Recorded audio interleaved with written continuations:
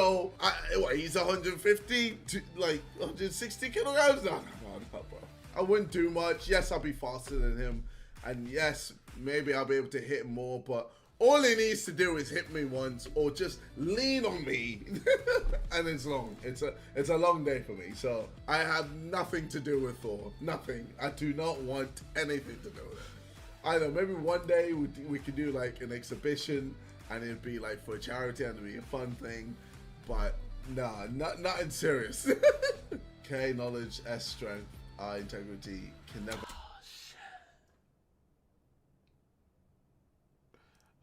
I'm nervous, y'all. I'm nervous. The NDLs are here! The NDLs are here! What's good, my brother? What's good, bro? I'm nervous. Bro, guys, my heart's pounding, bro. My heart's pounding, man. Bro, I've been watching this 8 years, bro. 8 years. Hopefully he doesn't go too hard on me. Not in serious. K, knowledge, S, strength, I, integrity. Bro. Scorpio, you'll W for putting this in the Reddit. You're also an L because he got on my ass. I'm nervous. Damn, I looks like JiDion. Boy. I, integrity, can never catch a break. Damn, I looks like JiDion. Oh shit! S, strength, I, integrity, can never catch a break. Damn, that looks like JiDion. Boy, is it JiDion? Bro, how the fuck this nigga 28? How old is KSI? He's like 27, 28, right? Wait, hold on. What's up? What's he about to say about me? KSI. He's 28. This nigga's 28 and he still don't got a fucking beard yet. Like, this nigga got a patchy.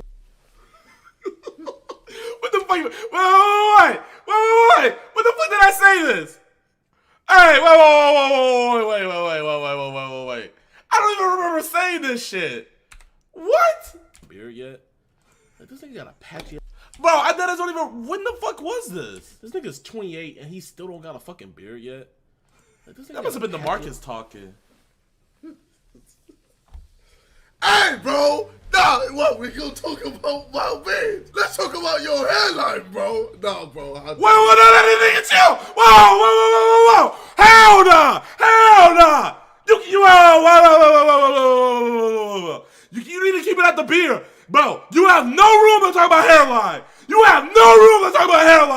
Hell no!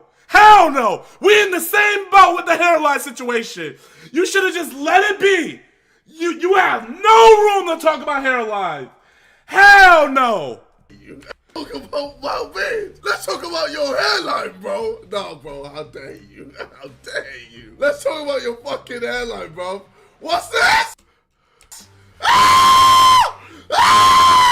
What's going on, bro? You can't come at me looking like some next man's uncle.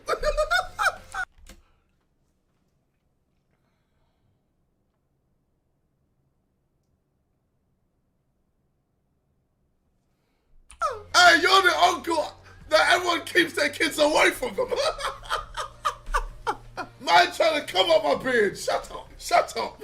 How dare you? You thought you did something, man.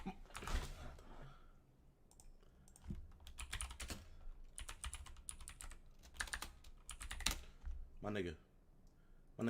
KSI, bro. KSI, this you? Your hairline running away from you like little girls run away from EDP 445, bro. You cannot talk about hairlines, my nigga. Okay, yes, you still got hair. But that's because you got that Nigerian blood in you, bro. I don't got that Nigerian blood running through me. But hey, there is no shit to be found here. You can't even call this shit a hairline, bro. You can't even, bro. My nigga, bro. Bro, you have no room to talk. No room. I'm gonna just keep on playing. No, bro. I got ammunition. Alright. Look, we're all not perfect. You wish you had a set of hair, alright? I know my forehead. I know I got. This nigga's just funny!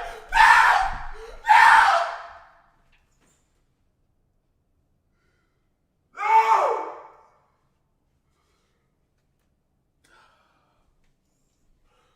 pissed this man off. I pissed this man off.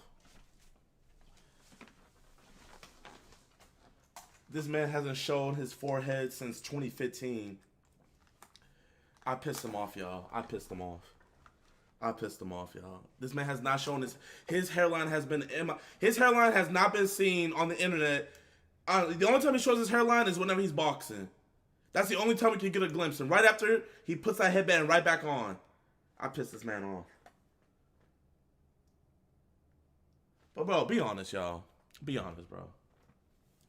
Would you rather what I have? Like, bro, like I you know, like yeah, my hair, like, bro, bro, I just need a little haircut and stuff like that. Go back bald, do my MJ.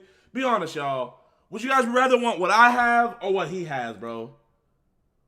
Would you rather want to have a restraining order, or would you just want to have like the golden dome? Which one? Restraining order or golden dome? Which one? Bro, like, no to both, neither. Damn.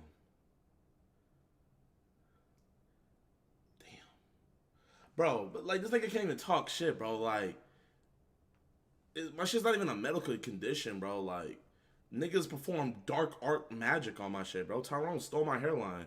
He was practicing the mystical arts and just, like, poof, abracadabra my hair away, bro. Like, what happened to your hairline, bro? At least I have an excuse. Tyrone took my hairline away. You were just born this way. I was born like this. Like, you were just born this way, bro. I have an excuse. Damn. This man really took off the fucking do-rag. I mean, the headband. Fuck. That's bad. A big-ass forehead. But, bro, my shit don't go that far back, alright? And at least I can grow this. Alright? You can't say shit. Man, you too funny. I am jealous of your beard, though, man. Yeah, bro. All right. He showed some love. He showed some love. He showed some love. You know, I do have the beard. The beard is a very redeeming factor. This nigga just need to give it up, bro. Damn. Yo, what's up? I love KSI. That shit is bad. Bro, I love KSI, bro, but like, God. What you mean? Who's this other dude? Who's this other guy? Leave Hersey alone. Leave Hersey alone. Who are you? Who are you, bro? I can buy you. I can buy you, fam.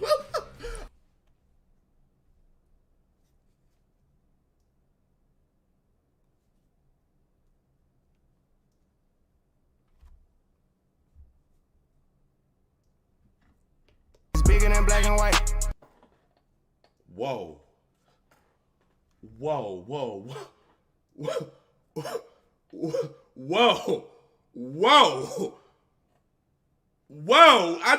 I thought we were just doing some friendly British banter, but whoa. BLM in the chat, y'all. Wow. BLM in the chat. You know what? I might have a fucking clapped hairline. I might not be able to grow dreads, but I'm not racist. I'm not gonna buy another black man. KSI, that man you said you can buy. He is half black. Who are you, bro? I can buy you. It's bigger than black and white. What do you mean by that? I can buy you, fam. What do you mean by that? What do you mean by that? It's bigger than black and white. I have enough money to buy you. Shut up. God damn, let it go, bro. Just let the shit go. Boy, KSI. Wait, why was I on his ass like that though? That's what I'm trying to. Why was? Like I had no, bro. I don't know. Sometimes I just like get lost in my thoughts, and like you guys know, I go on rants. Like, bro, I don't. This dickhead.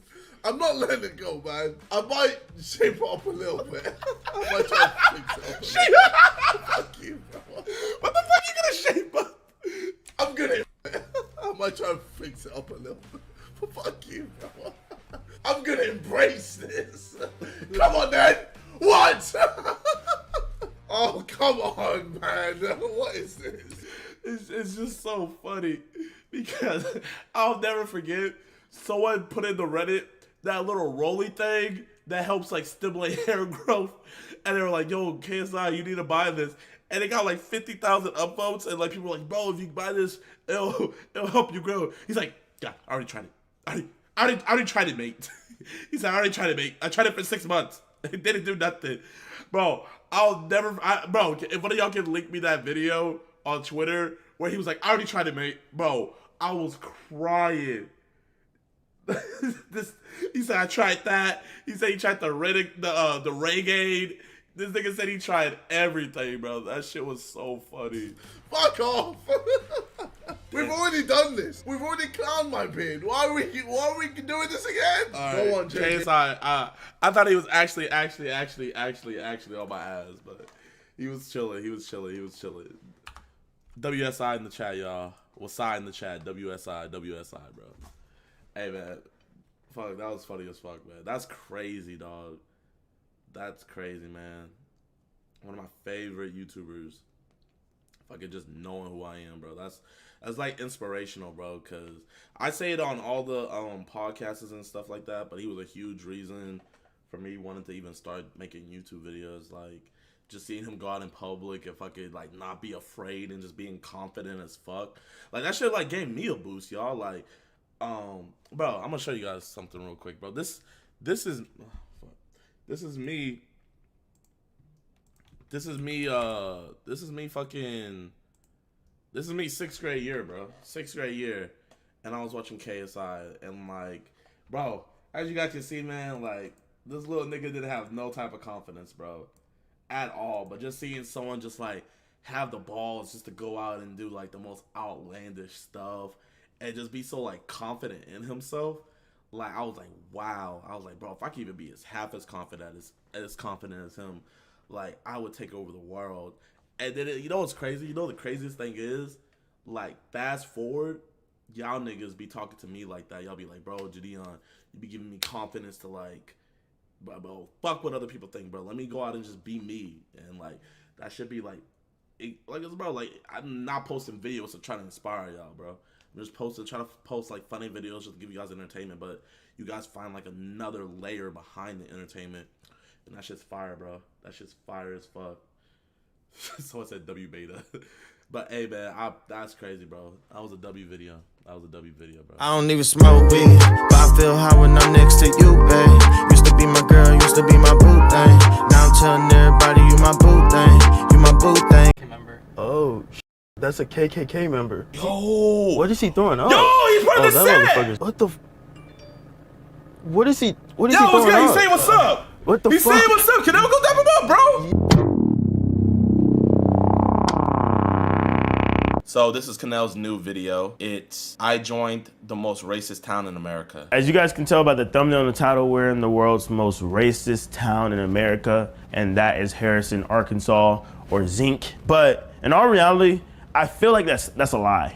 I just feel like it's really not that racist. I don't mind racist. I'd rather someone be racist than fake because it lets me know they're, openly, honestly do not like me because of my skin color. Anybody that's out there that's racist, man, I guess hats off. I don't know. Before we actually do this prank, I decided, why not go see if people are actually racist? We're gonna put these signs, I heart black people signs, on people's lawns and see if, they are black people.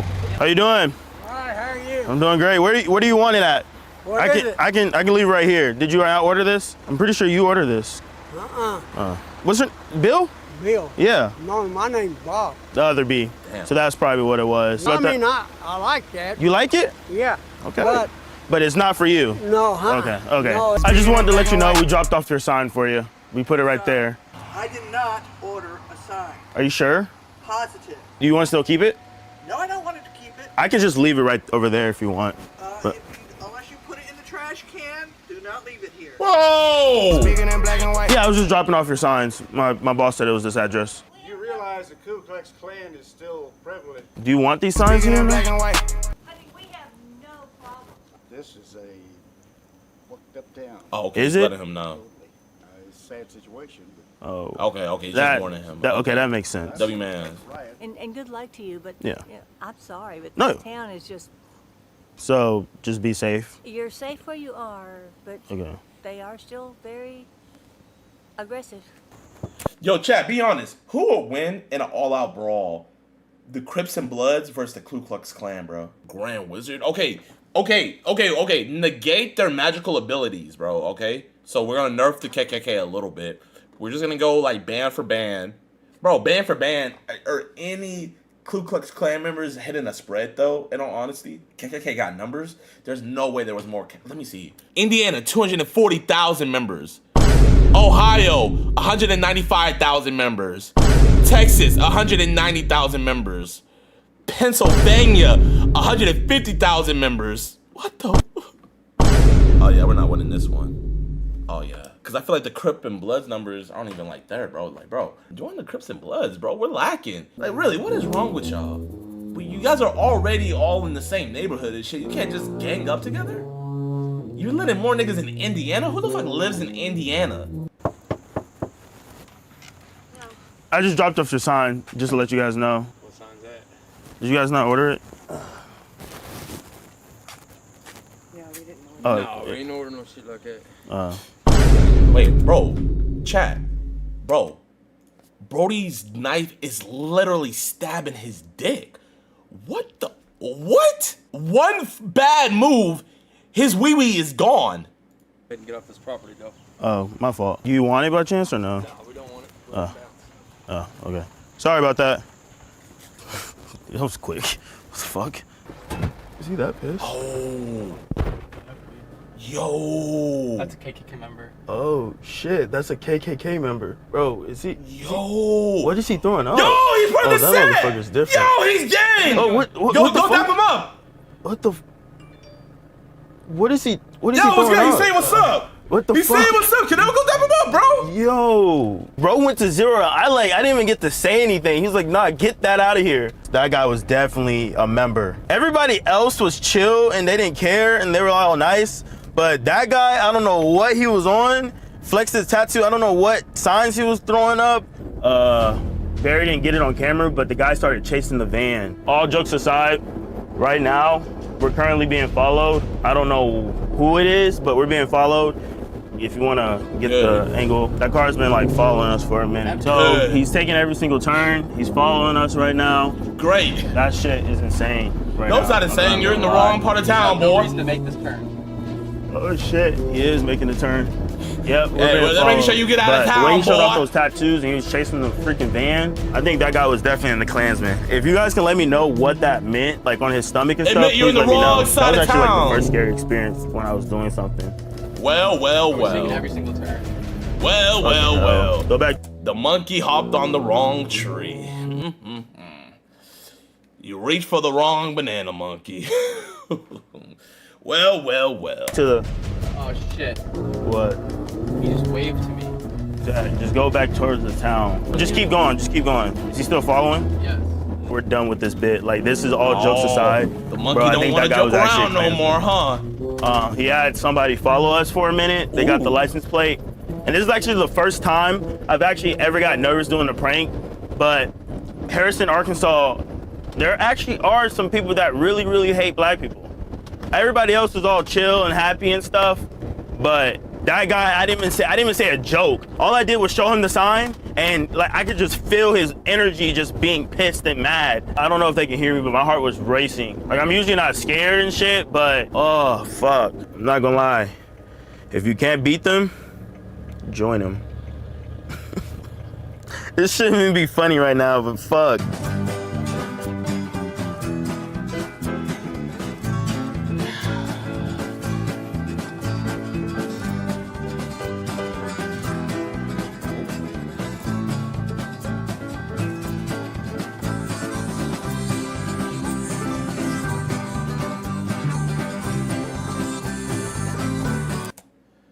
A baboon being a baboon. Even in the good graces of the good white man, he still can't help himself. You can't beat DNA. DNA is just in your body. See, the basketball people, It's just an itch. It's like you have Tourette's. They just have to shoot at one another or steal from one another. It's quite sad. It is quite sad. The greatest gift the white man ever gave us is gentrification. Well. This brother saw the light. I'm white, racist, and blind. My brother! White power! White power, my brother! Right power! You finally seen the light. Now all you need to do is go where that Jackson Michael went, lighten up that tarnished skin, and you'll finally be one of us. You gotta chill. Yo, okay, I'm not even lying. Imagine if I was white. Like, bro, imagine like the fucking outrage. Oh, you think this is it? You think this is it, chat? Bro, I didn't do the salute. I was like reaching for something, bro. I didn't do the salute, chat. Is there anything that you recommend? I'm just trying to look for some like country music that has like banjos. I'm not looking for any of that rap crap music, you know? What is this in your hand? Michael Jackson, Off the Wall. Ooh, yeah. I remember back in the day, I used to hate Michael Jackson. But now, I don't know what the reason was, but I like him. Are you a white brother? I'm a white brother. Oh, yes, sir. What album is this one? That's Off the Wall. Off the Wall. Is he white or black in this one? He's black in this one. Oh, nope. I don't want that one. I only want the white one. Do you got any of them fans that actually like, is very comfortable and feels good when I go to sleep? Yeah, we do. What are you looking for? You want something like a white noise fan? White noise. White noise. Yes, that's what I'm looking for. Yes, Bubba. That's what I'm looking for. The white noise. White noise. I love white noise. Yeah, white noise. White noise. Do they have any books here? Yeah, they do. He loves to read to me, so I was trying to find like something that is like informational. You got any history books? History books? Yeah. Oh, yeah. How much was it again? It was $12.60. Is that a 5 with Abraham Lincoln on there? Yeah. Oh. Yeah, he used to be my favorite president. Was he? You know, he was supposed to free the slaves, but he actually made them free. I ain't like that. Excuse me, sir. Yes. You know where the bathroom is? Yes, I do. Your voice sounds a little light for a sir. Yeah, I'm not a sir. What are you, ma'am? Ma'am. Ma'am? Are you sure? Last time I looked, yeah. I think you gotta look again. No, I was wondering if you can help me find the beans, like the section. What's your name, by the way? My name's Tim Garrison. Tim Garrison. My name's Chuck Fuck Harrisburg. Yeah, it's good to meet you. Pinto beans. Up there they are. I got it up here. Nah, you got black beans there. What? I'm sorry, that's what it said. Did anybody tell you that you were black? No, I'm white. Oh. Am I not white? No, you are. But them black beans and black. I can't be touching them black beans. I feel so sorry for you. I could just cry. Excuse me, man. You smell really good. Hey! Are you single by chance? Hey, Cadell! You sure? You got it. You got it. Cadell's him. Cadell's him. Cadell's him. This shit was too funny. Let me find the beans, like the section. What's your name, by the way? My name's Tim Garrison. What's yours? My name's Chuck Fuck Harrisburg. Well, it's good to meet you. Pinto beans. Up there they are. I got it up here. Nah, you got black beans there. What? I'm sorry, that's what it said. Did anybody tell you that you were black? No, I'm white. Oh. Am I not white? No, you are. But them black beans and black. I can't be touching them black beans. I feel so sorry for you. I could just cry. Excuse me, ma'am. You smell really good. Are you single by chance? No. You sure? I'm sure. Bye-bye. Would you like a strong, healthy white man like me? A white man? Yeah. You're a black man, honey. Are you sure? Because I can't be black. I'm sure. That's disappointing.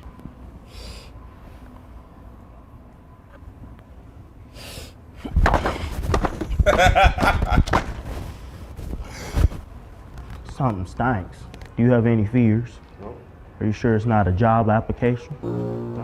Interesting. Is it not a whip? Is it not a chain? No. Excuse me, madam. Oh. Are you single by chance? Why? You smell delightful. Thank you. Where you at?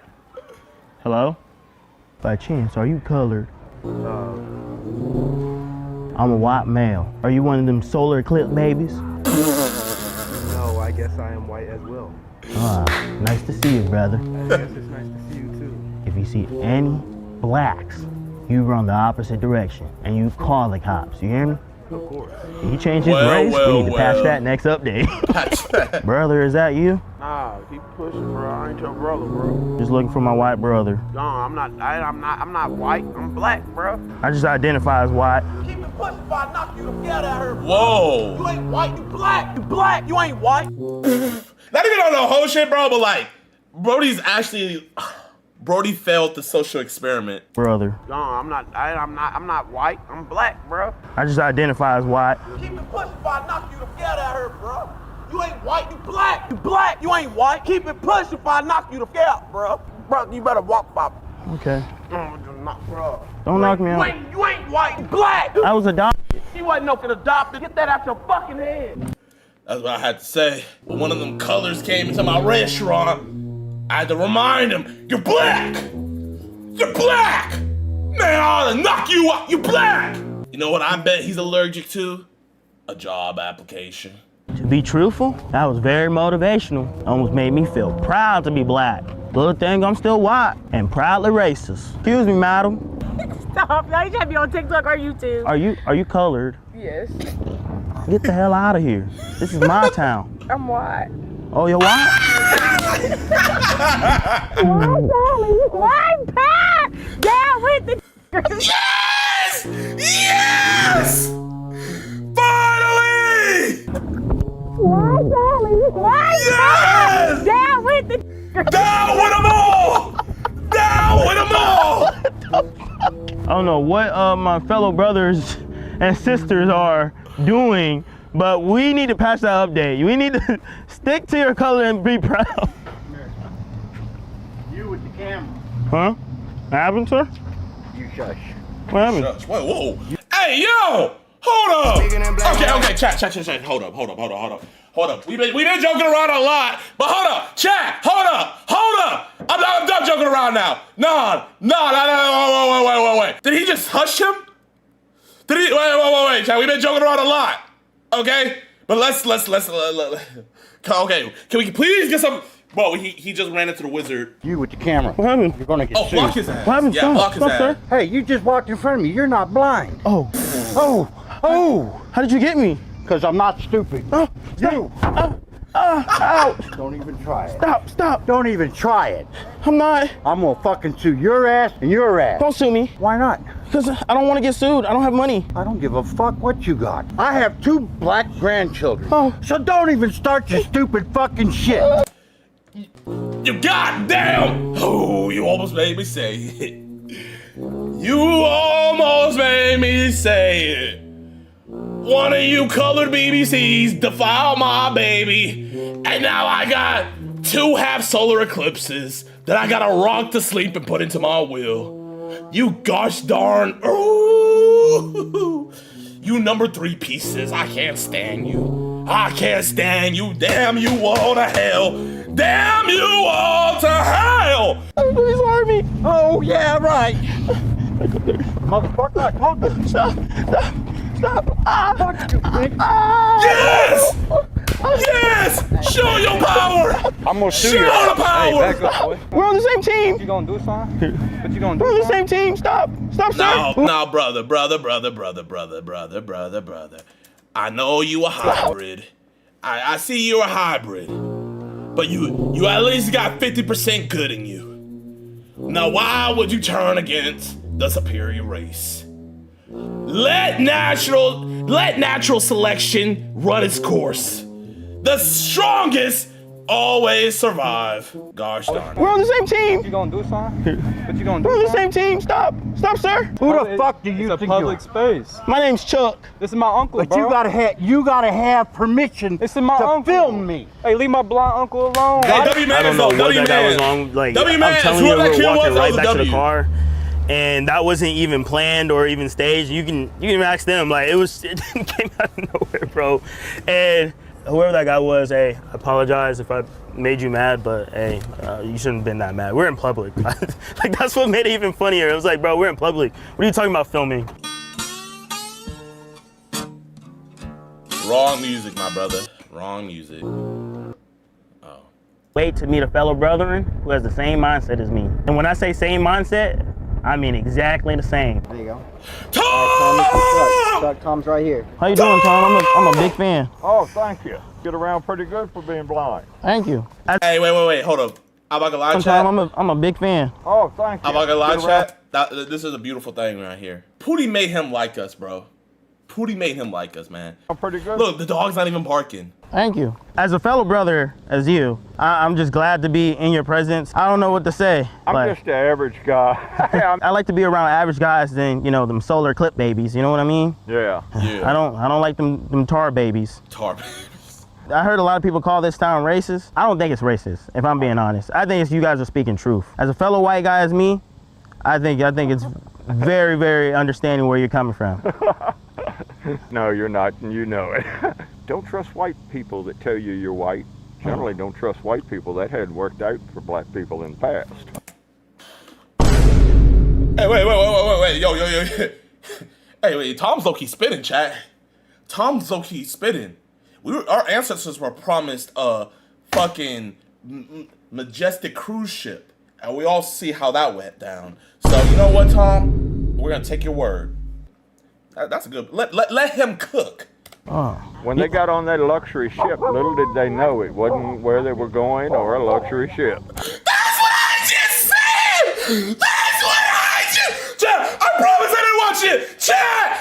Bro! Finally someone understands where I'm coming from, chat. I have my caretaker, and she says on my ID, it says I'm a white male. I can't be black. Yeah. That's how you self-identify. Do you not feel my skin and like my hand? I have to be white. My hair. Sorry to break it to you, but you already know it. This whole time I just thought I was a fellow brethren. Are you breaking my balls, Tom? No. Are you jerking my meat? Nope. I generally don't do that. Yo, Zach, it's Tom being for real. I can't be black. I've been telling you this whole time. He wouldn't listen to me. Mm. Can you give him a hug? He's really sad. Oh! Don't let them hurt you. Because you know why they're treating you that way? Why? Because they're not happy with themselves. Thank you a lot. You're welcome. Tom, I appreciate your time. Thank you again. You're welcome. Bro. What the fuck? What happened? He believed it. Tom, if you ever see this, I'm not actually blind, but you know, I just kind of wanted to see like how you were, and I mean, you're like probably one of the nicest people I met. All right, so we're currently going to the high school. So there's some fans here. So people told me to pull up. I'm gonna pull up, see what's happening. Oh shit. Chat, man.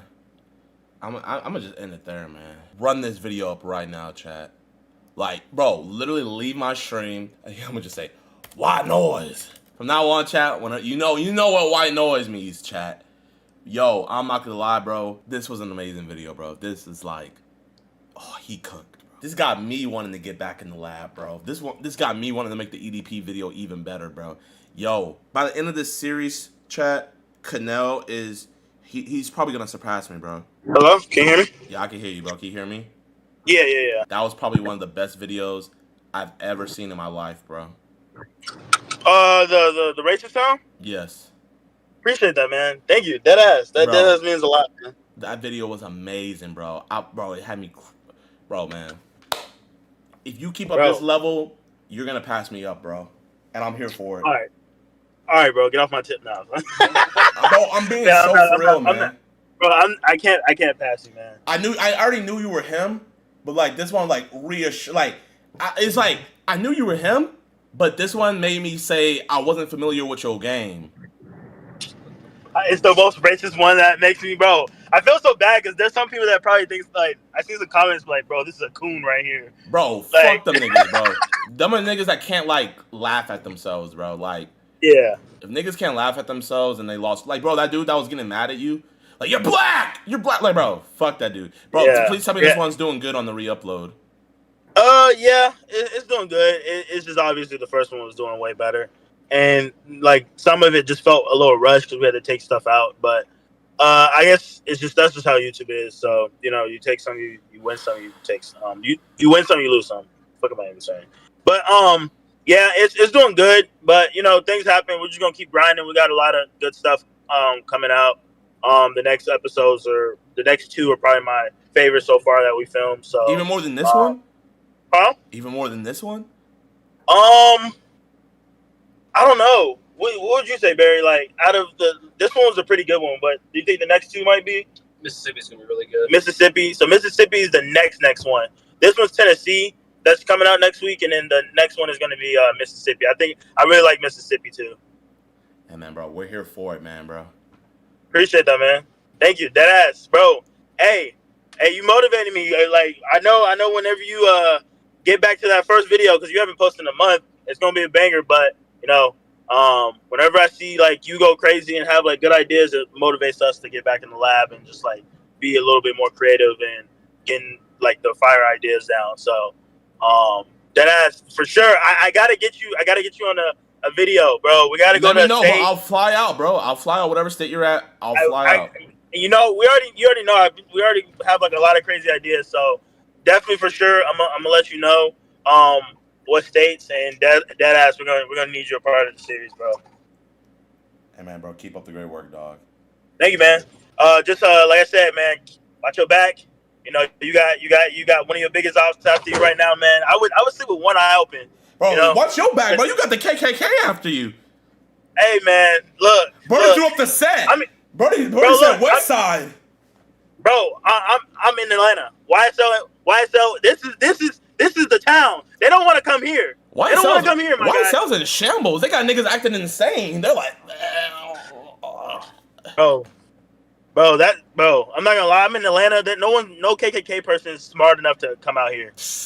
Maybe if I go to what other states? That's it. Maybe Kentucky, but no, not Atlanta. They wouldn't step foot in Atlanta. hey, man, So bro. Keep up the great work, appreciate man. you, bro. Everybody in chat loved it. Chat, go. Just say W video in his comment section. Get it back in the algorithm for him, man. Go Bro, like thank the you. video. Deadass, bro. Bro, you know it's love all the way over here, man. I appreciate you a lot.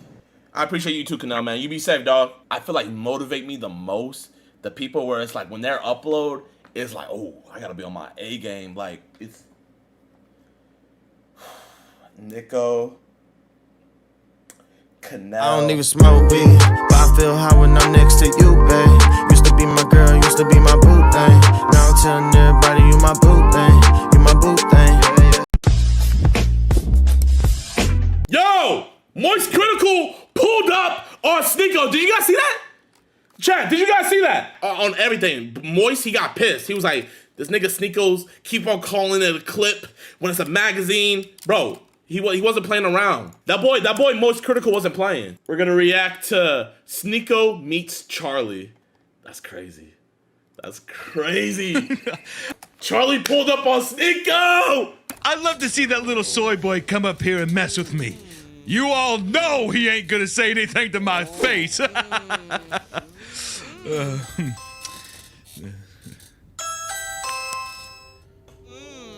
What? Is that Charlie?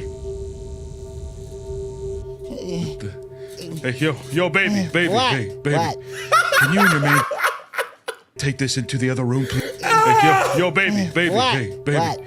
Can you and your man take this into the other room, please? Bro! JiDion just Wait, hold I am on. almost. What does me Kenyon have against Sneeko?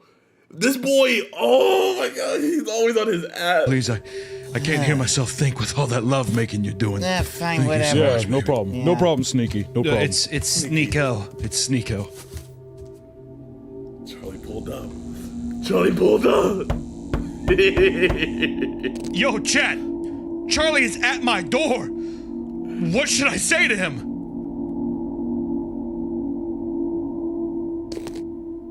What do you want, you little soy boy loser? Nice. What the hell is that? Oh shit. Oh, Charlie not playing no games. He's tired of you calling it a clip. It's a magazine, Sneeko. It's a magazine. Charlie's at my bedroom door. What do I do? What do I do?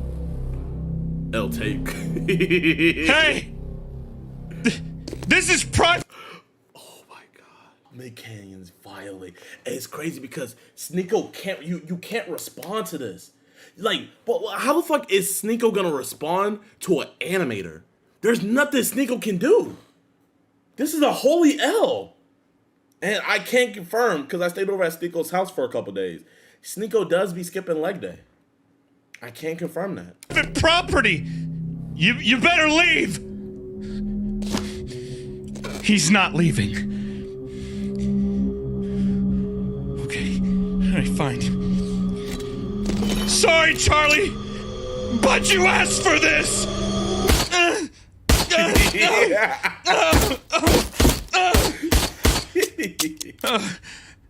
Chat, I'm out of ammo. Chat, I'm out of ammo. I gotta find another clip. It's a magazine!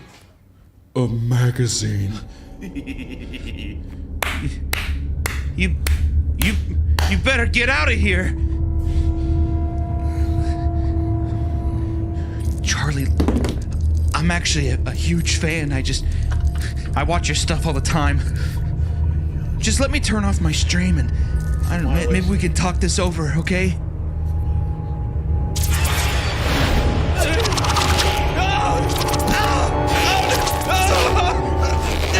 Let go of me!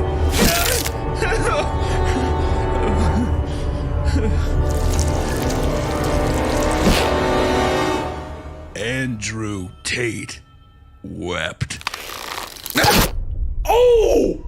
Oh! Oh!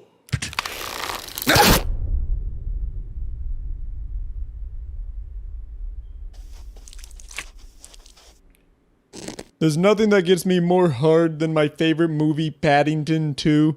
This movie is like if you combined Belle Delphine's tiny little tits and something else that's good, I don't know. Anyway, that's it for today. See ya.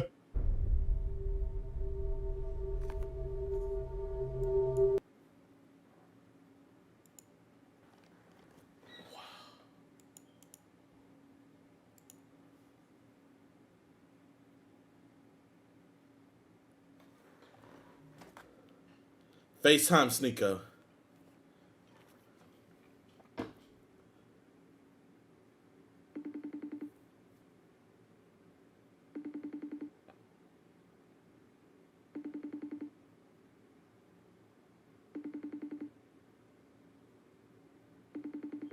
If Sneeko doesn't actually answer, Charlie actually killed him. He's actually dead if he doesn't answer. If Sneeko doesn't answer, he's actually dead in real life, IRL.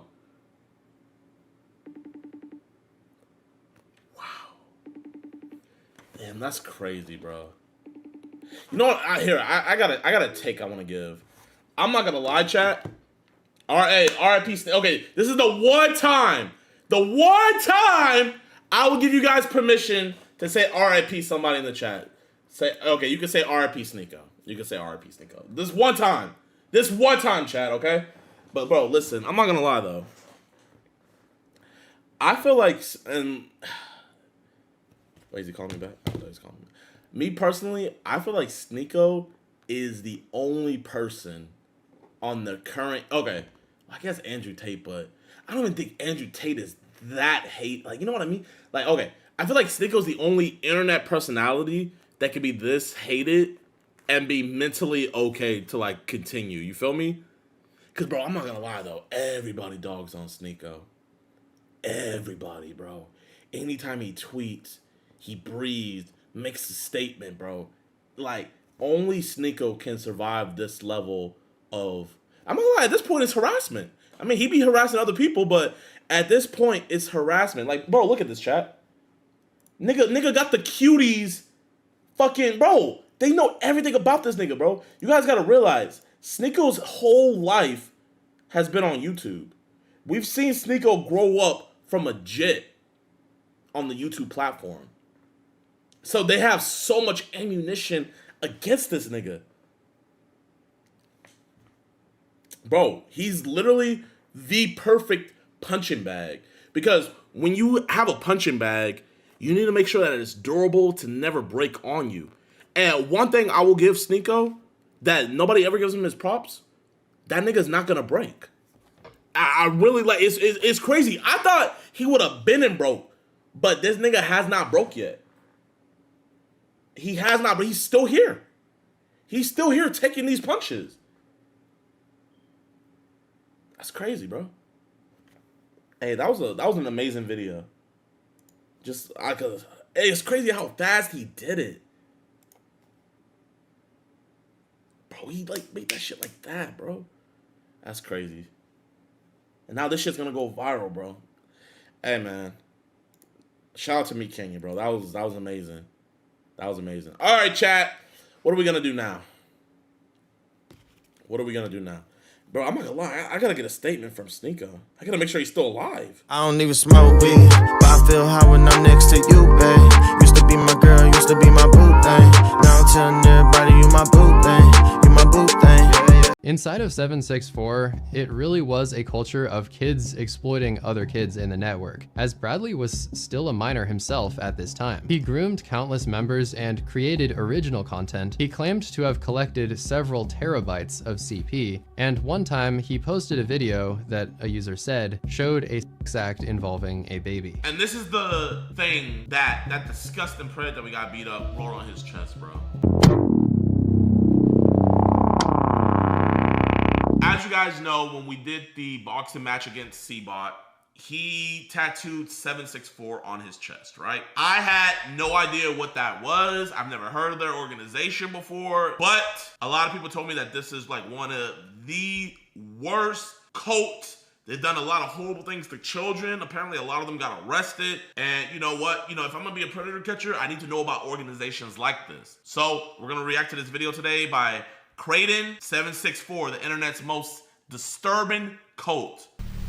And viewer discretion is advised. I've researched a lot of dark topics for this channel, but the stuff towards the end of this video is disturbing to the point where it was difficult for me to deal with. So please consider this a warning.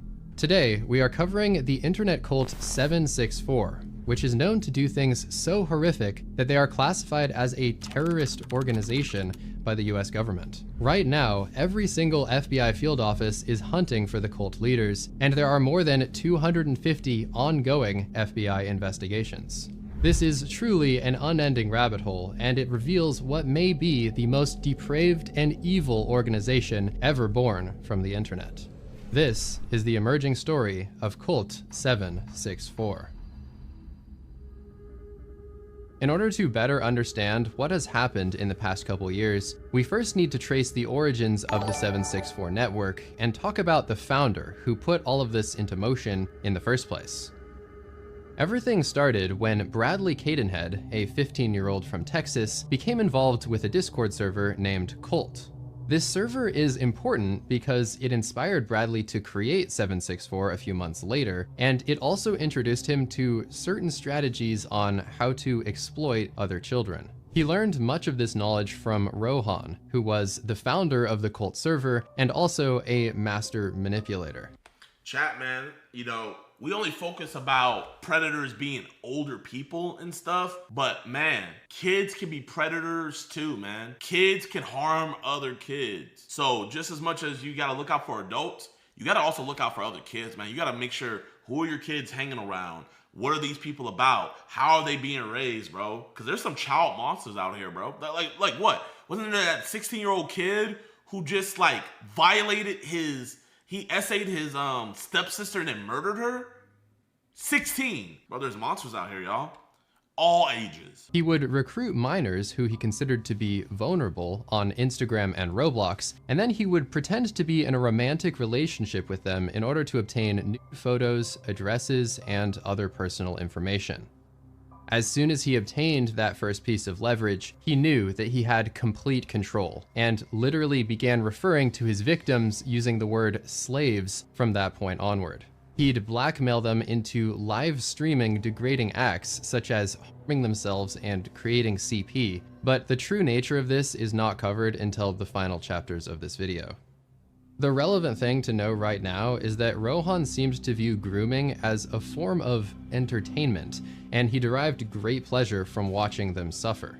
As he explained it, quote, "My ultimate goal is to create an endless supply of masochistic people to satisfy my sadism, and my cult is existing for that very reason." In the same message, he boasted about how everything he did was legal, and also explained that he didn't care about blackmail being unethical. He said, "We lack morals and ethics as we think they are not necessary."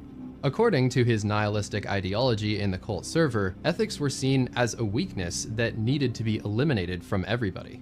It seemed the many other members of the server agreed, including Bradley, whose mental state was now deteriorating rapidly. He looks like a school shooter, bro. Like, I don't know how to explain it. He looks eerie.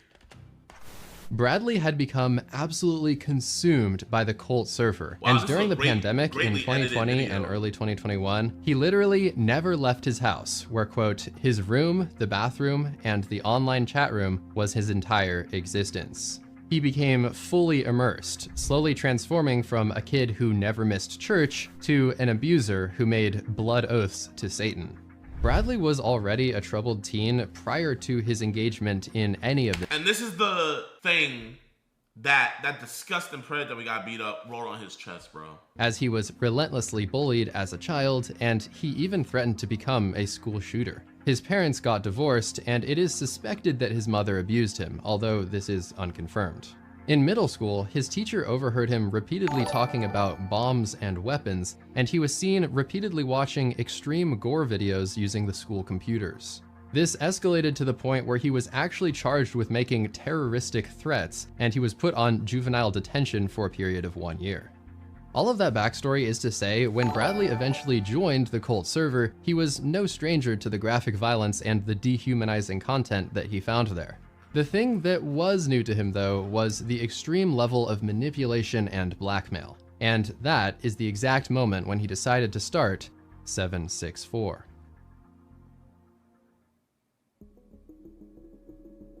In early 2021, Bradley, quote, "stopped caring about anything," and he reached a breaking point. He had completely withdrawn from society by this time, and his only human interactions were these toxic echo chamber chat rooms with other depressed and nihilistic teenagers. He hadn't been attending school in person for a while now, but January 2021 is when he officially dropped out of high school. Within 1 month, he had started the 764 Discord. The following events were all part of a carefully arranged plan by Bradley. He brought along all of his philosophies and the stuff he learned in the cult server, but this time, he was the leader who had all of the control. Going by the username Felix, he started setting up the server and adding a few of his friends, and then, just a short while later, 764 was officially operational. The name was based on his zip code, as these were the first 3 numbers in his hometown of Stephenville, Texas. The logo featured this number, along with some other symbols related to Satanism. It didn't look like much at the time, but this server was about to become one of the fastest growing online threats in the world, and it was all going perfectly according to Bradley's plan.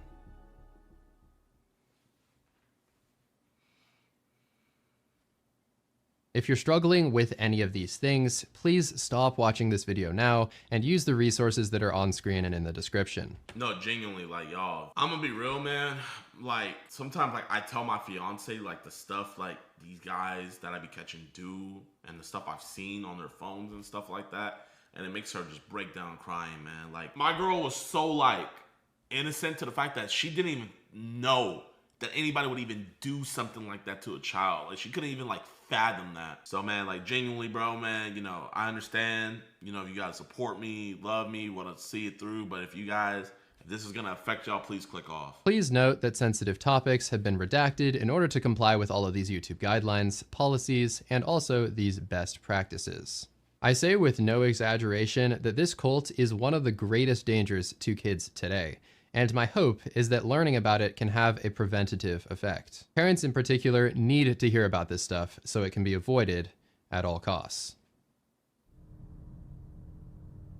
That's why my kids aren't gonna get on the internet until way later. The following chapters demonstrate what it might be like to join 764, and the chapters are ordered chronologically based on what a victim might experience, starting with their recruitment, then moving to radicalization, and finally ending by covering some of the abuse and violence that typically follows. Coincidentally, by structuring the video in this way, each chapter also tends to get more and more disturbing as the video goes on.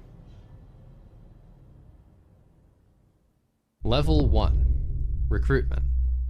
You can't really be a cult leader if you don't have any cult followers. Bradley's primary focus therefore became growing his server, with the end goal of grooming and exploiting as many of his followers as possible.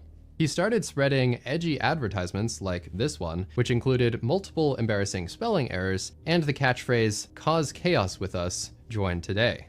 Without any context, that almost makes it sound like he was the leader of some hidden dark web organization, but no, it was just a Discord server in plain sight.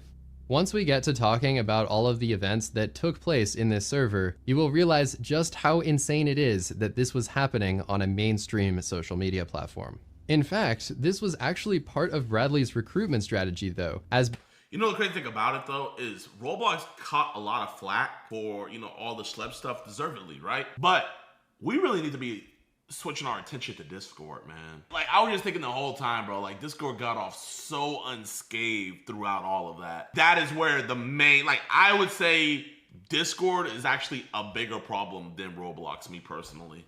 By using Roblox and Discord, he was able to target kids who were just gaming and he didn't raise any suspicion. This was the ideal environment where he could befriend or love bomb them using fake identities and lure them into 764. Bradley and his group would also heavily recruit from forums related to topics like depression and bipolar disorder, as they found that these people were easier targets. Any post tagged with eating disorders also became a prime target as well, so anyone who posted something related to this was likely to be directly contacted by Bradley or a 764 member. Something that is also pretty concerning and worth mentioning is that Bradley's recruitment strategy was invisible to parents. Even if a parent looked at their kid's phone or screen time data, all they would find is regular apps and regular games. After all, there is nothing inherently bad about using mainstream social media and a popular game like Roblox, which is literally marketed to children. 764 both knew this and took advantage of this, and it ended up being the key to their growth. Level 2. Radicalization. After several months of expansion, the server was now attempting to radicalize thousands of people at once, and this actually became a problem for Bradley. These new members were starting out by seeing the most tame things that 764 had to offer, but even those things were still pretty intense. For example, they would see graphic violence, CP, and pretty awful conversations going on in every single channel. For instance, they would probably witness chats between the sadistic neo-Nazi members who would talk about getting pleasure from watching people suffer and hating other people based on ethnicity. Bradley did his best to radicalize the new members and onboard as many of them as possible, but this was where the problem arose. So many new people had joined the server recently that some of them weren't fully on board with the disturbing content. When they saw the CP, they reported the Felix account to law enforcement and to Discord safety team.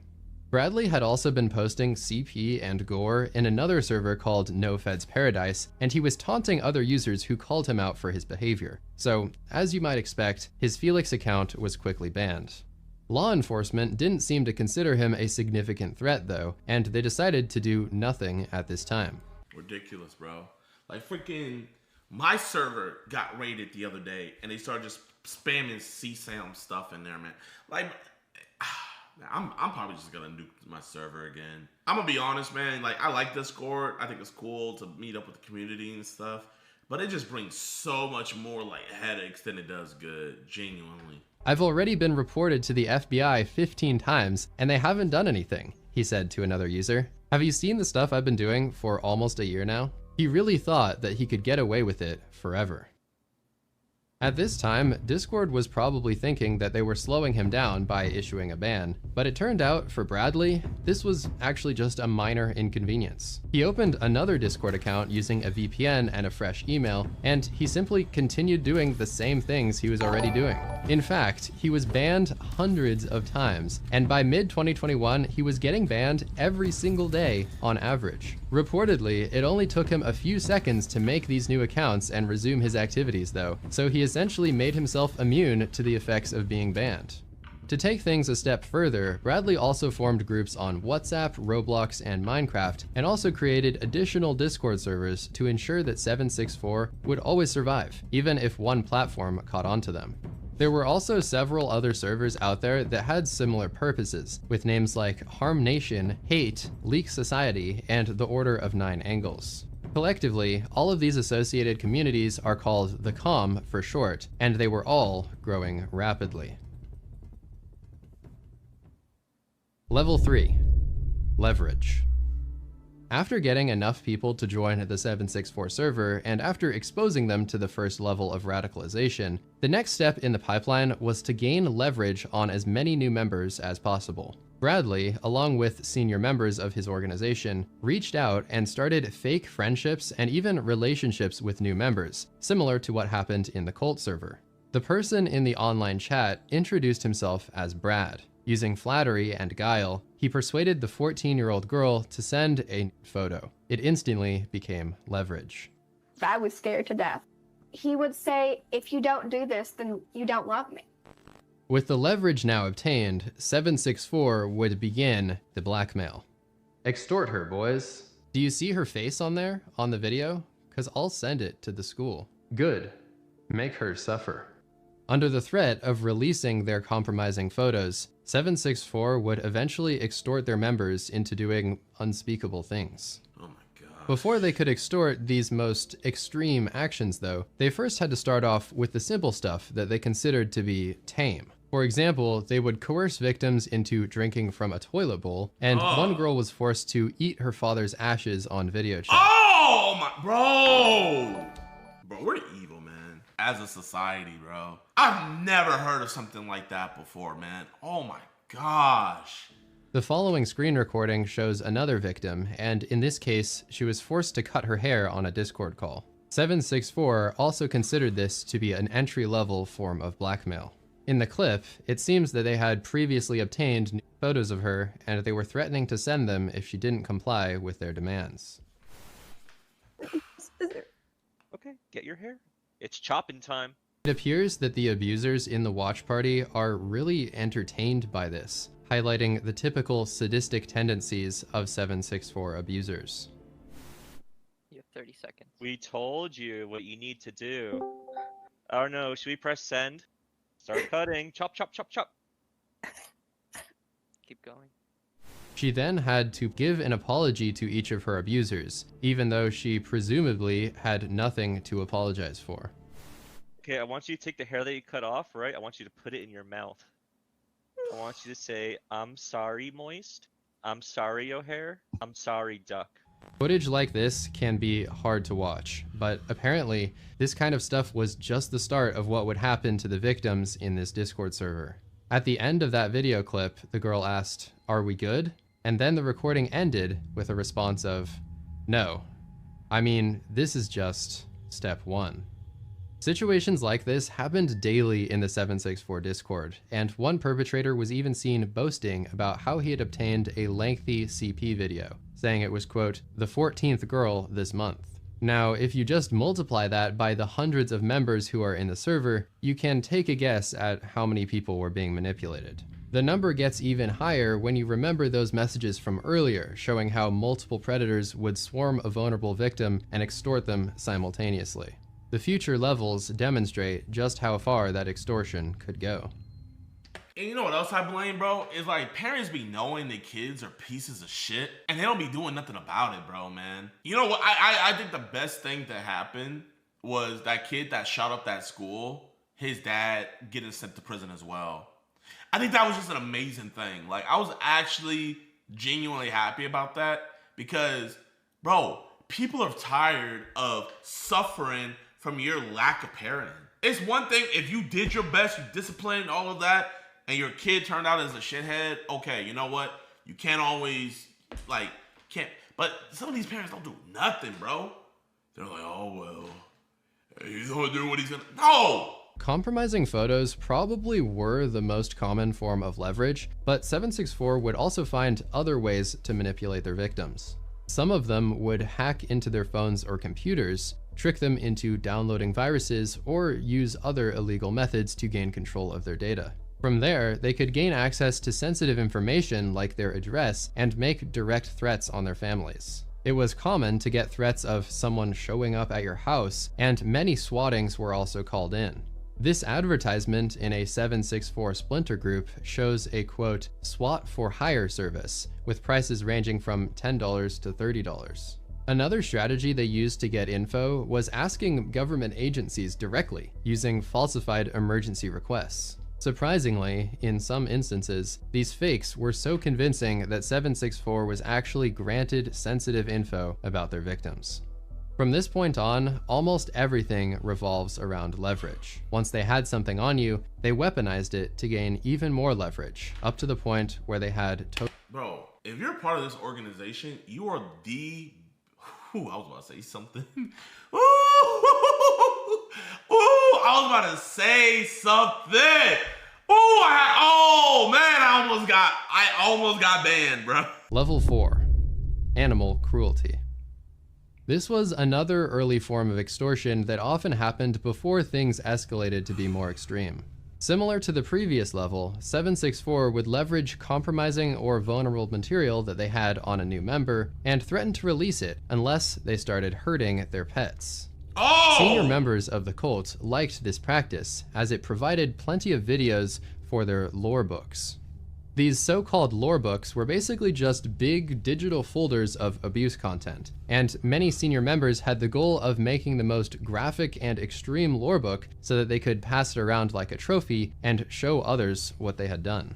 Forcing someone else to hurt an animal was apparently considered a mild but valid entry into one of these books. One example was this video, where a 14-year-old held up her pet hamster in front of the camera while she was live streaming inside of the 764 server. Bradley yelled at her, "Bite the head off or I'll F up your life," as he continued to hide behind his username, Felix. I just thank God that this is a mugshot. I hope this nigga gets... Ooh, I hope he gets fucked up every day, bro. Oh my gosh!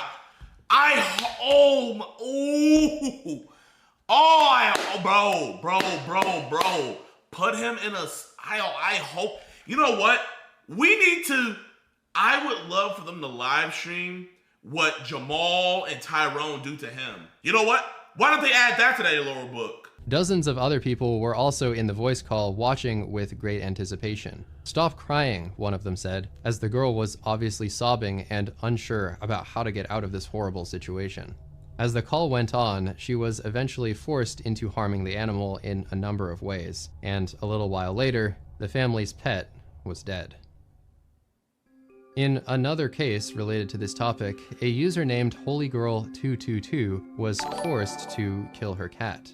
In this image that leaked out of the server, we can see her holding up a fan sign for her abuser named Court. 764 is written in the corner of the page, and in her other hand, she is holding up the now deceased animal. She was later doxxed and also swatted. Another one of the more well-known videos from 764 is this one, where a girl killed her cat on camera while all of these other people are watching. There also appears to be a rabbit in the video, but it is pretty dark and hard to see. At the end, she is forced to write the server's name using its blood. In this image, we can see yet another cat being strangled, with a fan sign next to it saying, "Harm 764 made me do this." These incidents, although disturbing, were still only level 4 out of 13, and how does it get... Oh my gosh. That's like you telling me we're about to go fight Thanos, but we're only on level 4. What's next? That's like you telling me Adolf Hitler or Osama bin Laden is on level 4, but we still got to go all the way to 13. were considered relatively common within 764. For this reason, this girl's mother feared that the same might happen to her animals, and she had to lock all of the family pets away behind closed doors for their own protection. She even had to sleep with a kitchen knife under her pillow, just in case she had to defend herself from her own teenage daughter who was in 764. It may sound almost like an extreme precaution, but the group was actually known to escalate into pressuring kids to kill their parents, and potentially, they also leaned into an ideology called anti-natalism. This is the belief that it is morally wrong or unjustifiable to have children, and extremist groups like to use this to radicalize kids. They tell you that your parents only had you to satisfy their own selfish desires, and that you should hate your parents because they brought you into this world without your consent. A member would tend to experience more twisted and strange ideologies the deeper they got into 764. Level 5. Cut signs. Usually following some sort of pressure for animal abuse, the next level would be harming oneself. Cutting was the standard, but more specifically, 764 became infamous for a certain type called cut signs. In order to symbolize their servitude and loyalty, members would be forced to carve the names of their abusers into their bodies. Others carved the numbers 764, literally branding themselves. Bradley later mentioned how several people had carved his initials, and it was seen as a, quote, homage to Bradley. This would leave them with permanent damage and scars from the initials, and also sometimes they'd use symbols related to the cult. For example, she carved a swastika, and apparently after a while she had so many cuts that she couldn't even recognize a square inch of her body. As was the standard, the abusers inside of 764 watched her do all of this, mostly on live streams within the server, and Bradley went on to repeatedly boast about this type of thing. I make eat their house pets and cut for 4 hours straight. I got proof too. You a freak of nature, another user replied. I'm the real deal. The following is a chat log example of what it looked like for Bradley as he extorted members into cut signing, using a leverage photo he had previously obtained. You don't want that photo posted everywhere, right? Of course I don't, but I don't want a cut sign for you either. Do you really think that you're given a choice? Okay, but like why me, bro? I didn't do anything. You're going to do something for me, cutting or not. Can't you find someone else, please? No. Evidence of cut signs were another staple in the lorebook collections of high-ranking members. Here we can see a folder of one guy who had amassed a collection of more than 8,000 images and videos of children, including infants and toddlers. This collection landed him in federal prison with a 7-year sentence, but... That's the bullshit, bro. 8,000 videos? In only 7 years. Somebody has been exposed to that much material of stuff, and you genuinely think they can be rehabilitated and put back in our streets? What a joke. It also established him as a legend in 764 history, highlighting just how much respect you would get if you had a big collection. Perpetrators like him literally considered cut signs to be proof of ownership over their victim. They would say, like, if you cut my name into your body, then I own you. 764 had such complete control over the girl in this clip that she apparently couldn't be left alone for more than 10 minutes because she would be at risk of hurting herself. Fortunately, she eventually was able to move beyond this terrible time in her life and is now recovering many years later. Yo, Level 6, Lunky, thank you. Potential Escape. After suffering through the first few levels of the cult, some users would try to leave, but escaping 764 was exceptionally difficult. You couldn't just decide to leave the server one day because they would fight back and they would go ahead and deploy all the leverage they had built up against you. For example, one mother disconnected her daughter from the internet because she found out she was covered in cuts and she had heard her talking to 764 members while in the bathtub. It had escalated to the point where the mother said, "If I had not been at the bathroom door, I have no doubt I would have lost my daughter." After she cut off her teen's contact with 764 though, she discovered firsthand what happens to people who try to escape the network. CP images of her were instantly released. The principal at the girl's middle school was harassed several times, and phone calls mentioned how the girl had strangled cats and harmed herself. 764 also reported a false emergency event at her residence, which caused a SWAT team to raid their house. This is the type of stuff that any potential escapee would have to endure, and for many, this kept them trapped inside. They would receive messages like, "Alright, I guess I'ma have to send," alongside other threats to release their photos and sensitive information. In this case, it worked. "No, okay, sorry, I will. What do you want?" Yourself. Simple, right? You're like my dog now, on a leash. The bleak reality is that almost nobody left 764, and those who did suffered the consequences. Level 7, Satanism. This is the edgy branding layer that is always present in all of the levels, but it's also being ordered at level 7 because it has inspired violent crime. Satanism is one of the things that was carried forward from the cult server, and it would be introduced to new members as a defining ideology of 764. At times, though, it became much more than just an ideology, such as this case where the Brazilian police arrested a 764 group who was planning an attack on a Lady Gaga concert. What? This took place in Rio de Janeiro, and allegedly one of the members of the splinter group was planning a, quote, satanic human sacrifice of a child or baby, which was to happen during the concert. They were found. These niggas are evil. They're actually Satan, bro. Satan literally walks among us. To be in possession of illegal firearms and also wanted to use explosives in their terror attack. One of the members of the group was also charged with live streaming a separate attack on a homeless man. According to the police, he started a live stream in the 764 server, recording the entire incident. He approached the man who appeared to be sleeping on the sidewalk, and then he hit him with 2 Molotov cocktails. Police seized the phones of all the members of this group, and allegedly also found a lot of CSAM, CP, and other illegal and disgusting content. No, bro, it's not. It's just all CSAM. It's all CSAM. It's all CSAM. Another tie to Satanism is that some members may have been required to make blood oaths in order to prove their loyalty. This is more tied to a similar group called the Order of Nine Angles though, so it's uncertain just how many blood oaths actually took place inside of 764 itself. It seems that a lot of the satanic stuff was also symbolic, because the group's presence on SoundCloud often featured satanic-related playlists and also apparently ISIS music. Surprisingly, the group did use SoundCloud for some of their activities, but obviously platforms like Discord and Telegram remained their primary focus.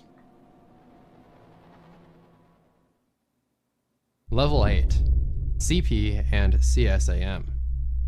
Usually following some of the abuse mentioned in the earlier levels, this is when the extortion would really start to get extreme. 764 would try to get their members to record large amounts of CP. To be clear, this stuff would be a lot worse than the leverage photos that were mentioned earlier.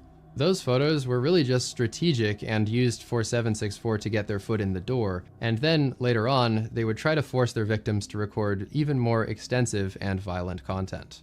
This form of severe extortion became Bradley's specialty, and he was absolutely obsessed.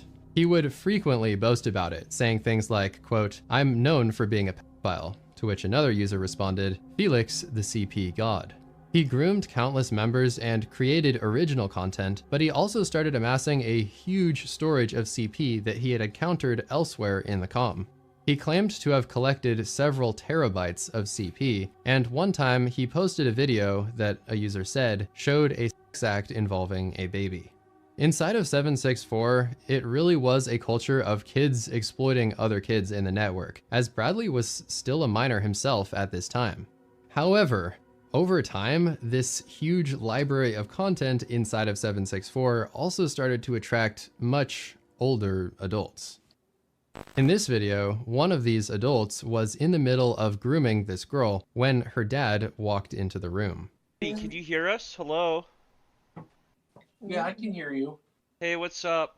Yeah, I'm 27 years old, by the way, and I want your daughter to do stuff for me. Okay, that's fine. I'll report you to the police. Oh, I'm sure you will, fatty. Can you leave the room, though? I'm busy talking with your daughter. I just saw her and she's like 16, I'm 27. Make her lift up her shirt. I will be reporting you to the police. Because her father intervened and stopped her from following orders, the girl realized that she was now in danger of being doxxed, and the 764 members began threatening her. I don't want them. They're gonna dox me. Do you want to die? Do you want to die tonight? Do you? The call ended abruptly, and we do not know what happened afterward. Bradley was participating in this extortion alongside the adult who was speaking during most of the video. Oh! Oh my gosh, bro. Well, you know what, chat, man? They're all gonna have their day, bro. There's no point in me getting mad, and it really does piss me off, right? It really does. It really does. But they're all gonna have their day, bro. You know, they're all gonna have their day. Going by the username Moist Nigerian, he was well known in the extortion comm and was allegedly acting like a mentor to Bradley. In another photo, we can see some evidence of his other activities, with this fan sign reading, Moist Nigerian has me and my 2-year-old sister captive. He's a sick man. 764 also attracted many other well-known predators. 24-year-old Kyle Spitz introduced himself, saying, quote, "Little information about how I started. I've always been a psychopath and always wanted to watch girls inflict pain upon themselves for me. My earliest sign I ever got was a single K back in 2016.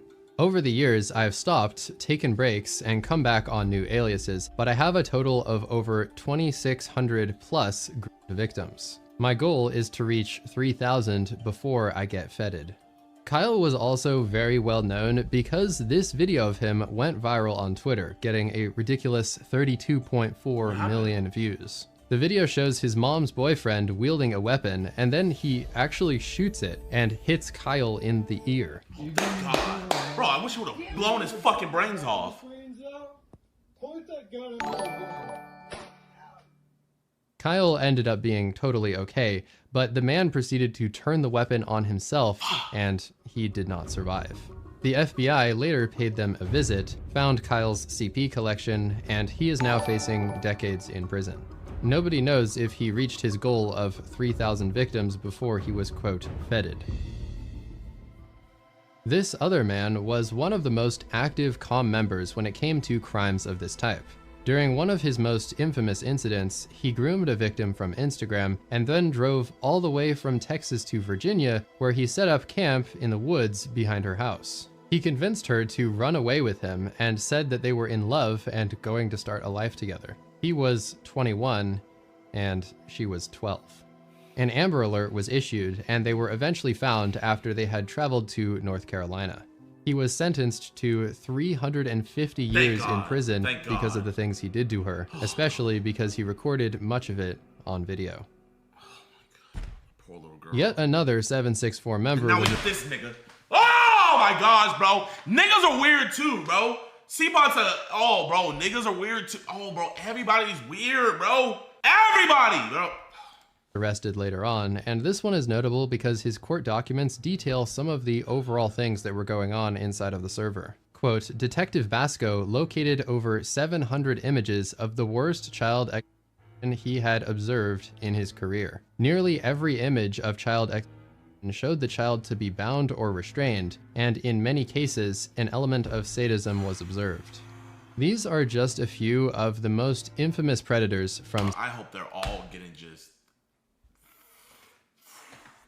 You know the thing I hate, chat, is you give these niggas the lightest sentences possible, yet you give them all this protection in prison. Bro, who gives the— bro, if they kill them, they kill them. Who cares?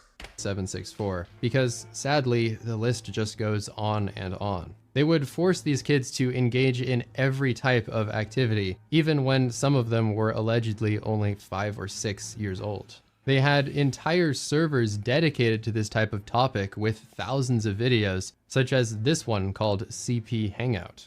764 actually became so hated that even white supremacist groups no longer wanted to interact with them. They set up a bot that would detect whenever a so-called known people joined, and then they would instantly kick them out. 764 was shocked by this because many of them literally were white supremacists, and their CP had just become so notorious that even the supremacists needed to create some distance. Level 9, ranking up. This is the level where some victims actually switch sides and start abusing others, with the goal of climbing the social ladder of the cult. This is one of the most twisted aspects of the entire operation, because the system incentivizes victims to start finding victims of their own. You could gain significant status within the system if you successfully carried out violence or exploitation, and you would gain an extra bunch of points if your video went viral. As the FBI said, it's sort of a badge of honor within some of these groups to actually do the most harm to victims. Even if you were being actively extorted though, you could still do something very extreme yourself and potentially take the target off your back and become respected within 764. This created a very chaotic culture inside of 764 because basically at all times, most members were trying to extort each other and force them to do insane things on camera. Recording your own violence towards people in real life was also considered to be worthy of respect though, so it wasn't just extorting others. As mentioned earlier, many members would create lorebooks of their victims, and they would also put their own personal violence in this lorebook and share it with others to increase their rank. The more extreme your lorebook was, the more praise you would receive. With this goal in mind of converting new innocent members into perpetrators, 764 created and then widely circulated a handbook that contained tutorials. It was called the Extortion Handbook, a comprehensive guide for perpetrators, and it was so extensive that it apparently took 3 hours and 48 minutes to read. It talks about strategies for abusing victims ages 13 to 18, but then it also, quote, recommends targeting children under 13 for their vulnerability and lack of digital literacy. With that said, everything here gives the appearance that there was a strong culture of teaching the next generation of abusers within the cult. There were also exchanges like this one saying, "I don't know how to extort," with the response being, "Don't worry, I'll teach you." This was ultimately how 764 was able to scale up so fast. Friendly fire was constantly happening, and every new victim would also become a potential predator as time went on. Level 10. Profit. Disturbingly, it appears that many of the activities within 764 were motivated both by a desire to exploit and also a desire for profit. The network allegedly became somewhat of a hub for buying and selling CP, and members would use this marketplace to profit from their exploits. At one point, Bradley claimed that he had made $10,000 the previous day selling CP, and in another conversation, he claimed that he had made as much as $25,000 per day. These claims do appear to be exaggerated, but it is still clear that Bradley was profiting at least some amount from his operations in the server. In this screenshot, we can actually see an unrelated example of a purchase attempt. The user offers to sell 10 pictures and 10 videos of his 15-year-old sister for a total of $50. The buyer responds, "Sorry bro, I said underage. I need them to be like 4 to 7 years old." He then offers to Cash App $15 right now if the seller has any videos of 4 to 7-year-olds, and then the seller confirms that he does. Another concerning example of profiting is when a 764 member notoriously known as Yuki created a sort of violence for hire service using the name Brick Squad. The following is a clip of him explaining how it works. Brick Squad is the front lines, you know, you can order from their house, get the house like up, even get the person who's in the house robbed, just a bunch of other things. During an interview, he also said, quote, "People pay around $1,000 for a bricking. Normally, the starting price to shoot up a house is $5,000. If you want someone actually killed or kidnapped, that would go for way more." Overall, it is clear that 764 explicitly marketed their group and their activities as a way to make profit. In the aforementioned handbook, one of the sections is literally called Earn Money. It says, easily earn money by selling explicit content you receive from subscription or from your victim. In accordance with all of this, it seems that the Discord server and the WhatsApp groups basically became black markets to fuel their own operations, and it remains unclear just how big the economy became over the years. Law enforcement. Before continuing on to the final levels of the cult, it's worth noting what the authorities were doing about all of this obviously illegal activity. As 764 became more and more mainstream in mid-2021, it finally started to draw serious attention. Discord had manually filed reports about 764, begging the authorities to take action, and in fact, they submitted 58 reports about Bradley Cadenhead alone. This is exactly why Bradley thought he was invincible, but finally, after years of being a sadistic terrorist, police traced him to his mother's 2-bedroom apartment and entered his room, which apparently reeked of body odor. He was arrested, and this... Oh, look at this nigga, bro. Oh my gosh, bro. No neck. Oh, like a freaking mole rat. mugshot was taken. Police seized all of his devices, including this laptop, where they found graphic violence, videos, and CP that included at least 20 images of prepubescent girls.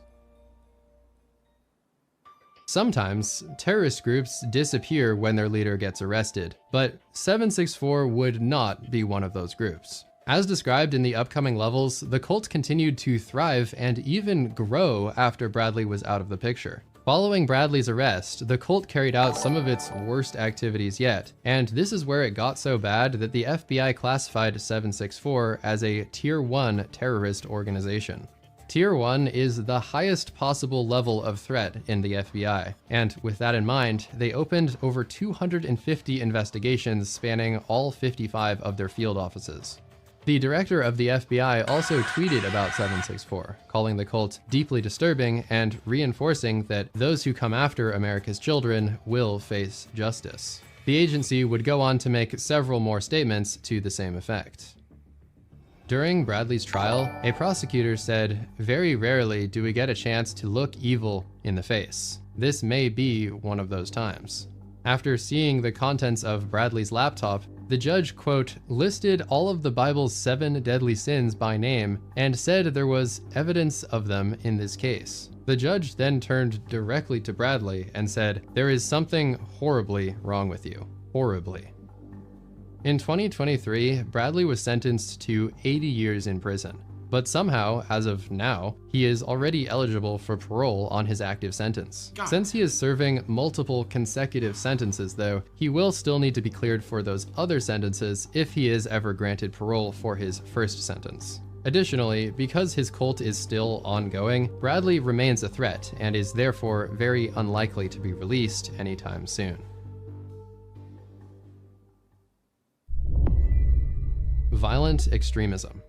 Gore and graphic violence were always considered to be defining elements of 764, but shocking real-life violence and literal terrorism escalated after Bradley's arrest.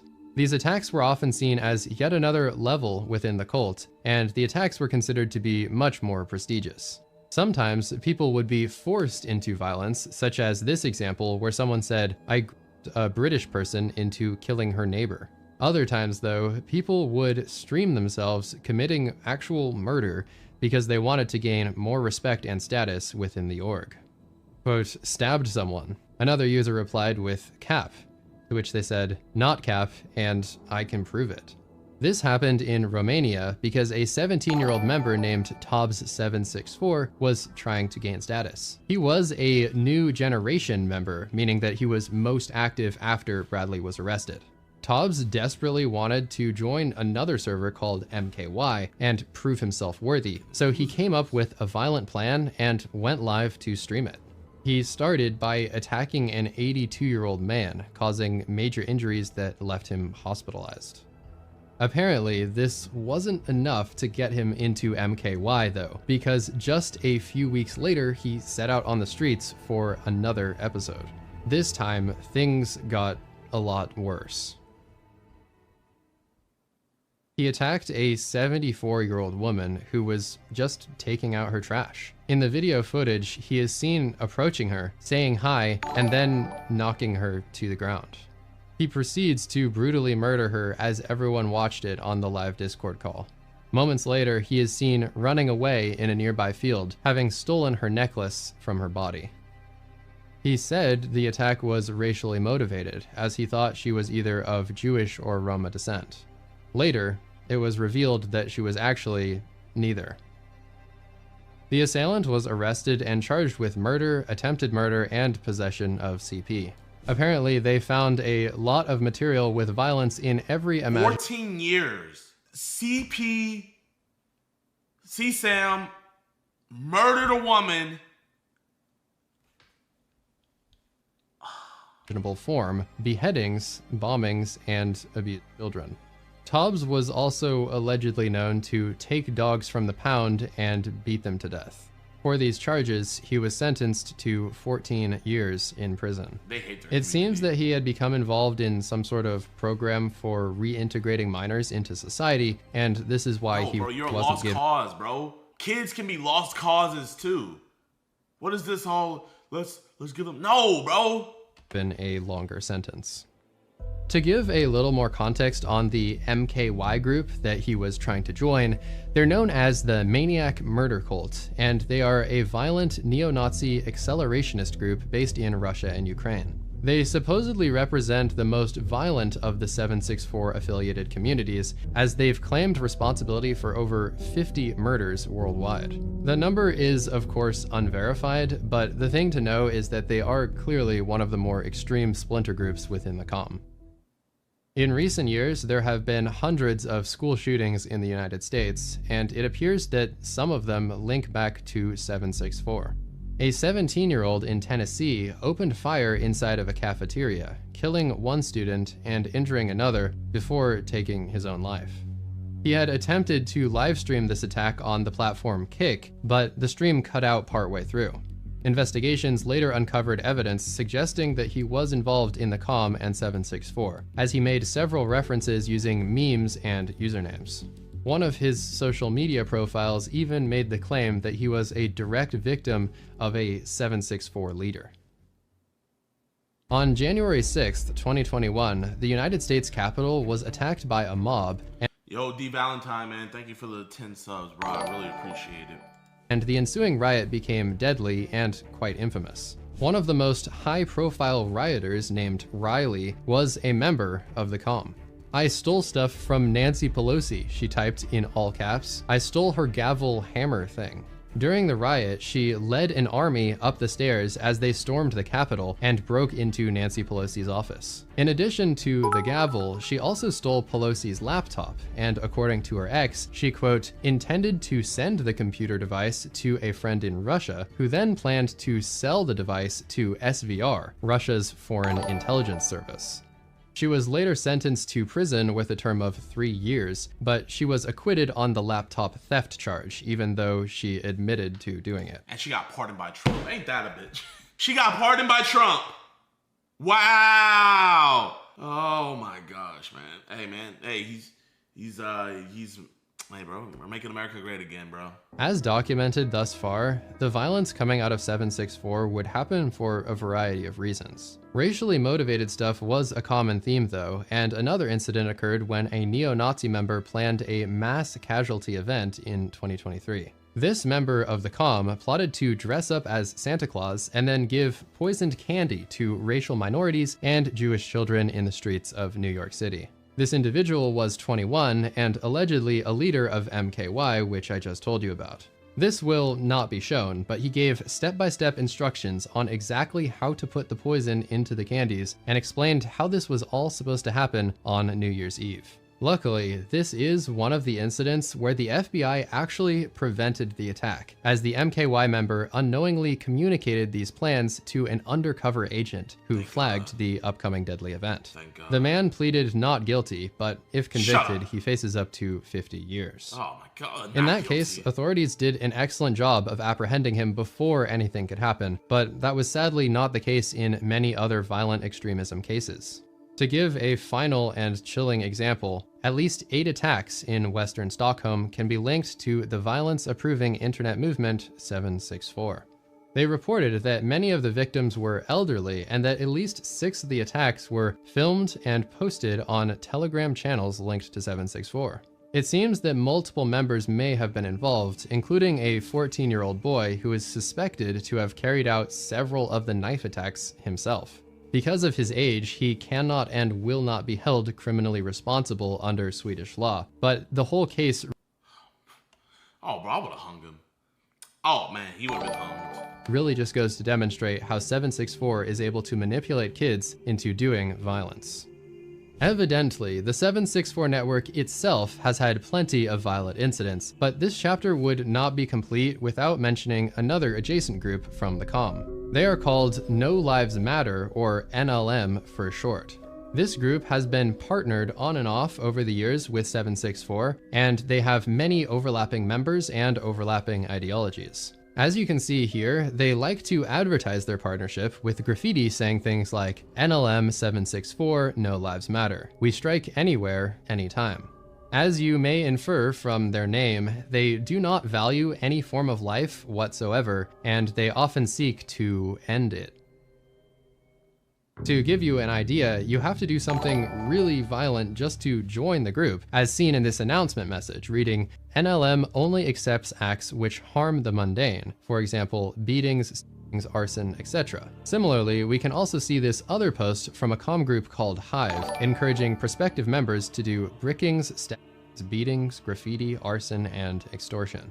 Homeland Security recently made a post about NLM to provide a little bit more insight into their operations, and they mention two main pieces of NLM literature. These are the Terror Guide and the Manhunt Guide. Both of these allegedly provide detailed instructions on how to do said activities, including mass casualty terror attacks or specific manhunt-style operations. In addition to the things we've already mentioned though, the whole NLM ideology is rooted in abolishing all societal norms, as they aim to, quote, spread terror to all who are mundane. Notably though, they do not want to replace or change anything about society, they simply just want to destroy it and witness its downfall. The Department of Justice clarified this as well, saying the 764 network's accelerationist goals include social unrest and the downfall of the current world order, including the US government. Unfortunately, much like the chapter on CP, the violence chapter could go on for approximately 3 hours based on how many cases and splinter groups there are. There is a pattern that remains the same through almost all of these cases though. A desperate young person records themselves doing an attack, either because they were forced to or because they thought they could impress their audience on the live stream. These cases that were presented here barely scratched the surface, but with that said, it's now time to move to the final level. Oh, there's more? What could 13 possibly Level 13. be? Oh my God. Many members of this network have an end goal of forcing their victims to commit suicide on live stream.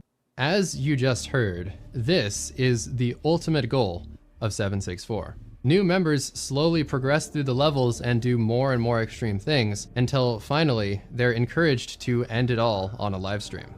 Watching one of these incidents happen was actually one of Bradley's personal goals from the very beginning, as he said he wanted to, quote, watch someone kill themselves in video chat. Luckily, most new members never make it to level 13, but sadly, there are some who did. Should I kill myself? Yes. Tonight? Yes. What should I do? 764 members provided complete guides in excruciating detail on exactly what to do. They encouraged it, explained it, and apparently loved watching it happen. The videos would be saved and added to a lore book. The experiences were traumatic. I watched a girl hang herself from her closet, Sophia says, adding that the girl survived. I saw somebody themselves right in the face. One of the cases that I personally consider to be the worst involves a 25-year-old man from Minnesota who was in the middle of a mental health struggle when he joined 764. His name was Samuel Hervey, and he found a home in this community. He met another user who went by the name of FMLK, and she was a 15-year-old from Eastern Europe. Recognizing Samuel's struggle and vulnerability, she realized that she could take advantage of him. She planned to convince him to take his own life because she wanted to gain status within 764. The two became very close, with FMLK consistently encouraging him to commit, using phrases like, "You can do this." A while later, Samuel actually came up with the plan on how he was going to do it, and he announced his upcoming death to the server 1 week before the incident. Quote, "Dude, I'm gonna kill myself, because it's the only way to love myself, I guess." As the time drew closer, he wrote, "Today is the second to last day of my life. I bought the gasoline today. Right now, I kind of feel like it was always meant to end like this." Reading those messages, everyone knew what he was going to do. The Discord members were looking forward to watching it all go down, and FMLK was probably excited about trying to rank up. On the day of the incident, Samuel made the announcement that he would be live streaming his death. He got on a bus and traveled to the base of a snow-covered mountain, and then hiked all the way to the top. Once there, he started the stream in the Discord, and at least 29 other members joined to witness it live. Among them, FMLK was there to encourage him and make sure that he followed through. Samuel talked to other members in the audience for a few minutes, but then he decided it was time. He propped up his phone to give a clear view and proceeded to light himself on fire. As he lay there dying for the next several minutes, the Discord audience reacted in about the most psychopathic way you could possibly imagine. Hey, shout out to Discord people. Shout out to Xanax. Shout out to 764. Shout out to everyone. Big shout out to Money and big shout out to FMLK. And we gotta say, he took himself. 6323 is better than 764. That's the worst death possible, man. The 764 members sat there celebrating, laughing, and calling it, quote, so funny, until eventually he stopped moving. In their typical sadistic fashion, it appears as though 764 members were thoroughly enjoying this activity. FMLK was heard in the clip giving herself a shout-out and ensuring that she would get credit for the incident. She later described how she celebrated Samuel's death as a big moment for her own advancement, saying, quote, I was getting my big break. It was a competition of who could do the worst thing, so obviously I felt very cool. 4 months later, FMLK would go on to claim that she had lured another suicidal girl to the server and similarly convinced her to stream her death. She also admitted to arson, saying that she set fire to a dry grass field that was nearby a rural village and recorded a video of the fire spreading to the nearby buildings. All of these things were archived, shared inside of lore books, and used to increase her standing in the comm. When told about the details of his passing, Samuel's mother was obviously very upset and also put some blame on the platform for not taking action. Samuel had posted his plans a full week in advance, so she said, quote, Discord should have been monitoring better. It's all very sad. As a further demonstration of Discord's behavior, FMLK wasn't even banned until 3 years after the incident, and as you all know, she probably just made a new account anyway. Surprisingly, I also could not find any evidence that she was ever charged for any of her actions. As seen here, FMLK agreed to be interviewed by the Post for an article, but only under the condition of anonymity. At the time of recording this video, a developing case on this level is centered around a 20-year-old man from Germany. He allegedly coerced a 13-year-old American boy into killing himself while on a livestream video. Because this case is so new, there is not a lot of detail about what happened, but there does seem to be a lot of evidence against the German man, who was apparently a high-ranking member of 764. When he was arrested, the police found more than 120 hours of graphic images and video material. When viewing this evidence, the investigators were so unnerved by what they saw that they literally had to provide psychological counseling on site to anyone who viewed the material. The livestream regarding the 13-year-old boy is still being investigated, and video evidence is still being reviewed. It's impossible to say exactly how many other people took their lives as a result of 764, but everything I've seen suggests that that number might be pretty high. Yuki, who was mentioned earlier, was allegedly connected to 2 additional suicides. This man was recently sentenced to 6 years in prison after encouraging people to commit, possessing CP, and planning to murder another homeless man. Countless other examples have probably gone undocumented. As alluded to before, this was the endgame for 764. Members would progress through the levels until eventually they'd get pushed to either take their own life, or they did something extreme enough to earn status. Most of them are either still inside the comm, dead, or in prison. Regardless of what path a new member ends up taking though, their journey invariably leads them to some form of nihilistic 764. The network still exists today, and it continues to change as time goes on. It is shocking just how long things went on before they faced any major resistance, but in the past couple years, the FBI and other international agencies have begun fighting aggressively. Discord finally started banning more people, but unfortunately, as we saw earlier, it's not difficult for them to just make a new account. Discord reportedly banned 34,000 accounts in 2023 alone, and if we extrapolate a little, we can guess that they've now banned probably over 100,000 accounts directly tied to 764. Discord likes to flex these stats for publicity reasons, but the truth is, their moderation could still definitely be improved. I found this post from just a few months ago where someone said they reported a 764 cut sign, but Discord, quote, decided not to take action on the content you identified. Roblox is also far from bulletproof and has gone through a bunch of scandal regarding predators, but they have started to take action against 764 themed characters and anything with the logo. As you can see here, one of the characters has the logo, and another one literally contains the words, "I love CP." And I have no idea how this was allowed to be created in the first place. With all of that in mind, none of these platforms are really legally responsible for the actions of their users, and therefore they have little incentive to take serious action. It seems like the only real reasons they're trying to do anything is because this type of stuff harms their users and gives them a really bad reputation, especially when people watch videos like this one. Over the past year or two, law enforcement agencies have been putting out a record number of statements that warn parents about the comm and condemn 764 members when they get arrested. These defendants are accused of orchestrating one of the most heinous online child exploitation enterprises we have ever encountered. Oh my gosh, Pamela Bondi, bro. That bitch don't get out of here, man. This was an amazing video by Creighton, bro.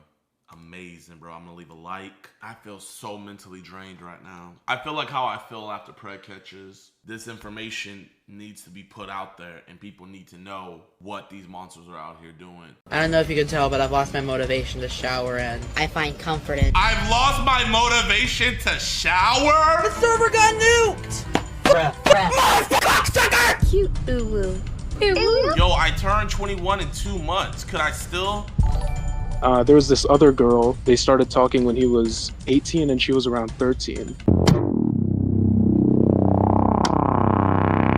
What is Nova Online? Nova Online releases Death Note targeting creators. Nova Online, a tale of gluttony and vengeance.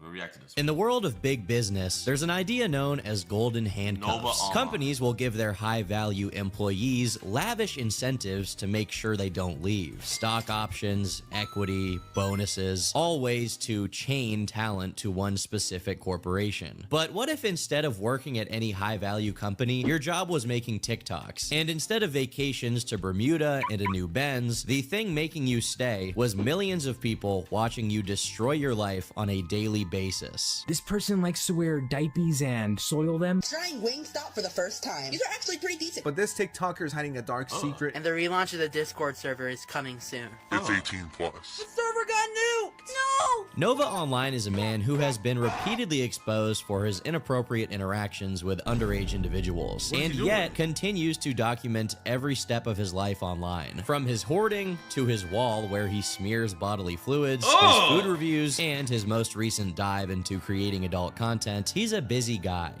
I'm never making another Discord server again.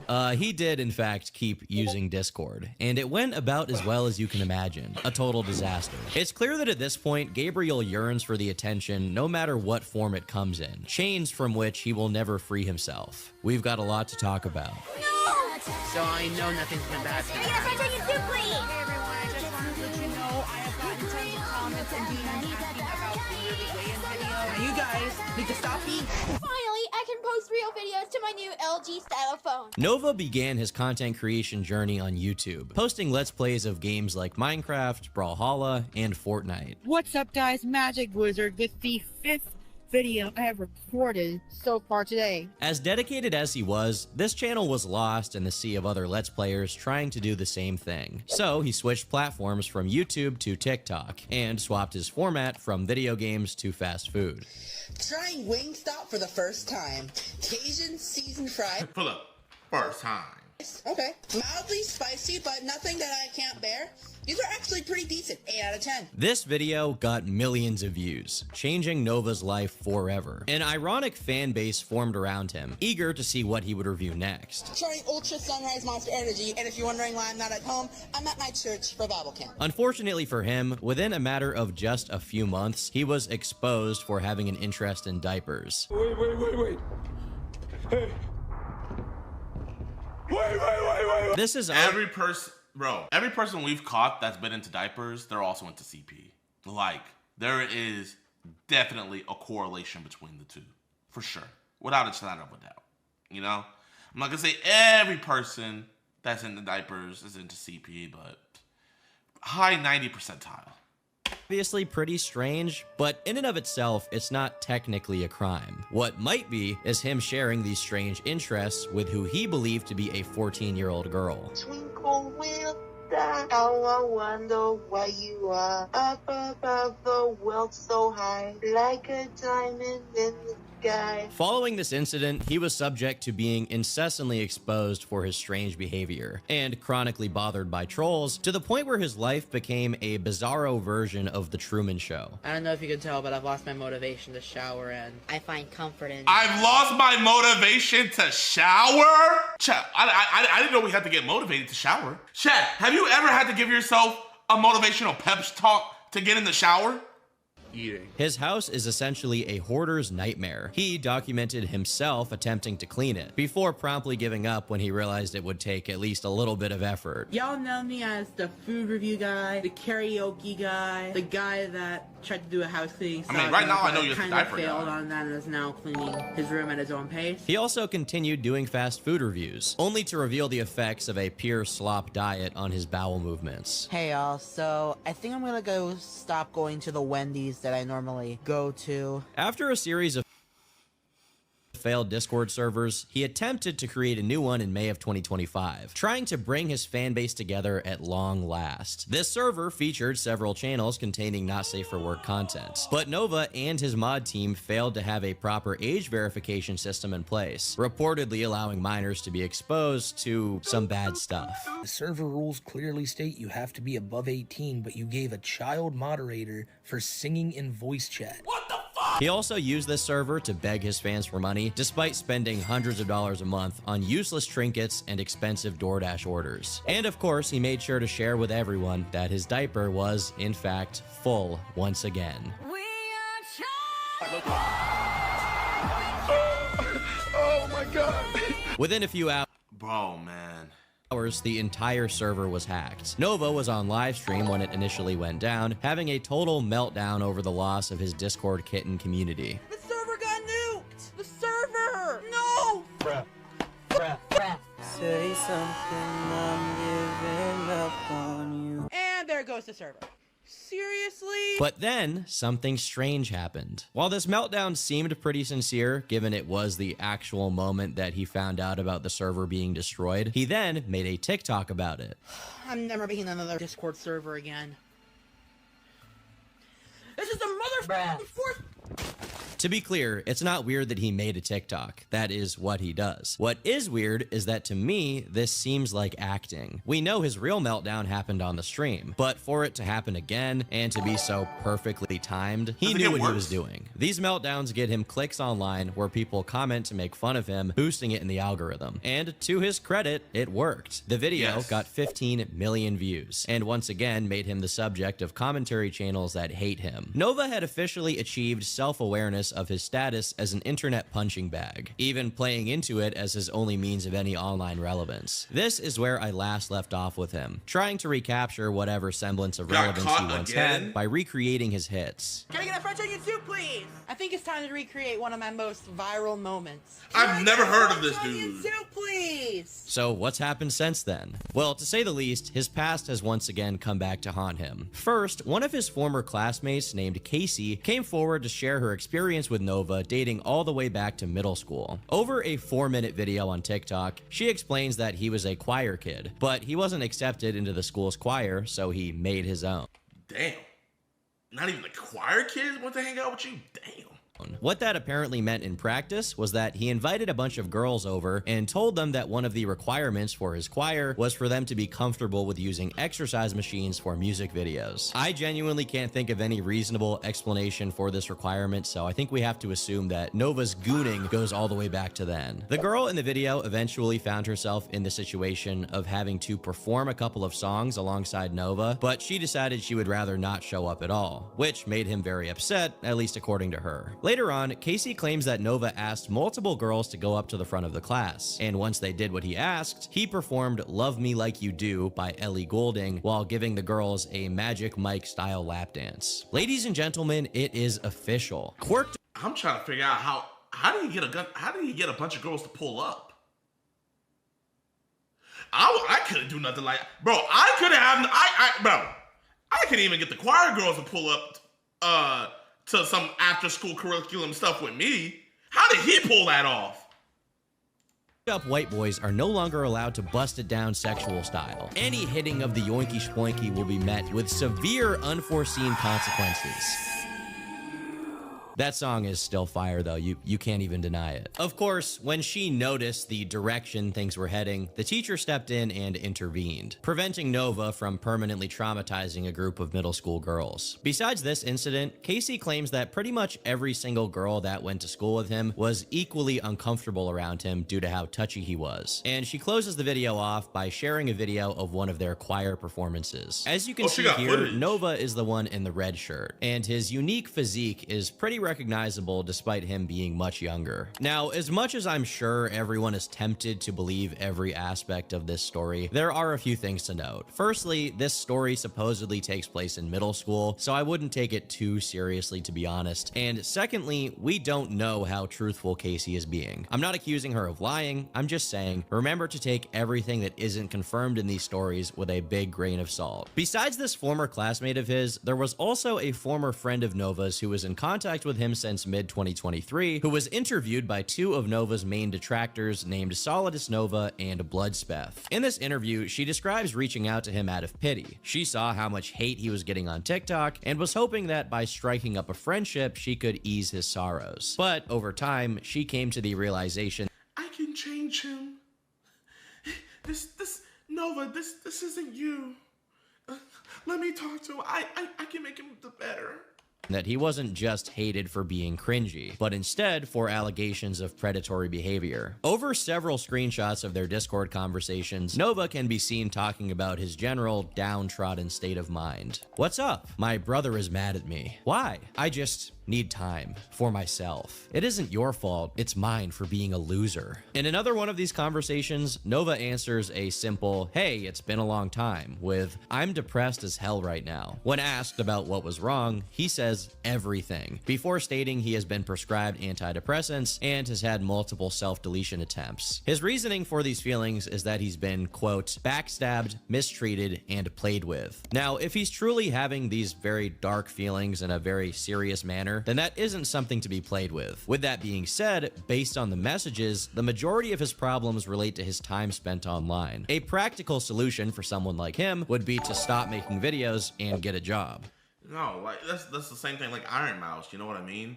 She was being sexually assaulted by or sexually harassed by Ray and Rakai.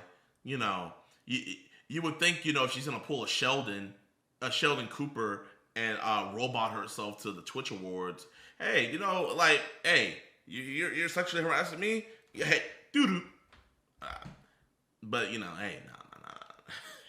We gotta stay on camera. Both things that he is technically capable of doing. But as this video will make clear, his online infamy is somewhat of an addiction for him, and he thinks that the next hit is always just around the corner. From how often he brings it up in conversations, it seems like he's using the suggestion he will take himself out as a way to garner sympathy, down to the way he trails off every sentence with a ... like he's typing out a fan fiction on Wattpad. I don't want to make light of serious mental health issues here, I want to see the this last bad message stuff. Let's get into it, Turkey Tom. About this is not even the Trevor Project wants to talk to me. If you're unaware, the Trevor Project is the mental health hotline for LGBTQ people. As far as I know, he's not really LGBTQ, so I have no idea why he mentioned this hotline in specific. He's like, thinking about ending it all. Oh, really? Oh, what sexual? Are you the L in LGBTQ? Are you the B in LGBTQ? Well, like, what are you? Are you LGBTQ RSTUV WX Y and Z? I'm straight. And they just hang up like, are they just like hanging up on you? I don't even know if you can be banned or have your phone number blacklisted by the Trevor Project, but if that is true, you gotta wonder what he did to warrant that treatment. According to this former friend of his, he only ever initiated a conversation to engage in more self-pity and complain about his life, and had basically no personality besides that and his online persona. He never ever showed signs of taking steps to improve his life. What makes all of this worse is that Nova was explaining all of this to a girl who was still technically underage when they were talking. She claims that shortly after discovering him on Twitch playing Fortnite, she was invited into a call with him and one of his friends during his stream. But as enough time passed, he eventually turned his stream off, basically making it a private call between him and this minor. Nova's friend eventually took Ultra 10. The internet gives people like this the gusto to roam in public unapologetically. Facts.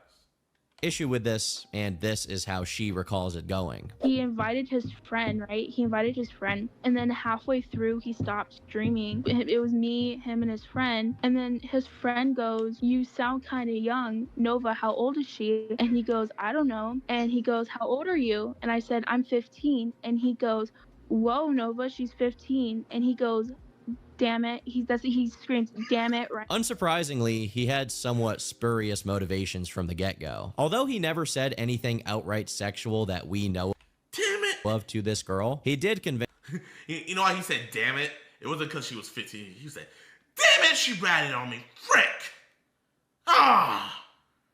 I'm gonna call the Trevor Project hotline. Ring, ring, ring, ring, ring. Hello, this is the LGBTQRSCVWXYZ hotline. What's your issue? Ugh, my waifu just swatted on me. She told everybody that I was 15. Oh, really? Are you a guy? Yeah. Is she a girl? Yeah. Blink.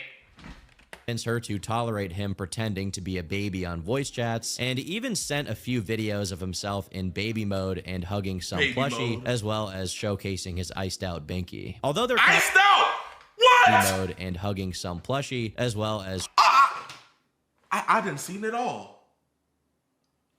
I done seen it all. Bro got an iced out binky?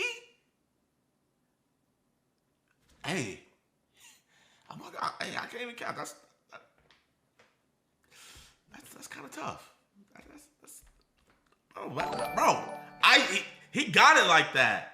He went to Johnny Dang and he was like, "Yo, ice this out for me real quick." Bro, that's tough.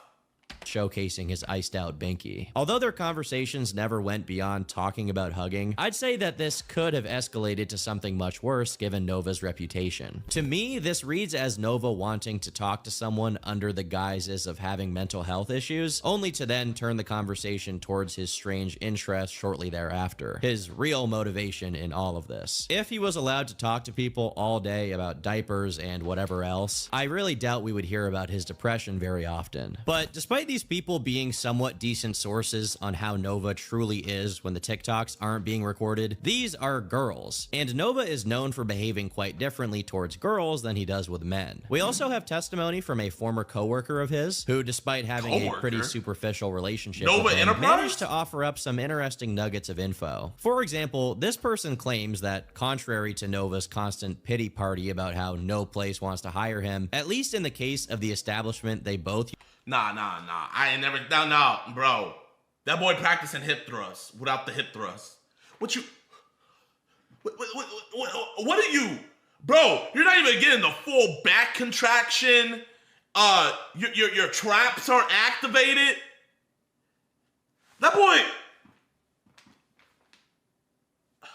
used to work at, Nova wasn't actually fired, but instead he voluntarily resigned. Nova supposedly quit his job because, in his own words, he was making enough money from selling cameos and he lived with his mom anyway, so he wasn't in need of money. Not only is Cameo gonna come up again later, but it's actually come up before as a major issue for Nova. Cameo is one of the easiest ways to capitalize on having online clout. Basically, it's a website where you pay a few dollars for a celebrity to record a short video message for you. you. It sounds pretty easy, but Nova also managed to screw this up. When a TikToker ordered his services, Nova recorded a shoutout video where he doesn't once name the person he's shouting out. This obviously renders the cameo completely pointless, as he could send that same exact video to literally anybody. When he deservedly got a 1-star rating, he contacted the TikToker on Discord, begging her to change her rating and even offering to record another video. Unfortunately, he never recorded that other video. It just goes to show how lazy and incompetent this guy truly is. With this much of a non-existent work ethic, there is no chance he could ever stop working and just do cameos. Another thing Nova's coworker says is that his roommate claims to have witnessed Nova wearing diapers. Only now have I really considered the logistics of Nova, a wet diaper enthusiast, working at fast food establishments. How would you feel if a greasy-haired, unbathed, bed-bug-ridden, wet diaper-wearing Nova online served you your food?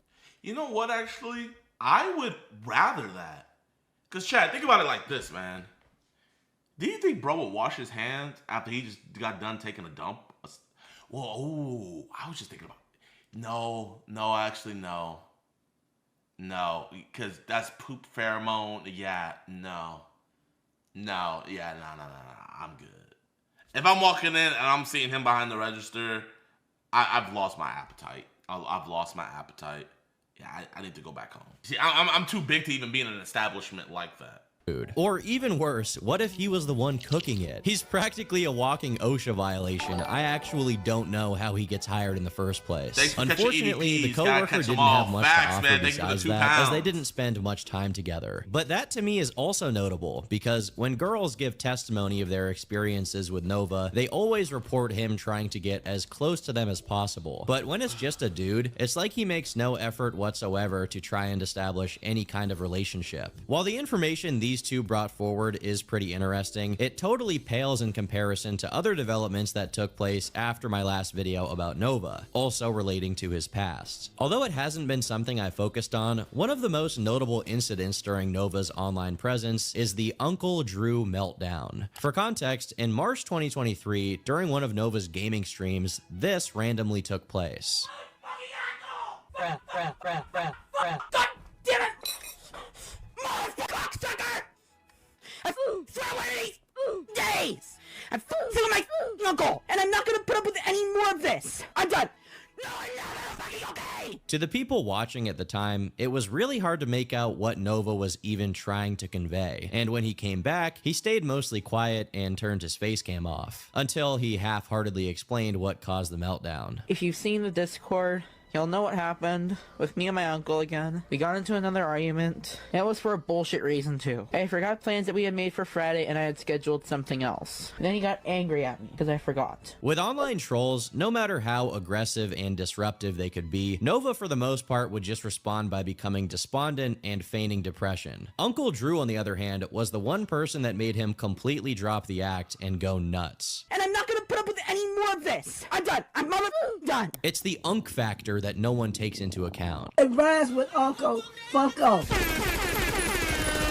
Eventually, Bloodspeth managed to contact him and get some information directly from Uncle Drew. Nova was sheltered, only child, growing up afraid of everything. The relationship between us was good. I'm the only one to spend time with him, learning how to fish, work on cars. Grandma got him gardening. His mother and father got him into the computer as a way to babysit him so they didn't have to. If you take away his internet access, he has classic withdrawal fits. Screaming, just going off like any spoiled single kid. He's awkward, shy, and afraid of his own shadow. It's TikTok that told him who he can be and that he can do what he wants. There is no right and wrong to him, only what TikTok says, his own words. While these are interesting and definitely shine some light on the true character of Nova, according to Drew, Nova lied about what they had argued about. When he was asked about when their argument started, Uncle Drew replied saying he found out Nova had been lying to him about 2.5 years prior, but he was unwilling to say what Nova was actually lying about. There was no argument. There was him crossing a line. I put him on the spot over it, and it eventually led to me turning my back on him. It was him going on TikTok, saying false things, and acting like a pervert. That was the final straw. He needs to be under a doctor's care because he has issues, obviously, and if he's being a perv online, how long before he eventually acts on it? He's already been kicked out of the church and cost my sister her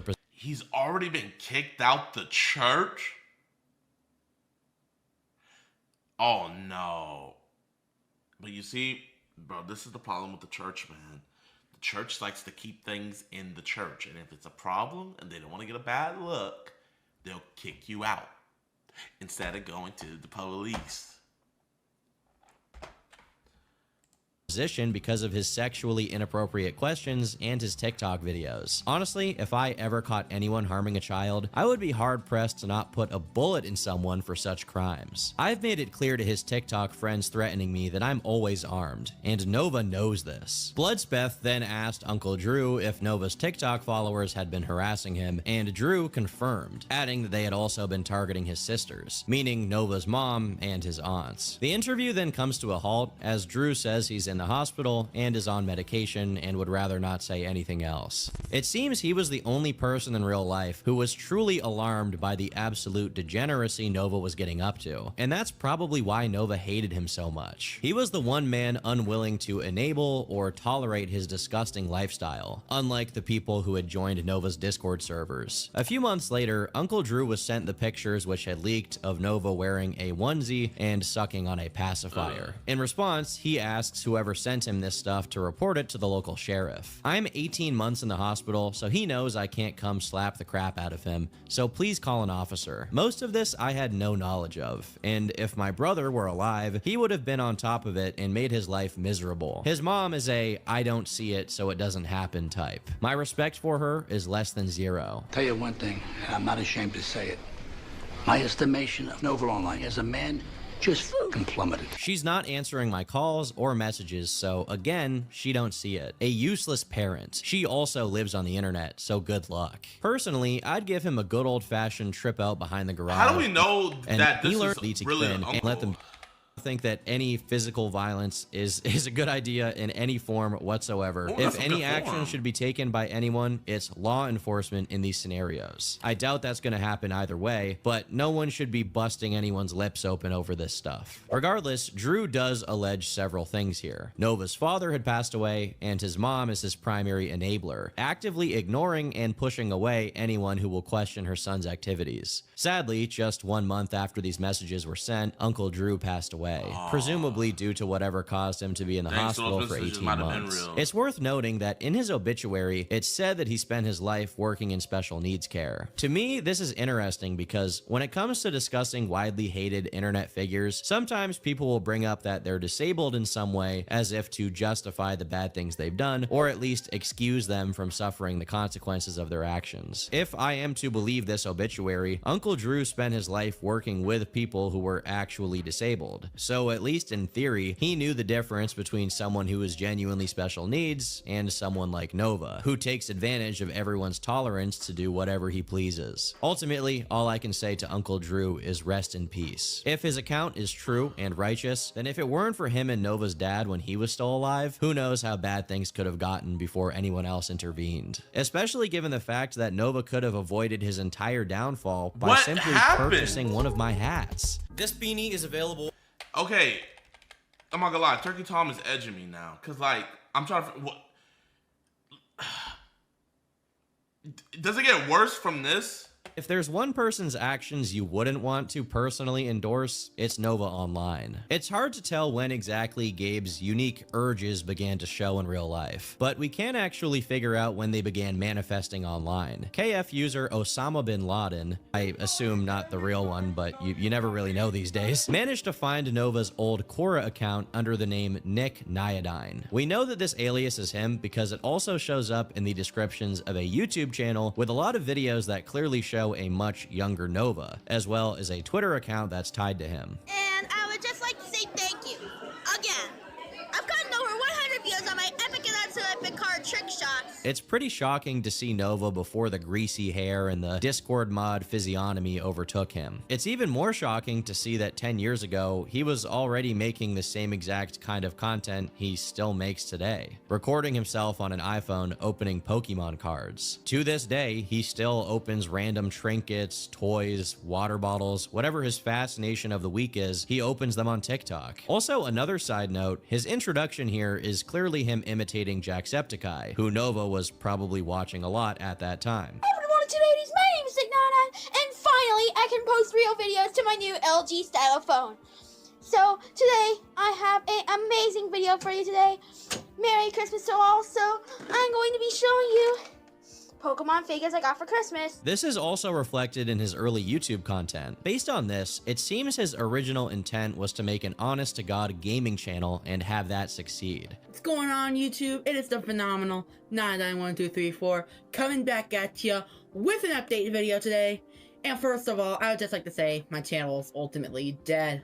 But that might all change. You can criticize Let's Players all you want, but those guys do have to work to make their channels succeed. Especially people like Jacksepticeye or Markiplier, who have managed to maintain audiences over the course of the last decade and a half. Nova, meanwhile, gave up on trying before he even had a half-decent microphone. He grew impatient with his lack of success, and ultimately, when he finally blew up, for less than stellar reasons, he let the entire thing consume him, rather than trying to make something people actually cared about unironically. Today, we're gonna break down and finally do it. Guys, we are finishing our 100 fishing challenge. It's really weird for me to see these old videos of Nova as someone who's made a few videos about him already, because you can clearly see that in another timeline, he could have grown up to be a normal person, but something went terribly wrong along the line, and now we're stuck in the bad ending.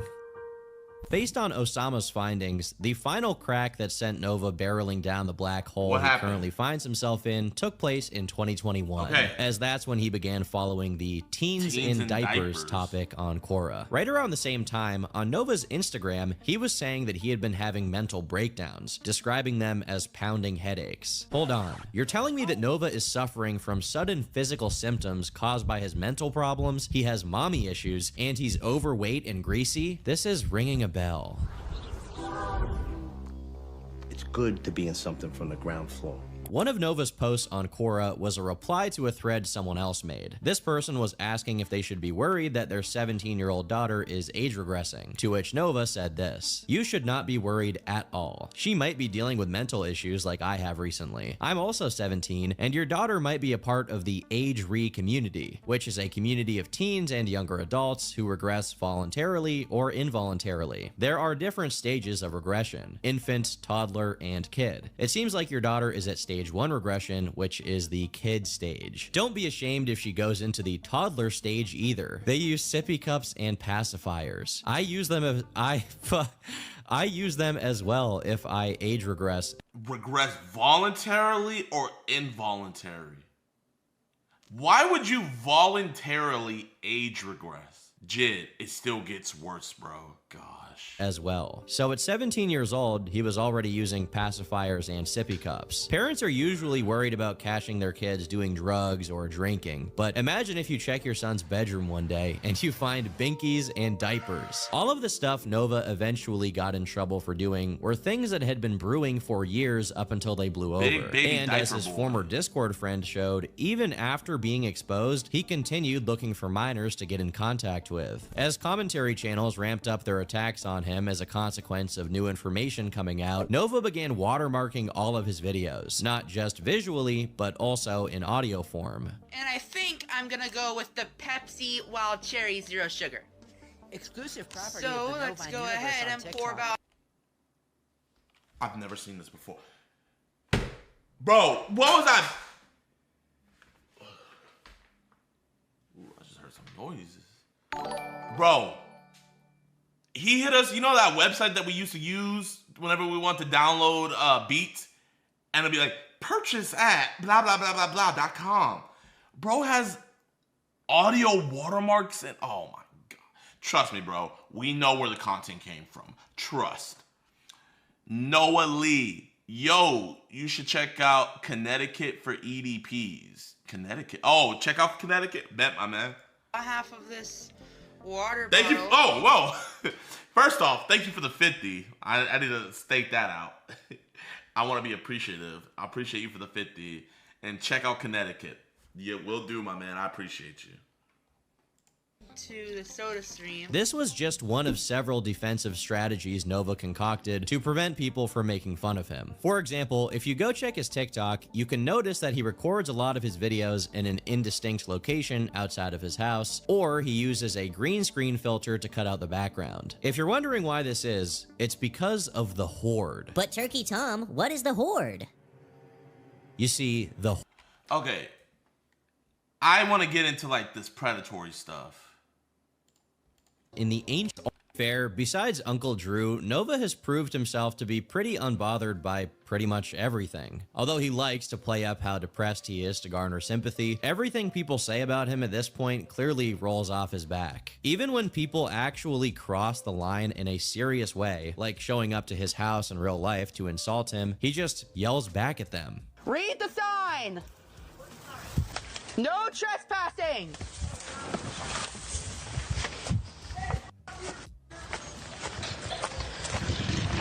You two bitch! You gotta envy how low cortisol this guy is, even in the face of adversity. Literally, nothing can spike his levels. Not even people showing up to his Except for house in Uncle real Drew. life unprompted. I think he realized that him being harassed IRL attracted people's attention, so at a different time, he tried to act as if there were trespassers on his property, even though no one was there. If anyone's on my property, get the f off of it! Gabriel, stop yelling at that, especially like that. You don't yell like that out the door at this time of night. What about our neighbors? I have a strict no trespassing policy, you know that. Ultimately, the only thing he truly cares about is bringing attention to the slop he puts out on TikTok. Which brings me to the next thing I wanted to talk about. His content, if we can even call it that. It's mostly remained the same since he was a preteen. From his karaoke video. Got me fired within 48 hours. It's not really surprising to anyone that he would blame his trolls for how...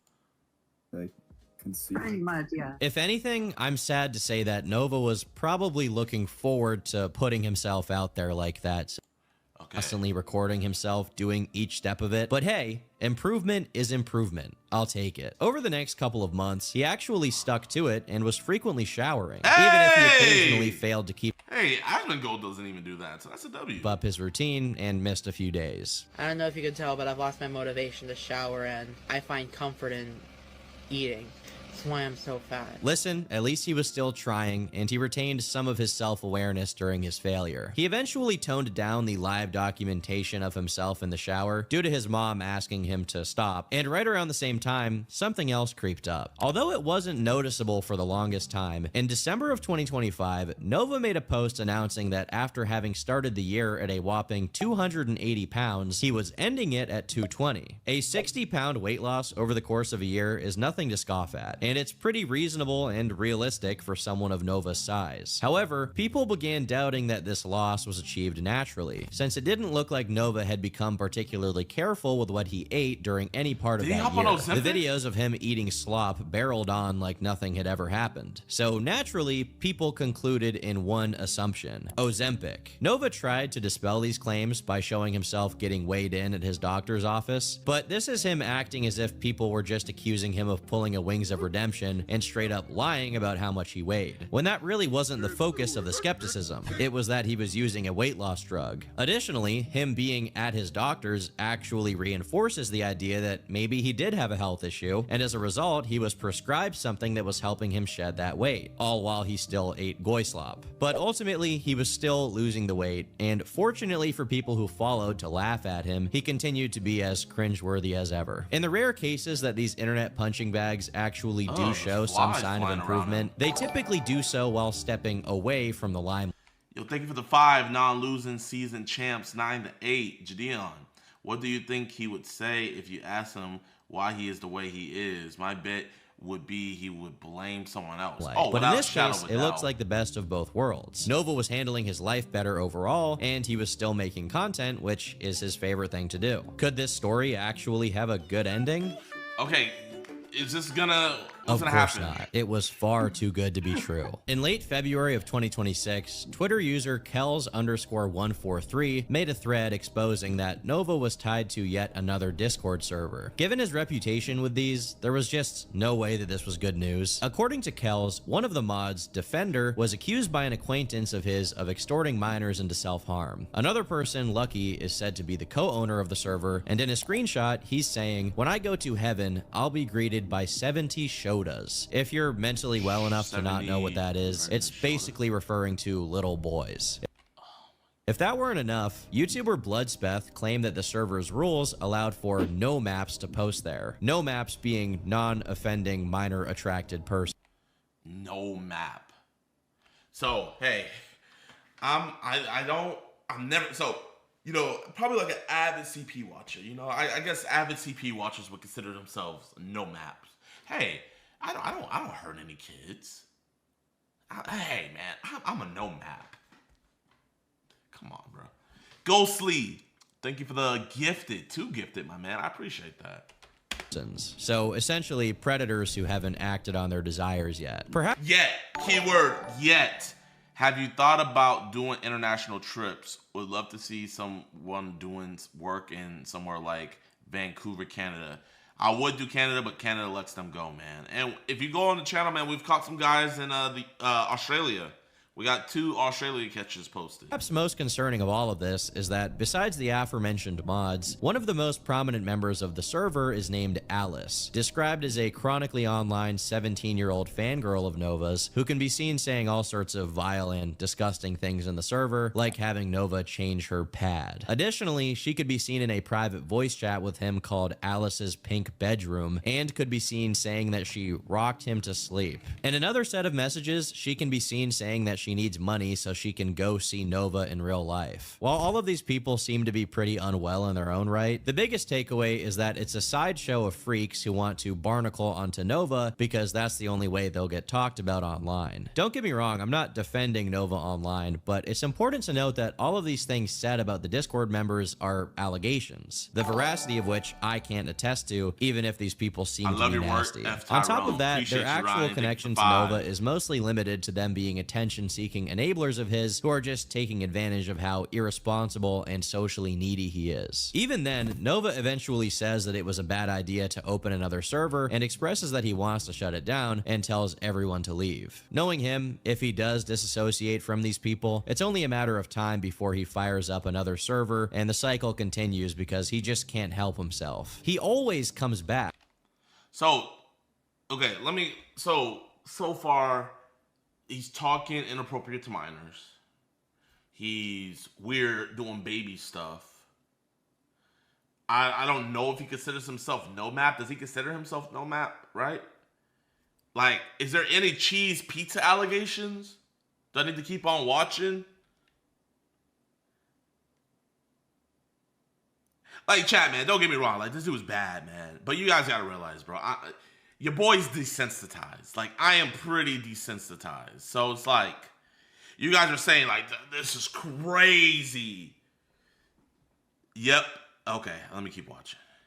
And the sad, disturbing part of it is, he comes back because he needs people who will engage with him in his roleplay. Usually, I reserve disclaimers for topics that involve death, but honestly, this next thing is so bizarre that I think it merits some degree of warning, so viewer discretion is advised. We are about to get into what has been coined the Nova Files. Okay! What happened? In the middle of February 2026, Nova detractors Chin Universe, Solidus Nova, Bloodspeth, and Purity Sin all came together to post a video that was allegedly taken by a 14-year-old girl, with whom Nova was on a video call role-playing as a baby. The voice you'll hear in the video that's not Nova is actually a voiceover by Purity Sin, as the person who recorded the video didn't want their identity attached to it in any way. In it, Nova can be seen pretending to be a toddler and hugging stuffed animals. I have a question.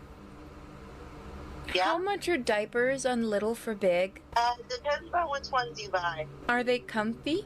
Nova says he wishes he could be wearing wet diapers every day, but that it would be too expensive With as a he would little have to girl? continually buy them, which he can't afford. The concept of a guy doing this with a 14-year-old girl truly feels like something you would only find on the dark web. You do really cute, ooh-woo. Ooh-woo. This was just the first of 5 episodes of the Nova Files. In the second one, which is also a video call between Nova and this girl, he actually takes his phone and points it at his crotch while wearing diapers to show it off. All while this girl is referring to him as baby girl. As disturbing as— Okay, I'm looking at this strictly from like a prank kitchen stance, right? With that, I'm trying to think, could we get him arrested with that conversation? Would it be in a real minor? It depends where he lives. Do you guys know what state he lives in? I'm thinking, because he said he showed his crotch area, right? I would have to read up on the laws in Idaho. Did he show it, or did he just show his crotch? If he showed his crotch and he still had the diaper on, might not be able to get him. Might not be able to. as this stuff is, there's very little to extract from it as far as information, as most of the uploads are basically repeats of the first one. Strangely enough though, there is one exception. The end of episode 4 of the files, during which the girl Nova is talking to fakes a seizure, and Nova just stares for minutes straight. Listen, you can have a mental breakdown, a seizure, or a heart attack all you want. When the baby is in his diaper, you sit your white ass down and you listen. But this was just the beginning of Nova's ultimate humiliation. Around February of 2026, Nova could be heard complaining about being catfished. I'm not in a good mood because I got catfished. No, I'm not okay. I haven't been okay for a long time. I've just been hiding it. As far as I can tell, he never elaborated with the specifics of who catfished him or anything else about it really. But due to the kind of degenerates that were in that Discord server with him, many people began to speculate that Nova had fallen into some kind of blackmail trap where he was under threat of having his nudes posted. These suspicions only grew as Nova made an ominous post to his YouTube channel. If this is my last post, I am dead. Expect that if I don't respond within—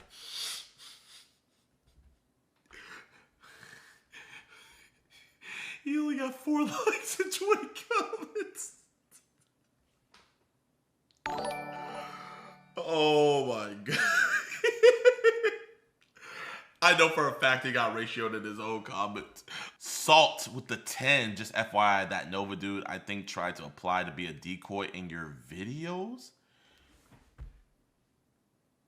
You're lying. Salt, how do you know that? Salt, how do you know this? Did he email? Or did he just say he wanted to be a decoy? Someone posted online the screenshots of him trying to apply? Nova admitted it himself. Yo, if any of you guys find a link or something, please link it. 2 weeks of no significant developments, something finally happened. But honestly, I really wish it hadn't. People found out that Nova had an account on an adult video website where he had posted a short video of him stimulating himself with a device. I'm gonna refrain going into more detail because I don't want to promote this account, but the name of it was a direct reference to Nova's usual online handle, and he could be heard commenting on what was happening throughout the entire thing. And apparently his room and consequently the horde was also visible in the video, visible enough to be recognizable as him. I'm saying apparently because I didn't actually watch this video. I'm never going to look at this video, and neither should you. What I can tell you is that the description of the video said he was taking a break from watching South Park, and his account's bio lists his relationship status as taken. So that was so that's what that means. Okay. This stuff became public knowledge. The first assumption was that Nova was either hacked or he was blackmailed into posting this video. However, instead of even suggesting anything to that effect, Nova stayed radio silent on all ends except on his Telegram. Oh, he has Telegram GGs.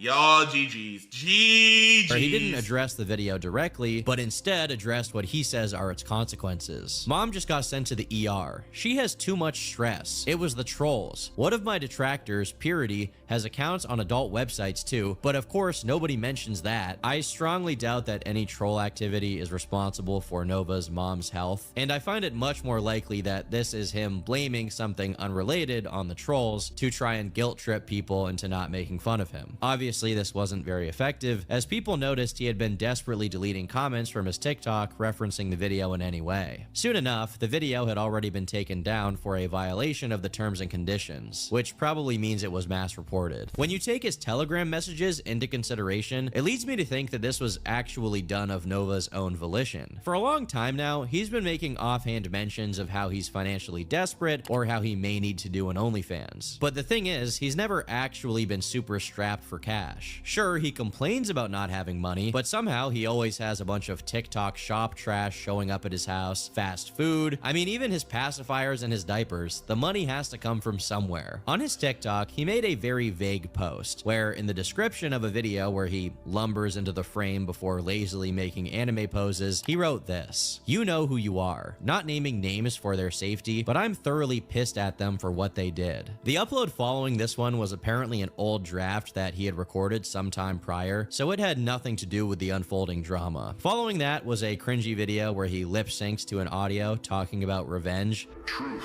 will ultimately prevail. But there is pain bringing it to light. And in the comments, when asked about what happened, he said, "Ultimate betrayal by a former friend." After this, however, it doesn't seem like he made any further comments on the situation. As humiliating as these videos of him that came out during this time were, they were just that, enough to actually try and keep them out of the public's eye. It's clear to me that he revels in the attention he gets, or at the very least, he's addicted to it and prefers having it to nobody noticing him at all. Ultimately, as much as he feigns shame and being upset over this entire situation, him being exposed and attacked is also a part of the Nova Online phenomenon, which is why he continues to make silly TikTok videos about revenge. But the Nova files don't actually end here. After the last episode was posted, Bloodspeth uploaded a 3-hour interview with someone who was Nova's friend. Unlike all of the other people who knew him in real life, this wasn't just a superficial acquaintance. This was the closest thing Nova had to an actual friend, as opposed to someone he met on Discord that enabled his degenerate activity. In the interview he gave to Bloodspeth, this guy begins by explaining that he didn't start talking to Nova with the intention of turning around and telling everyone about it, or just— Bro, you know what? Here, this is what we're gonna do. This bro Speth dude looks like he knows. Bro Speth?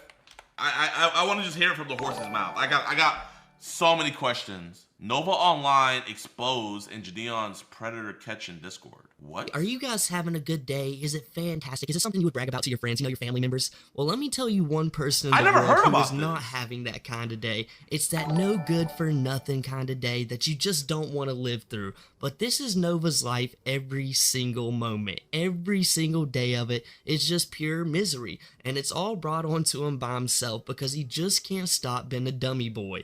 You see, here recently, Nova Online was exposed for trying to join up on JiDion's predator catching Discord. Now, if you're not aware, JiDion, he used— Oh my gosh. Yo, I turned 21 in 2 months. Could I still?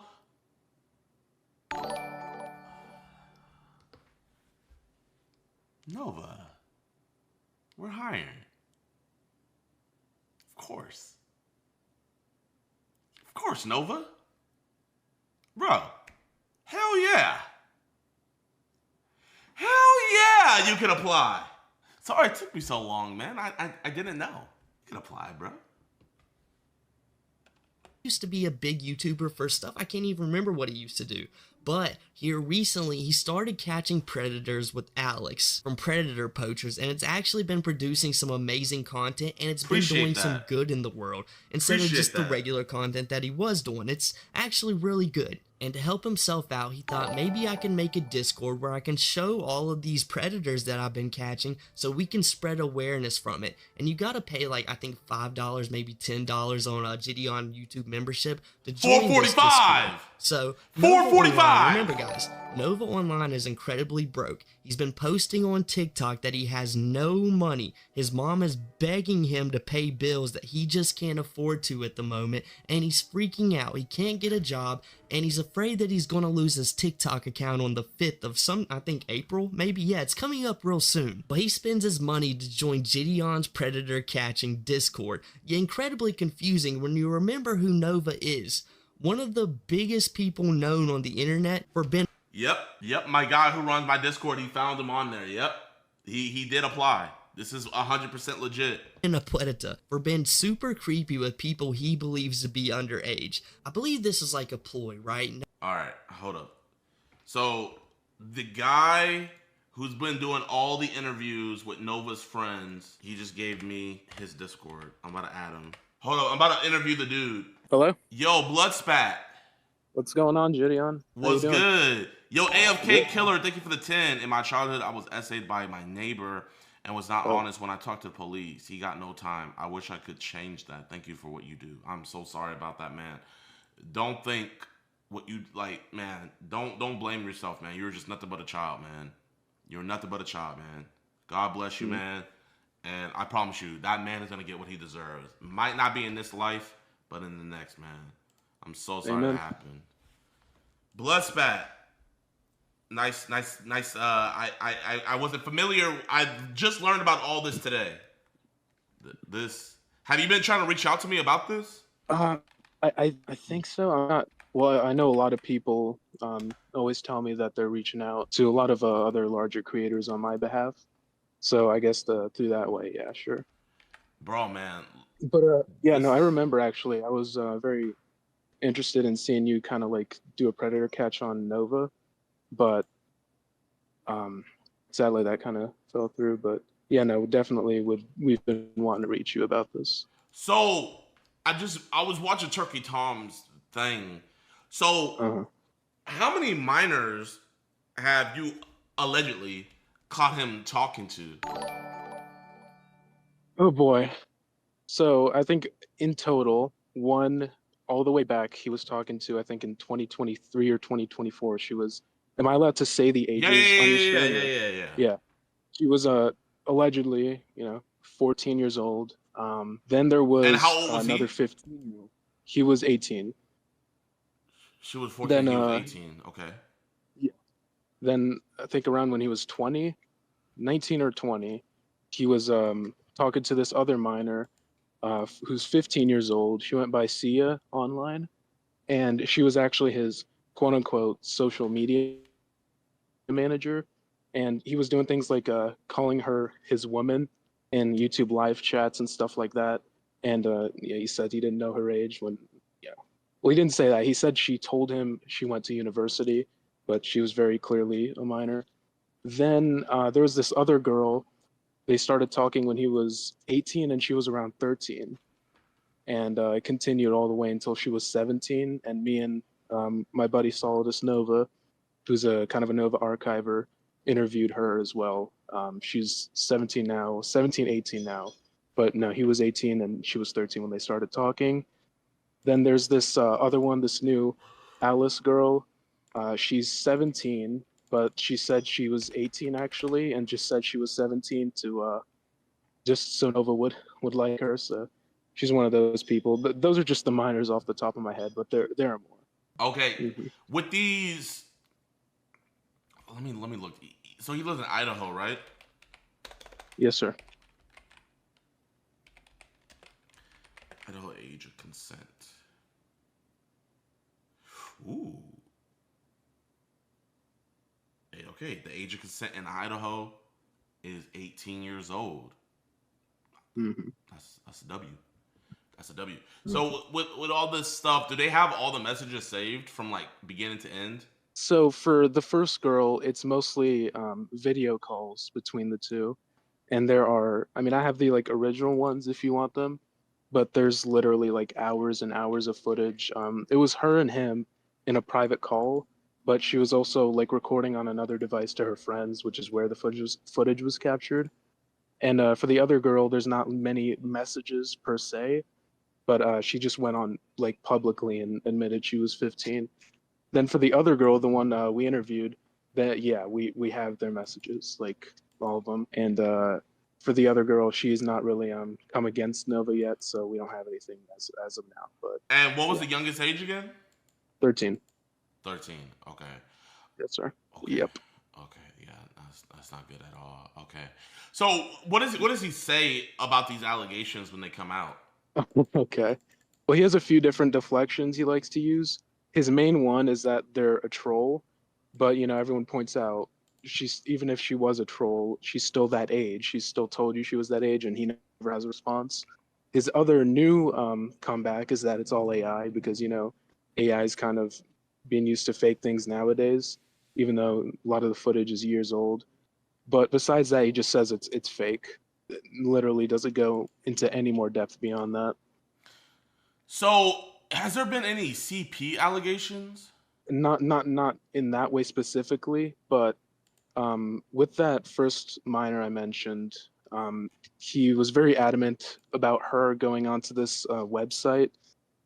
It basically revolves around age play. Like, it's where adults. It's like adult stuff, an adult store, but themed around kids. It's very disgusting, and he was asking her to get those outfits, and they're very, very provocative. And I'm sure he was asking for photos, if my memory serves me correctly, but in the way that you're probably meaning it, I don't think there's any knowledge of that as of yet.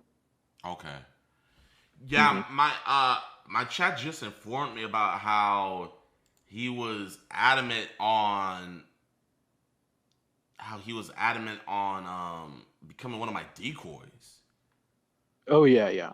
He was in, I believe it was your Discord server. Yeah. Asking if there's any way he can become one of JiDion's decoys. I seen that. Well, I'm of the belief, hey, I believe in second chances. You know what I mean? Blush spat. You feel me? Like, do you have any communication with him?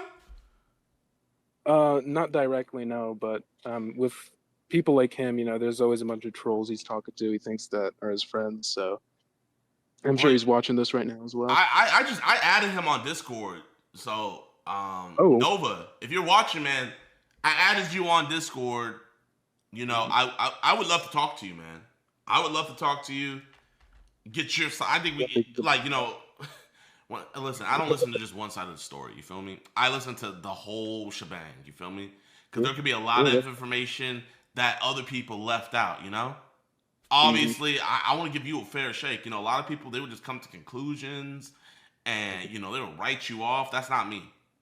That's not me at all. I don't think anybody's the bad guy until I talk to them. And if I talk to them, I usually don't think they're a bad guy at all. So, I mean, yeah, man. I mean, do you know people that talk to him?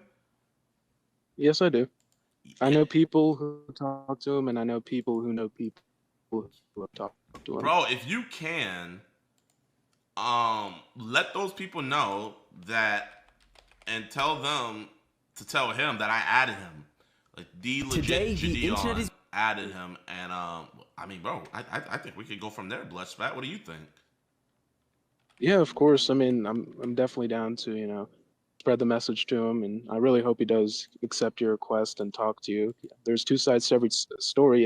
If I've been spreading false allegations, I would really love to know that. So if he can come out and come clean about his story and what really happened, I think that's the best case scenario for everyone. So many people on TikTok are just convinced he's this funny fat guy, when he's actually a very, very dangerous and predatory individual. And more people who raise awareness, the better, especially someone like yourself. My man, no, facts, man, fact. Oh man. So, how long have you been working this case? I've been covering Nova for about 2 years now. I think in June or July of 2024, I first started, and it's been certainly a roller coaster from there. And what's more annoying, and I'm sure you get some of this annoyance as well, is the fact that he keeps getting exposed, and he just goes right back and does it again with no repercussions, because the law is so weird around online solicitation of a minor. If there's no direct attempt to meet or for photos to be exchanged, then can't really do much. So it just has been really frustrating just seeing him get away with everything. But hopefully soon that'll change. Facts, man. My brother, man. I mean, keep on doing the Lord's work, man. Truly, bro. Hopefully I can have this conversation with him. Hit up those people Absolutely. And I added him, so all you have to do is just accept my my ad, And yeah, man, you know, I can get him, bro. I could expedite his stuff and all of that. Yeah, for sure. And I'll definitely go ahead and do that. You know, I hope everyone, you know, comes forward and tells their full side of the story so we can get the whole truth. So 100%, I'll take care of that for you. My goat, man. You be blessed, bro. You too. Thank you very much. Have a good day. Peace. Years before music even started, when I was writing my first comic book, and it was this detective that would solve his own crimes. So he was the good guy by day, and then at night he'd kind of transform into this alter ego and then commit crimes he'd solve the morning of. Nigga is straight telling on himself. David disclosed a sustained pattern of consuming gore content beginning at approximately 14 years old. There is a strong pipeline from people that watch gore videos to people that start consuming CSAM material. Yo, what's good, YouTube, man? Welcome back to another video, and today we're gonna be reacting to Jay Wisdom's documentary on David, titled David, The Warning Signs Nobody Saw. Psychological analysis. I actually been waiting for somebody to make a video like this, man. I want to see how this dude grew up. I want to see what his mindset was. I want to see what environment could he have been in to make him do what he did to Celeste. Because what he did to her, I think we can all agree without a shadow of a doubt, he is most definitely guilty. But what he did to her is so depraved, so disgusting, and just so not normal. It's one thing to kill somebody, but then to chop them up and then keep the remains, there's definitely something wrong with this dude, man. So make sure you guys hit the like button on this video. Let's try to get this reaction to 30,000 likes. Also, make sure you guys go support the original creator. Link will be down in the description below, but let's watch it, man. A murder that has become one of the most discussed crime cases of recent times is that of David Anthony Burke, who went by the stage name David. David was at the peak of his career. He dropped a high-charting debut album, he had millions of social media followers, and was significantly wealthy for a man only 20 years old. Yo, chat, I'm gonna be honest, man. I knew who he was, and I didn't know who he was. I've heard his songs before, but like, if you play one of his songs and was like, yo, tell me who this is, or I'm putting 5 bullets in your brain, there's gonna be 5 lead bullets in my brain, like on everything. It wasn't until the Tesla stuff, all of that came out, I would have never known that David was the person. I didn't even know his name, you feel me? So genuinely, this case is what put him on my radar, and it's disgusting, bro. However, in September of 2025, detectives discovered the body of a 14-year-old girl that had been missing for months, Celeste Rivas Hernandez, in the trunk of his Tesla, decomposed, dismembered, and abandoned. And for months, people debated on whether they believed that this innocent-looking, clean-shaven young man with a melodic voice could do the things he'd been accused of. But now that David has been arrested for murder, and the prosecution have documented their evidence, the likelihood that this was some sort of setup has been significantly reduced. It became evidenced that David had a physical relationship with Celeste while she was still a child, and when they broke up and she allegedly threatened to expose the relationship to ruin his career, the prosecution believed he took matters into his own hands to protect what he'd built. But when you add the context that he made music constantly that included themes of blood, violence, and a romance that ends in tragedy, it's caused a lot of people to suspect that this outcome was something David always wanted. However, you know what? I'm so glad he said that. Like, really watching his music videos and everything, because like I said, I would hear his songs on TikTok and stuff, but I never really sit back and listen. But watching his music videos and the more stuff I found out about him, I'm gonna be honest with y'all, chat. I don't think he just did that to Celeste just to silence her. I think this situation would have happened in the future. It wasn't the fact that she was a minor and he didn't want the relationship. I think this would have happened besides the fact, you know, had he had more time and stuff like that. Maybe would it have been this soon? Probably not. But bro, man, it's just like, it's one thing to kill her, but then to chopping up the body and then keeping it around with you, this dude is genuinely sick in the head. Start from the beginning. So, you're a New Yorker. New Yorker. Queens, New York. What are your parents like? Are they musicians? Not at all. My dad is a litigator for a law firm. My mother was a teacher. She doesn't do it anymore, but she does notary now. David Anthony Burke was born in Queens, New York, to Colleen and Dawood Burke, 2 Christian parents that seemingly would give him a tough and controlled upbringing. Everything we played in the house, music-wise, was just Bach, Beethoven, Mozart, gospel music, like classical stuff. Instrumentals only. Like, we didn't listen to any other music. There was no like Lady Gaga and all the popular artists everybody was listening to. We never could listen to that because my parents just wouldn't let us. It was just like straight classical stuff. It was literally nothing. It was all gospel and like classical, Mozart, Bach, like all that type of stuff. Because my parents wanted me to be really smart. They never like talked about college or anything like that, but they always wanted me to be very intellectual, very put together, have an idea of what I'm doing, but they never like listened to music like that at all. Trying to control what your kids listen to and the content they consume isn't necessarily harmful in and of itself, but if a kid is going to school and has no level of cultural relatability, it can cause feelings of being excluded, which in turn affects his socialization. If everyone got to access music and it became a point of discussion he couldn't involve himself in, it might have led to feelings of envy, and instead of David accepting this, he tried to find a way around it. Did your parents put sort of a cap on what you could and couldn't listen to in the Nah, house? I was sneaking It wasn't around. like that. I had this little iPod. I used to sneak. I got it with me right now too. I still got these. I used to sneak around with the iPod Touch. I used to sneak around with the iPod Touch and download things off iTunes and stuff like that. The sneaking around his parents like this is consistent with reactance theory, proposed by Jack Brem in 1966. When perceived behavioral freedom is restricted, individuals are motivated to reclaim it. In these situations, the forbidden fruit, which for David would have been music, becomes more desirable, and the individual tries to acquire it by any means, even if it includes secrecy. Now, it's not the behavior itself that's necessarily significant, but the pattern it establishes, that authority is to be managed through concealment rather than confronted directly. This pattern would then reoccur later for his adult life. It didn't help David that his private school life in New York also consisted of bullying and teachers picking on him, so he had an uneasy time both at school and at home. I hated New York. Okay. Maybe all these things played a point and stuff like that. I'm gonna be real, bro. There's no, oh man, my parents didn't let me listen to music, or no bullying or anything that's gonna make you be with minors and chop them up and stuff like that. You feel me? It gotta be something deeper. I wonder, was he touched as a child? Who knows, man? At that point, like, why did you I didn't hate like it? my school. I was at a 'Cause private you- school, and they treated me so horribly, dude. Why? It was insane. I don't know. All the teachers had it out for me. My little brother could testify to that too.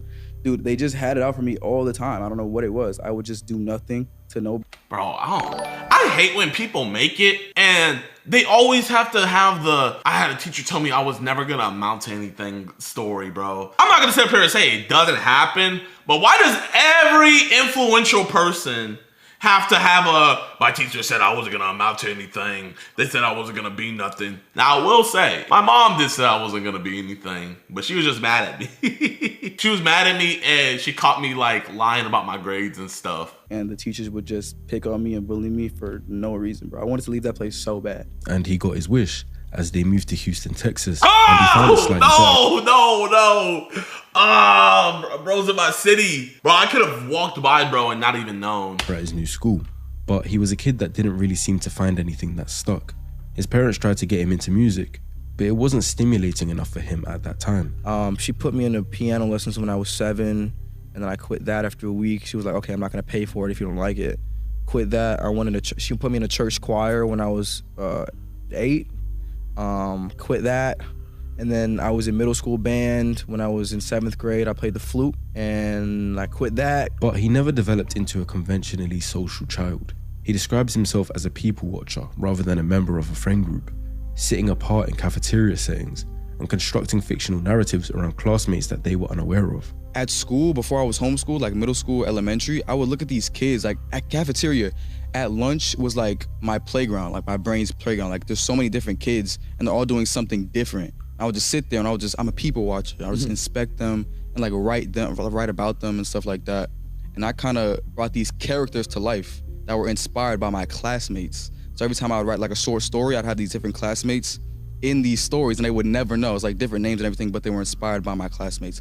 This preference to observe people and create these stories was an early marker that he had a natural tendency to see people as subjects for analysis rather than reciprocal social partners. Combined with his bullying in New York, it suggests he felt more inclined to exist on the edge of social bubbles rather than in them, present but not integrated, watching but not connecting. He says he began... So would that mean like he's like a sociopath? Where it's like he's emulating these emotions, but he doesn't really actually have them? That would make sense, because like you look at like his music, he made the songs before he killed her. But it's like, what if he made the songs because that's what he wanted to do? Because bro, I'm gonna be real, man. Like, you have a girl in a low impoverished neighborhood area and stuff like that, seemingly, allegedly in my opinion, her parents aren't that involved, bro, that's the perfect victim.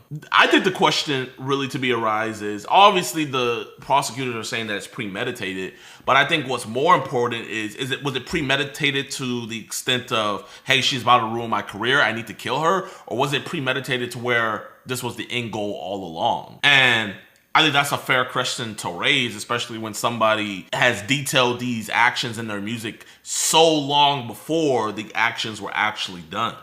I'm writing poetry in the 5th grade and pursued anime, gaming, and creative fiction from a young age.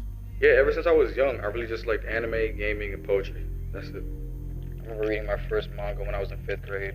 Dragon Ball, Tokyo Ghoul, and see these fantasy characters with powers and all that. That weren't superheroes, and that inspired me to start writing and write my own stories about them. But just in case his parents couldn't give him any more reason to resent them, they took him out of public school, the only place he was getting any sort of socialization, the place where he was letting his imagination run wild, and they instead placed him on an isolated homeschool curriculum. Transitioning from public school to homeschool is tragic. The first 2 years was tragic. Tragic? I was asking to go back to school almost every day. My brother too. Was the decision to move from public schooling to homeschooling a difficult one?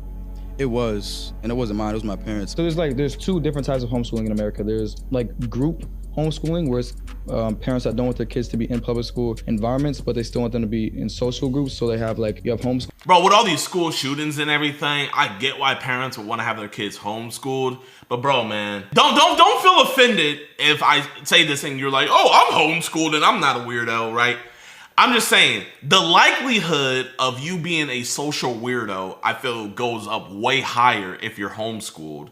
And reason being is because, bro, you're not having these interactions. You're not meeting these different groups of people. You're not interacting with people your age from all types of different demographics and stuff. So eventually when you're done with homeschooling and you go out into the real world, you're going to be socially stupid. You feel me? You're going to be socially stupid because you didn't have that. I think school is really important, man. I really do. And not just the education, but just in what you're exposed to. Man, I can only imagine how I would have turned out if I was homeschooled. You feel me? And it's not a bad thing to be socially awkward, right? I'm not saying that. But I think it is a bad thing when you're socially unaware and you don't know social cues and stuff like that. And it's not because of something neurological. It's not because of something neurological or anything like that. It's just because genuinely you weren't equipped with something that you should have, and that's a social life. And I think that's the most important thing about school, is just the social life aspect of it. School kids that meet once a week at a specific place, and they play extracurricular activities like basketball and stuff like that, so they can socialize, and they do the work on paper. And then there's a second homeschooling where it's just strictly on computer. That's what I did. They didn't let him enroll on the socialized model involving group meetings with peers, but a fully computer-based, home-based program. Yeah, no, you can't do that, bro. No, man. Oh my. I think a lot of the reason why I think society and youth today are as bad as it is because of COVID. Like what COVID did in 2020 to a lot of kids was just like, oh my gosh, bro. It's like you dropped a nuclear bomb on the youth. And then so it's not even about COVID. You're just doing this to your kid purposely. You're like, oh no, I'm not gonna drop a COVID nuke on them. I'm just gonna drop a nuke myself on them. You feel me? Like I saw so many people where pre-COVID and post-COVID, completely different. And it's just because of that isolation. And this is unwarranted and unnecessary isolation, man. So I'm not saying him being homeschooled made him a killer or anything like that. Not at all. But definitely him being homeschooled definitely took away social cues. And I feel like, bro, I get the vibe, and tell me if I'm wrong, chat, I get the vibe that this dude has a God complex. You feel me? I think he has the main character syndrome in not the meme way, but in quite literally the worst way possible, where he thinks he's the main character, he's the story, everything revolves around him. And, it's easy to think like that when you grew up in freaking a school where everything did revolve around you. With no structured peer contact whatsoever. From a developmental psychology standpoint, this is the most significant single environmental factor in his profile. Erikson's 8th stage model identifies adolescents approximately 12 to 18 years old, as the critical period for identity versus role confusion, the developmental task of forming a stable, coherent sense of self through peer interaction, social experimentation, group belonging, and the feedback of others. Removing a child from that process during its peak window doesn't simply slow development, it redirects it, and they don't develop normally. And the main damage that came from that cutoff was socializing. None of his peers stayed in contact with him following the transition, and he was all alone. Dang. I thought I had a lot of friends in middle school, and then after being homeschooled, nobody's hitting me up, nobody's asking me like, where am I at? Why am I not coming to school today? It made me question like, what is a real friend? And do I have any of those as well? Especially when I was transitioning from public school to homeschooling and nobody like hit me up on Snapchat when I was like streaking everybody. My Snap score was like 250,000, bro. And nobody hits you back? Nobody, dude. Oh my god. Your Snap score was 250,000 and nobody hit you back? Oh my gosh. I know, bro. Bro, I had a streak of 400 days with Maddie Tamburillo. I start getting homeschooled. I sent her a streak with the dog filter. She doesn't even respond. That fucking bitch. I know, bro. Oh my gosh. How? I'm not gonna even lie. I know a dude. Last time I checked in 2019, his Snap score was 1 million. A dude with a Snap score of 1 million. I can only imagine what his Snap score is now. Dante Proctor. You know what? After this, we're gonna find out what his Snap score is. That's what I'm saying. Like nobody, like who? You're not at school. Where'd you go, Dave? Like nobody. Like, dude, did I really have friends? And you start to question things. Oh, like, totally. About your everyday life. It's like who's really there for you at the end? I mean, dude, homeschooling really takes a toll on a kid. Like isolation. Yeah, and there's outlets like I know I made a couple friends now that were homeschooled, but they had like these groups that they would go to like bi-weekly and yeah, I mean, bro, it's one thing homeschooling a kid, but if you're not having that kid like go and see friends afterwards and stuff like that, you're just cooking your child. That's what I meant by homeschooling. Like what I meant by homeschooling is just they're just in home, they're not going out, they're not talking to other kids outside of the house and stuff like that. That's what I mean. If you have like extracurricular activities where you're on a basketball team or you're on a football team, but you're still being homeschooled and stuff like that, oh bro, you're gonna be straight. Just to socialize, but I didn't have that. Like David would start to feel a growing disconnect between himself and his age mates, and an acute awareness of experiences that he was excluded from. I've gone through his TikTok, and this was clearly what hit him hardest. He was emotional seeing homeschool proposals.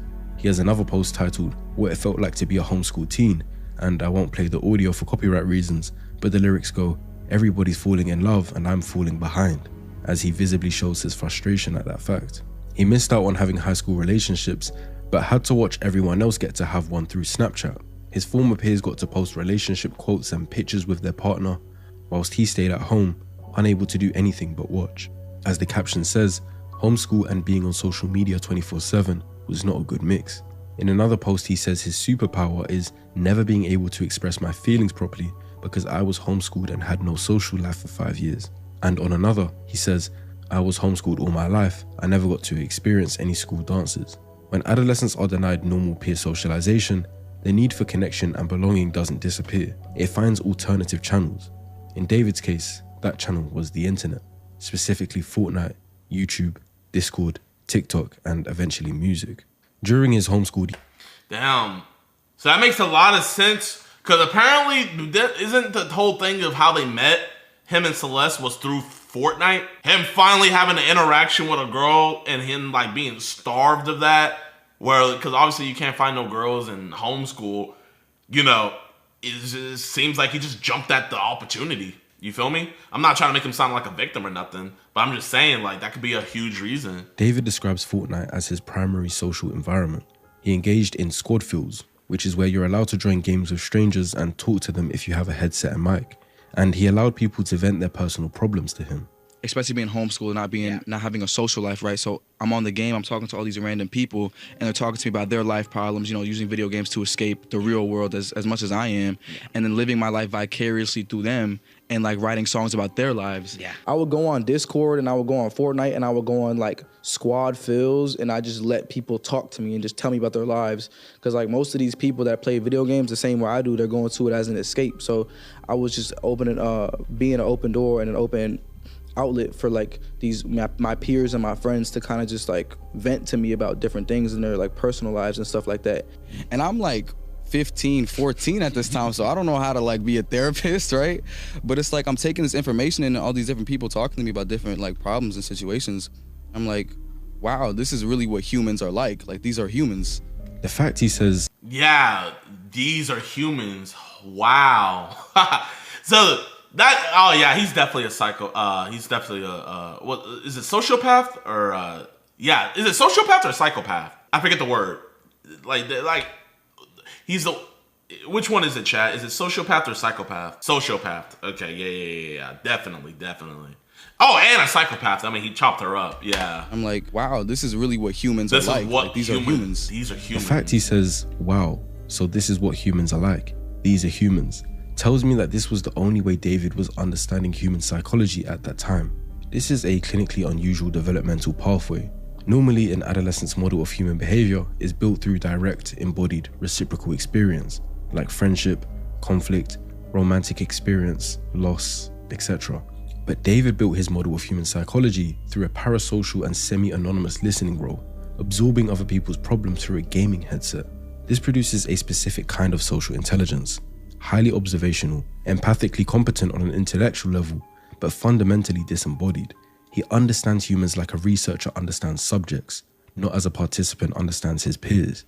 Damn. So he wasn't going on the games to really listen to their problems. He's probably going on the games to like hear their problems so he can emulate it. Okay, wow, they're going through this, so that's what I should have went through. Okay, so I can embody this. Like it's kind of like, it sounds like he was just like taking people's souls pretty much. Like, okay, let me take you this. Let me take this, add this to me, add this to me, add this to this. It's like he was going shopping to become human, shopping to become human. Crazy. And that's going to be significant when evaluating his later relational behavior.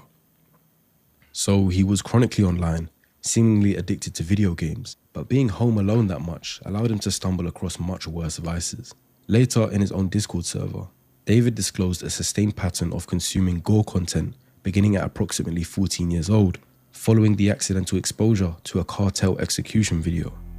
Gore is real-world violence and injury, fully uncensored, including death and murder, and he was discovering that and watching it repeatedly at 14 years old. He describes a progression. There is a strong pipeline from people that watch gore videos to people that start consuming CSAM material. It is an uncanny pipeline like none other. Like, you know how people are like, this is a red pill pipeline or this is a blue pill pipeline? If you are a person who is just absorbing and watching gore content, like I'm not talking about like horror movies and stuff, like actual real life gore content, there is a strong likelihood that you will end up into CSAM material. If I would have known this, that he was into this gore stuff, I would have been and knew that, oh yeah, so that CSAM that they found on his phone, I promise you, when the prosecution, if this goes to trial, bring it up, it's not going to just be Celeste. It's not going to just be the other children that he was talking to. It is going to be material that he has gotten and purchased for himself. Because it is sad to say, but CSAM material is very easy to obtain if you know where to look. So I bet you it is not just from girls he knew. He was collecting this stuff just from this alone. From initial shock response to habituation, saying, it got to the point where I don't even cringe when I see it anymore, to then developing a dissociative response, claiming he started laughing at one point, but then escalated to deliberate intentional use. I watch gore to disconnect the part of my brain that feels empathy to the wrong things. We have something called an amygdala, which generates the brain's threat and disgust response to violence. Repeated exposure to graphic stimuli triggers habituation and desensitization. In simpler words, the threshold for what makes the brain want to cringe and look away rises because the stimulus is no longer threatening due to seeing it so much. What David describes in his Discord is consistent with this process in adolescents, whose prefrontal regulatory systems are still maturing and therefore less equipped to context. So what? He was either 17 or 18 when he made that post. And contain the desensitizing effect. But what distinguishes David's disclosure from typical adolescent experimentation? Prosecutors are definitely going to use this. He doesn't describe watching gore for entertainment or shock value. He describes it as an emotional engineering exercise, a deliberate attempt to modify his own empathic response. This level of intentionality about emotional desensitization in a 14-year-old is far from typical and represents a significant clinical signal. This would have been a major warning sign and red flag that David was gaining the ability to care less about human life. During that same isolated period, David developed an elaborate alter ego he called Itami, a Japanese word meaning pain. I have this alter ego named Itami, which means pain in Japanese, and I'm heavily inspired by like anime and stuff like that. But that character that's in the music videos I make now was actually an idea that I had years before music even started, when I was writing my first comic book. And it was this detective that would solve his own crime. So he was the good guy by day, and then at night he'd kind of transform into this alter ego and then commit crimes he'd solve the morning of. So bro, he's just straight telling. Oh my gosh, damn, bro. And Jayoma think he can get this off. Nigga is straight telling on himself. Itami isn't this artistic, creative concept he's come up with. David described it in multiple interviews as a character he intended to develop into his own manga, one who was explicitly him, a detective who committed murders and then investigated them himself. Big part of that manga was an evil version of me, an agent of chaos and kind of my alter ego, and there was an evil version of myself that would kind of come out at random moments, kind of like Fight Club with Tyler Durden. And he would commit the crimes that I would have to solve as the detective. So like when I was as the detective, I'd be like solving murders that I'm committing myself. Understand that there's a difference between normal fantasy and what David's doing. We all might fantasize here and there, maybe about obtaining a certain level of wealth or driving a certain car or whatever you guys care about. Escapist fantasy uses fictional scenarios to temporarily relieve stress and provide alternative experience. The psychological concept of fantasy elaboration, however, involves constructing increasingly detailed, immersive internal worlds in which the individual places themselves, not a character, but themselves, and which begin to function as a parallel framework for understanding identity and relationships. David explicitly inserted himself into this narrative. He is not the author of Itami. He's Itami's counterpart. They share an existence.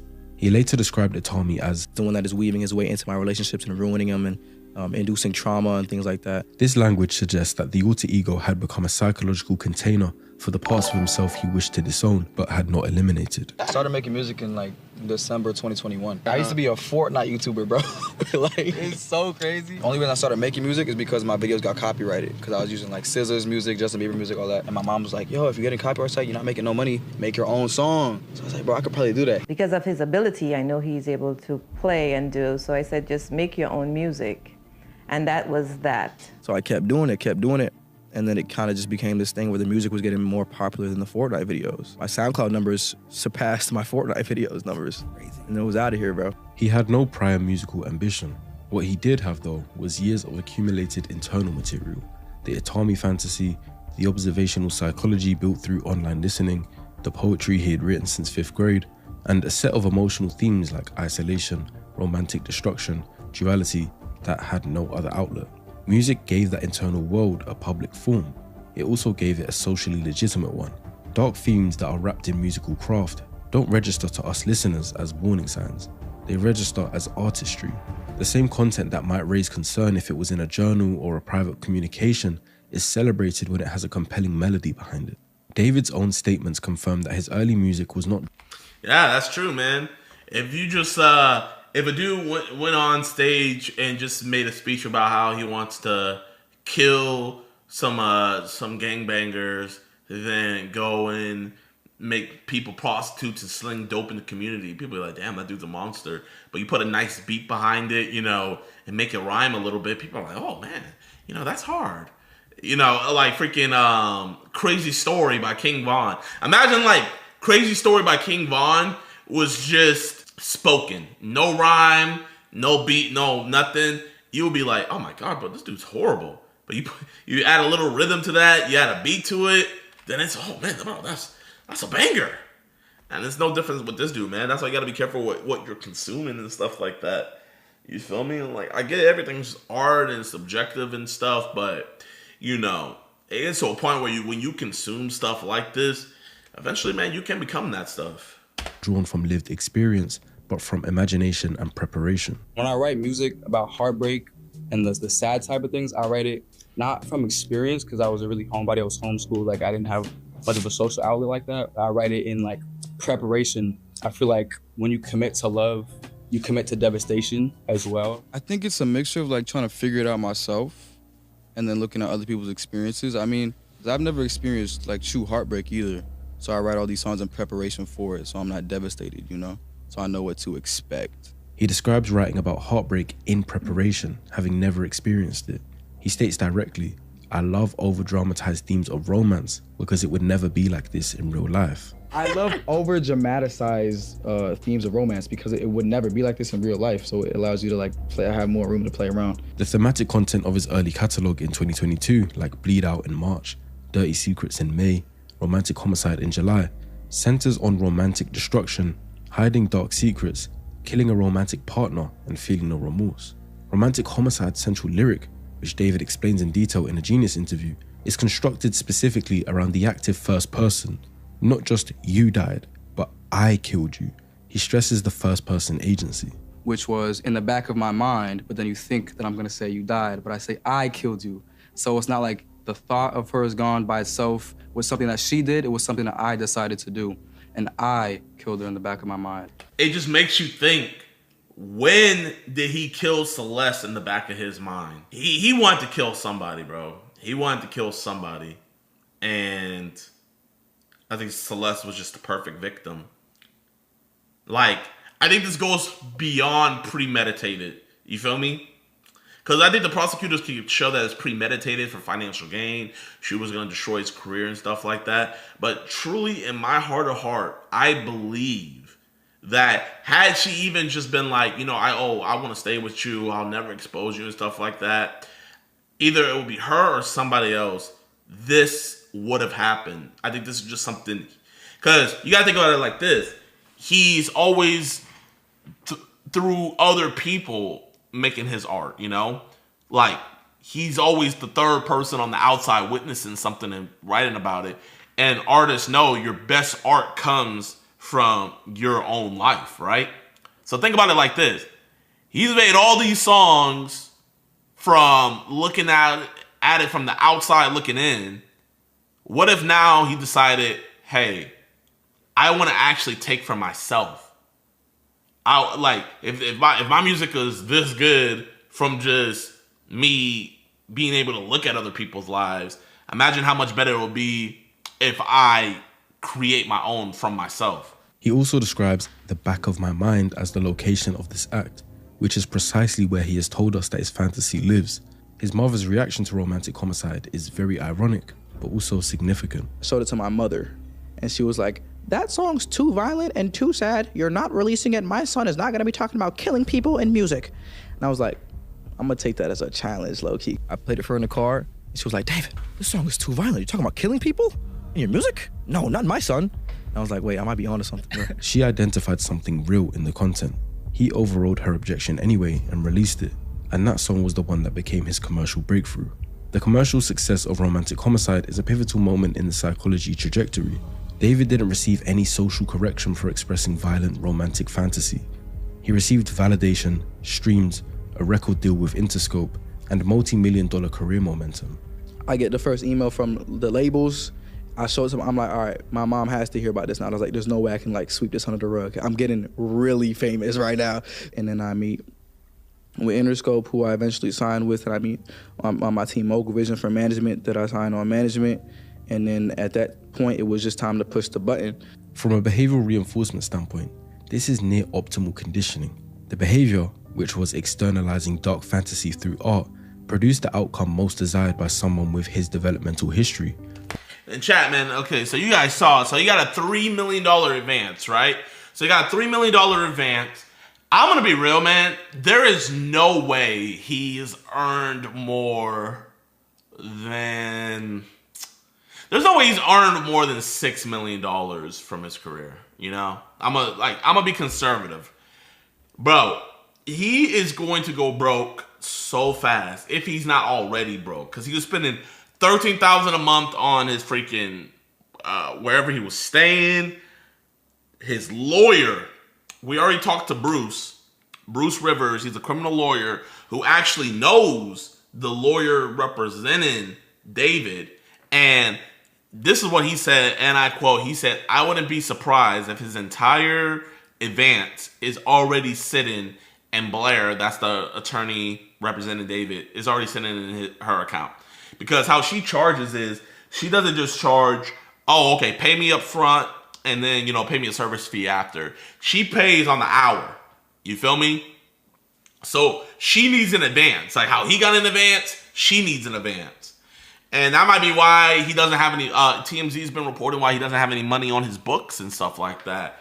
And it's just like, you know, and that's another thing is the lawyer I talked to, he said that he believes that she is not going to be his lawyer by time David's case runs around. Like by the time his case goes to trial and stuff like that, he does not believe that she's going to be his lawyer. And he's probably going to have to get a worse attorney, and either they're going to do a plea or there's going to be some BS trial, and, you know, either he's going to get life or death. But I say all that to say, man, you know, with this dude talking about, oh, nobody went against this type of music, bro. Nobody ever will. You know what I mean? It's like, who went against King Von? Who went against Lil Durk? Who went against what's another rapper? You know, there's so many rappers who rapped about them killing people and all this stuff and everything like that. And at least in the black community, it's like a badge of honor and stuff. And it's like, I think us as a society, we need to call this shit out, bro. You know? If somebody made a song talking about, oh man, I love diddling kids, I love touching kids is the most fun thing, everybody and their mama is gonna come out and be like, yo, this is whack, you're evil, you're Melly, YNW Melly. But when it's not something about kids, but it's about murder, or it's about freaking robbing, it's about stealing, it's about scamming, it's about prostitution, harlotry, and all of that, all these different things that are detrimental to society, you know, we ignore it.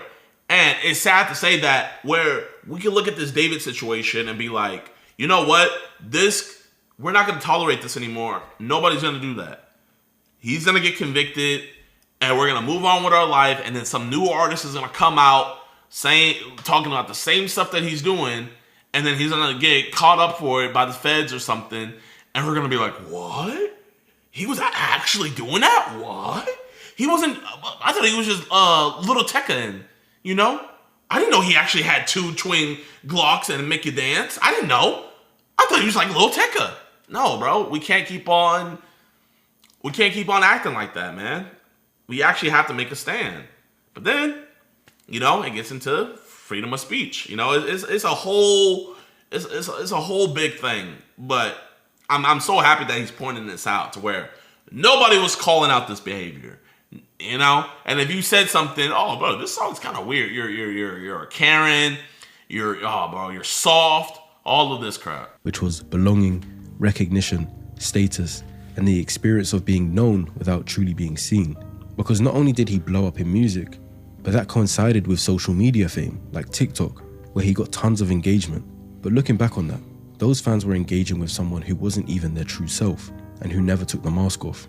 I got me as the artist, David, D4VD, Itami, which is the antagonist. He was the blindfold. My gaming character is coming soon. He is like the one that's super tech savvy and stuff like that. And then my social media persona, which is also being built out as we speak. And that's the 4. So, bro, like, he was never truly him, bro. He's a chameleon, you know? Music, I'm this dude. Social media, I'm this dude. Gaming, I'm this dude. I think this trial is going to show us who he really is. He constructed an entire identity architecture around himself with those 4 defined personas. David the artist, Itami the antagonist, a gaming persona, and a social media persona. None of which were David Anthony Burke. The actual self was not among them. what researchers describe as identity diffusion, where the boundary between constructed persona and authentic self becomes genuinely unclear, appears to be happening here. The masks were not overlaid on a stable self, they may have become the primary mode of self-experience. So David from early on learned how to switch between characters. In private, he could be this antisocial kid with dark fantasies. In interviews, he could sound smart and sophisticated. And on TikTok, he could do his best to be relatable and goofy to his audience. And you guys heard in Jayoma, he was like, I don't see how this kid could do that. Or the dude that's the black dude that's a huge David stan. I don't see how he could do that. This explains it, bro. He himself says that he's not just one person. He himself is a bunch of different people. And so, and you know what's crazy, chat? This goes into, oh man, how do people like Holo that have everything download CSAM? How do people like David who have everything do things to minors and download CSAM? How do they do that? When they're this successful, why do they do that? Because it's, they break it up. They break it up. It's not all together. It's not all together. All right, everybody call me LGD. My bad. Pistachio with the 36 Qatar. Hey, Jid, love the stream. My friend and I found a predator in the States and gathered some serious evidence / screenshots. We appreciate your help exposing him. This isn't a troll. Let me know. My man, just send the email through. The link's down in the description below, man. But we're going to look over, man. I hope your evidence is good. That ability to switch became something that we now potentially know might have helped him deal with the consequences of his future actions.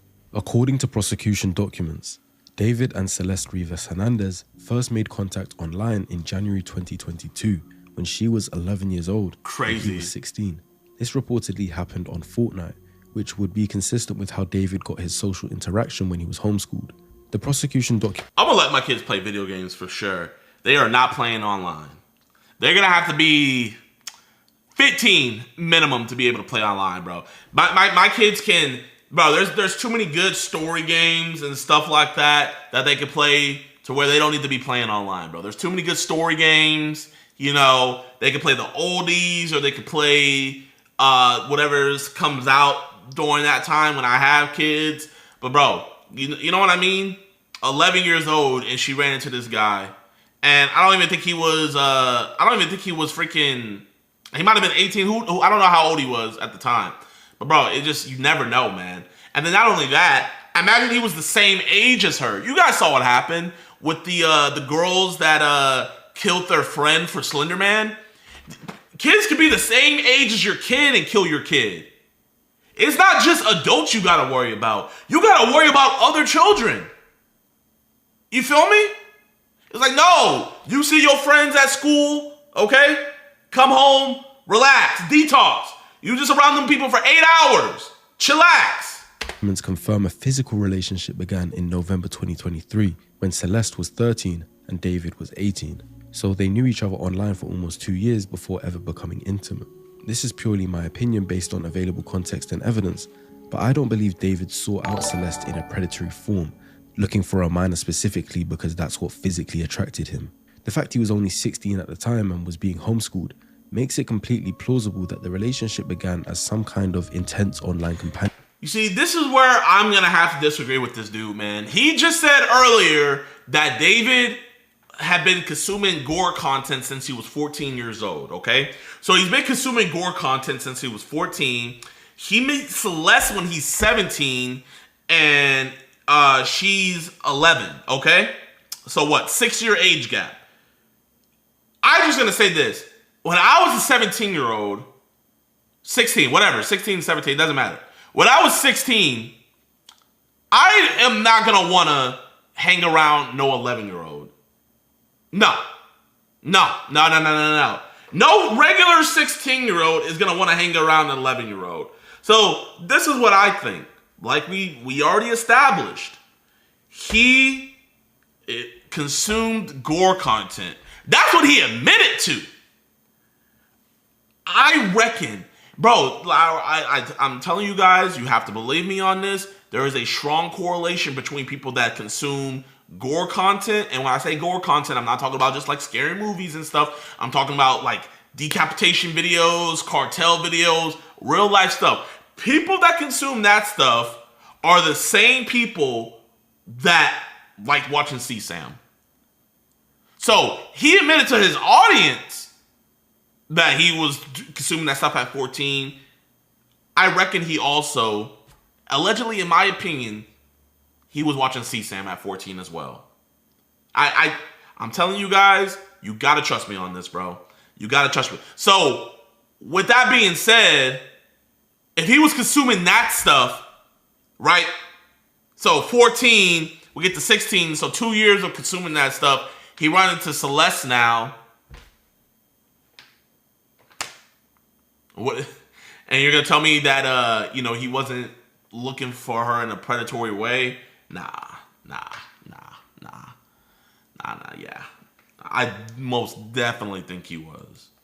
Companionship, where he was just happy to talk to someone, with age not being one of his concerns. I believe they started off as friends who confided in each other, made jokes, and wasn't started off in any inappropriate nature. What changed it is the question.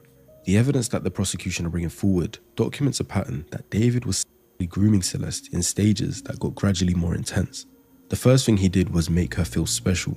He released a romantic homicide music video on Celeste's birthday. He then recorded a song titled Celeste. Wow! I did not know that. In December 2023. Wait, hold up. Now, this brings in the question again, chat, that I'm going to keep on arising. He debuted the music, the video or the song on the 7th, her birthday, right?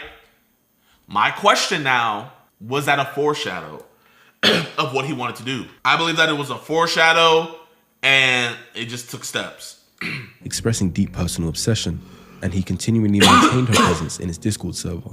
The song Celeste references the girl with my name tattooed on her chest, a detail that subsequently materialized in reality when Celeste had his name tattooed on her finger and shared it in the Discord server in July 2024. He also never publicly posted her on social media, but would post pictures where she's present but not identifiable, or captioning posts referencing having a girlfriend to show his fans he was in a relationship, which gave his romantic music credibility. Another thing he did was use financial control.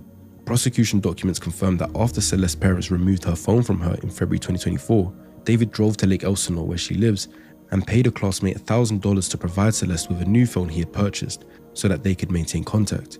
This was done after law enforcement had directly informed him that she was a 13-year-old runaway. Despite her parents and law enforcement trying to stop David from connecting with her, he chose to go around them anyway. He then isolated her from her family and support system. There's debate on whether Celeste had the best home life in the first place, but David definitely capitalized on that and took advantage of her vulnerability.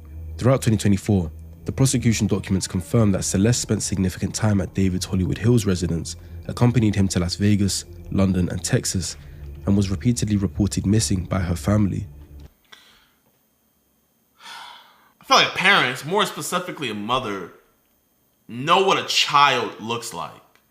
You know what a child sounds like. Had I been David's dad or anything, or if I had a son and he brought a girl over and she looked how Celeste looks, you're not gonna ask questions? Like, how old are you?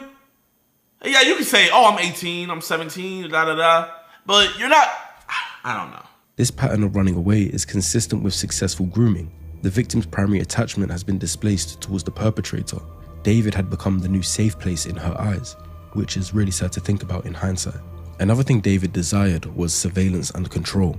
It could be for humor purposes, so take it as context rather than fact, but in January 2024, after they'd started a physical relationship, he posted TikTok with the text on the screen implying a partner telling him that she will swallow an AirTag so he gets to know her every move. It seems playful on the surface, but with the context we have, he's describing a desire for a constant location surveillance over a minor. On January 11th, 2024, David did a Twitch stream, but he had Celeste in full view of his audience, right there in plain sight. She was wearing a hoodie and glasses to perhaps conceal suggestions at her age, and they seemed to be doing a cooking stream. Season it? It's already seasoned, but it's Alfredo. I'm yet to find the full stream, but something gets said beforehand, and the comments start saying things like, "Pray for his career, chat. You're done for, bro. Nah, you going on the Epstein list. There's no escaping this, bro. caught you in 4K. All messages that allude to the chat realizing that David is a allegedly. David reads these comments out aloud and questions Celeste. Are we done? To which Celeste says, we need to delete this. Pray for his career chat.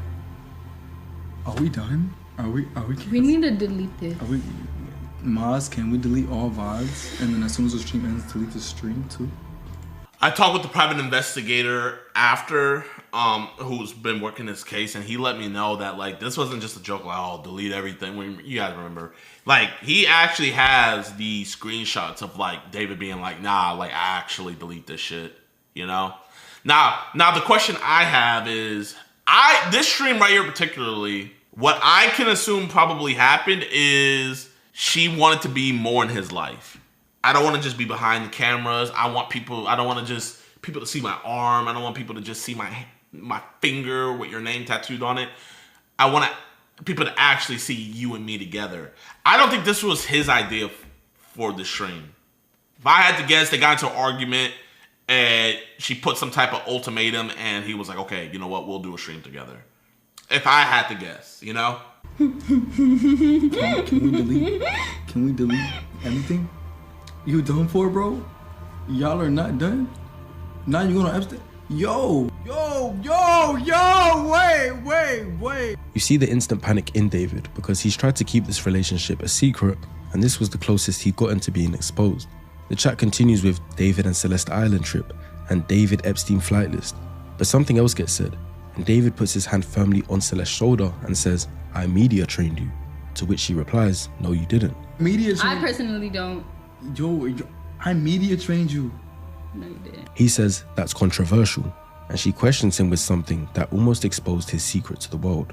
That's controversial. It's controversial of kids.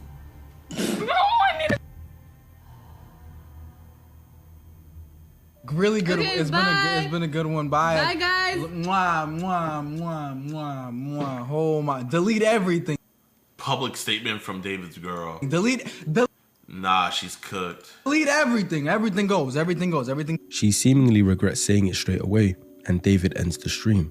Of course, I have to preface that streaming clips get taken out of context all the time. What we don't know is what was actually said beforehand, and the chat could have been referencing something completely different.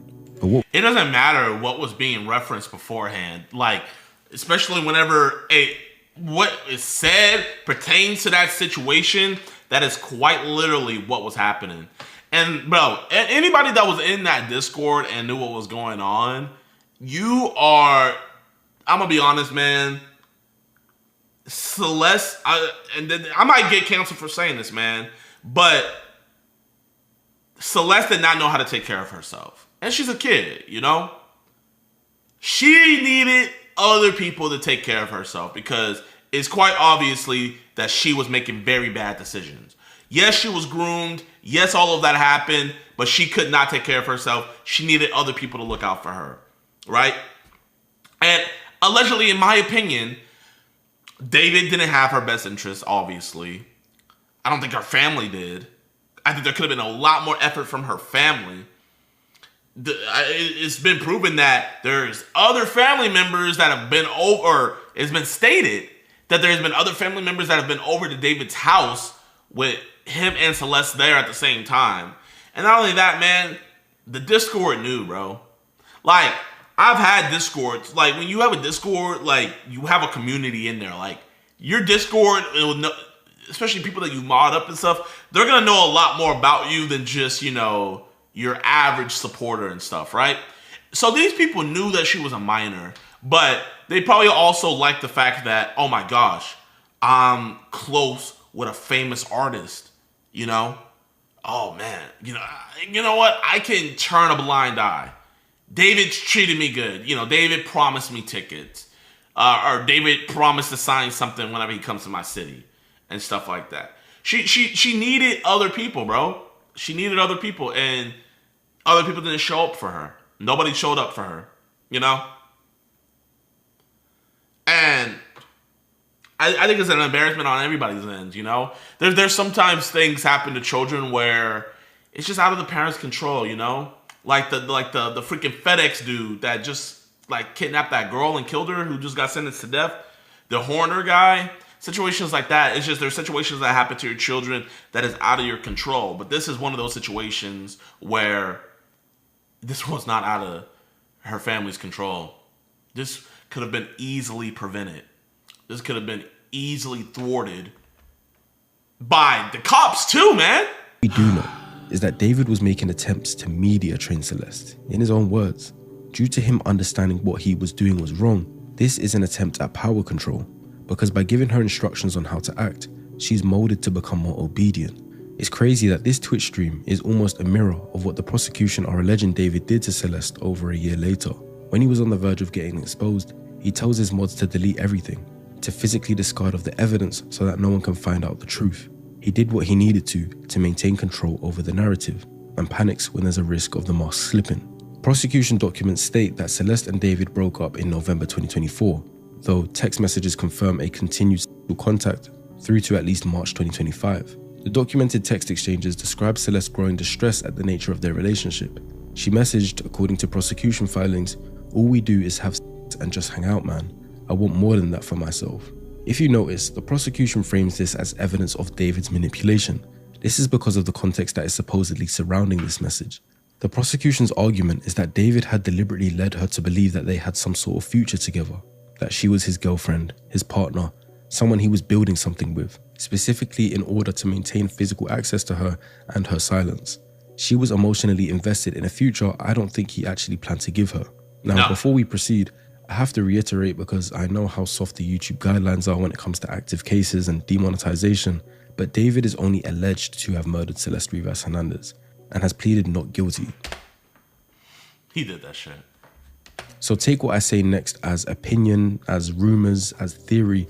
But take what I say as fact, as the gospel, as truth. Not fact, because his behavior over 2025, if not guilty of the murder, just looks like normal behavior.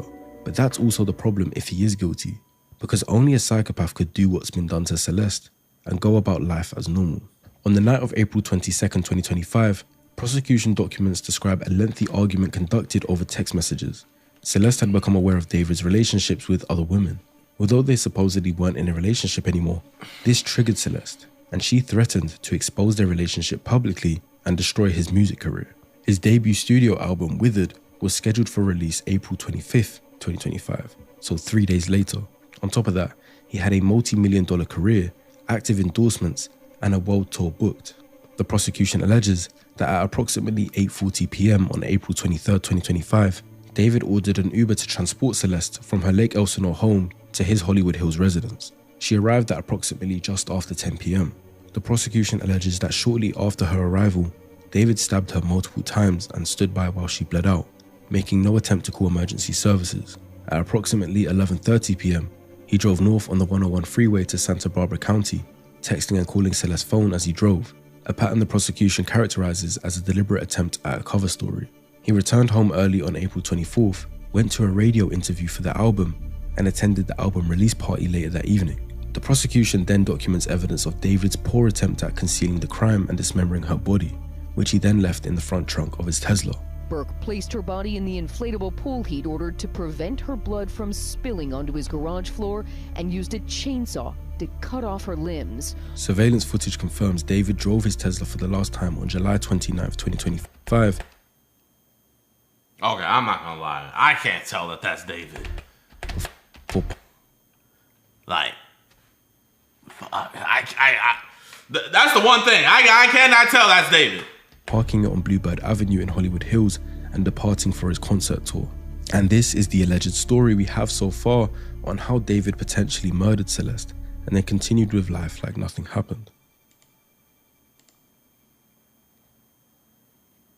The following analysis I'll give is based on if the evidence presented by the prosecution is factual and proven, and is just my opinion. But the first thing that I believe to be true is that David demonstrates a dark triad personality. The dark triad is a mix of 3 personality constructs: narcissism, Machiavellianism, and psychopathy, identified in psychological literature as co-occurring and collectively associated with manipulative, exploitative, and callous interpersonal behavior. And I believe all 3 appear relevant to David's documented behavioral profile. I do as well. Narcissistic personality disorder, or NPD, is characterized by grandiosity, a persistent need for admiration, entitlement, and a lack of genuine empathy. Subclinical narcissistic traits, which don't meet the full diagnostic threshold but are clinically meaningful, are observable in David's behavior across multiple domains. The construction of an elaborate multi-persona identity architecture, the use of a child as a participant in his artistic and fantasy world, the apparent expectation that normal rules, including the laws, didn't apply to him, and the documented use of financial resources to purchase compliance from multiple parties, like Celeste's classmates and potentially others, rather than just accepting social or legal constraints. He continued pursuit of Celeste after direct law enforcement contact, despite being explicitly told that she was a 13-year-old runaway, which just demonstrates how important he thought he was. Narcissistic individuals frequently exhibit a belief that ordinary legal and social constraints are obstacles that apply to others, but not them. Machiavellianism refers to a strategic, manipulative orientation towards interpersonal relationships. In simpler terms, using others as instruments towards personal goals, maintaining multiple social presentations simultaneously, and planning several steps ahead in your devious plans. David's documented behavior across the 2022 to 2025 period is consistent with this profile. The staged disclosure of his relationship that was sufficient to lend his music credibility, but not enough to expose it, the financial management of witnesses, the claimed media training of a minor to manage his public perception, and the fake name he used on the Amazon purchases when trying to cover his murder trail. Psychopathy is characterized by reduced fear response, diminished empathy, shallow affect, and the capacity to engage in harmful behavior without the guilt and anxiety that normally regulates such behavior in normal individuals. What's actually happening in the brain is reduced amygdala reactivity, meaning the internal alarm system that makes violence psychologically hard to deal with is significantly reduced. David's deliberate desensitization program beginning at 14, his awareness of this process, saying, "I watch God to desensitize the part of my brain that feels empathy to the wrong things," and his ability, if the allegations are accurate, to attend a radio interview and album release party within hours of the alleged murder are all bro, the prosecution show this because the defense is gonna be like, what person could possibly murder a 13-year-old girl and then chop up her body and do an interview after? Who could do that? All the prosecution gotta show is, bro, look, he look right here claims that he watches that stuff to desensitize himself. So of course he'll be desensitized to the point where after he does it, he could go on about his day. Consistent with elevated psychopathic traits. The prosecution's timeline describes someone who moved through the alleged crime and its immediate aftermath. I just find it so funny, bro. Bro, chat that. Like, bro, literally, Jayoma says he can get him off. And he would not prep for a trial. Bro, Jayoma said he can get him off without... Oh, man, bro. Yo, David, man. Hire Jayoma, dog. Hire him. In a goal-directed, organized manner, without visible emotional disruption to his public functioning. He saw the murder and the cleanup as a task to get out the way, rather than a major disturbance to his life. It's important to note that psychopathy exists on a continuum. High psychopathic traits do not predict violence on their own.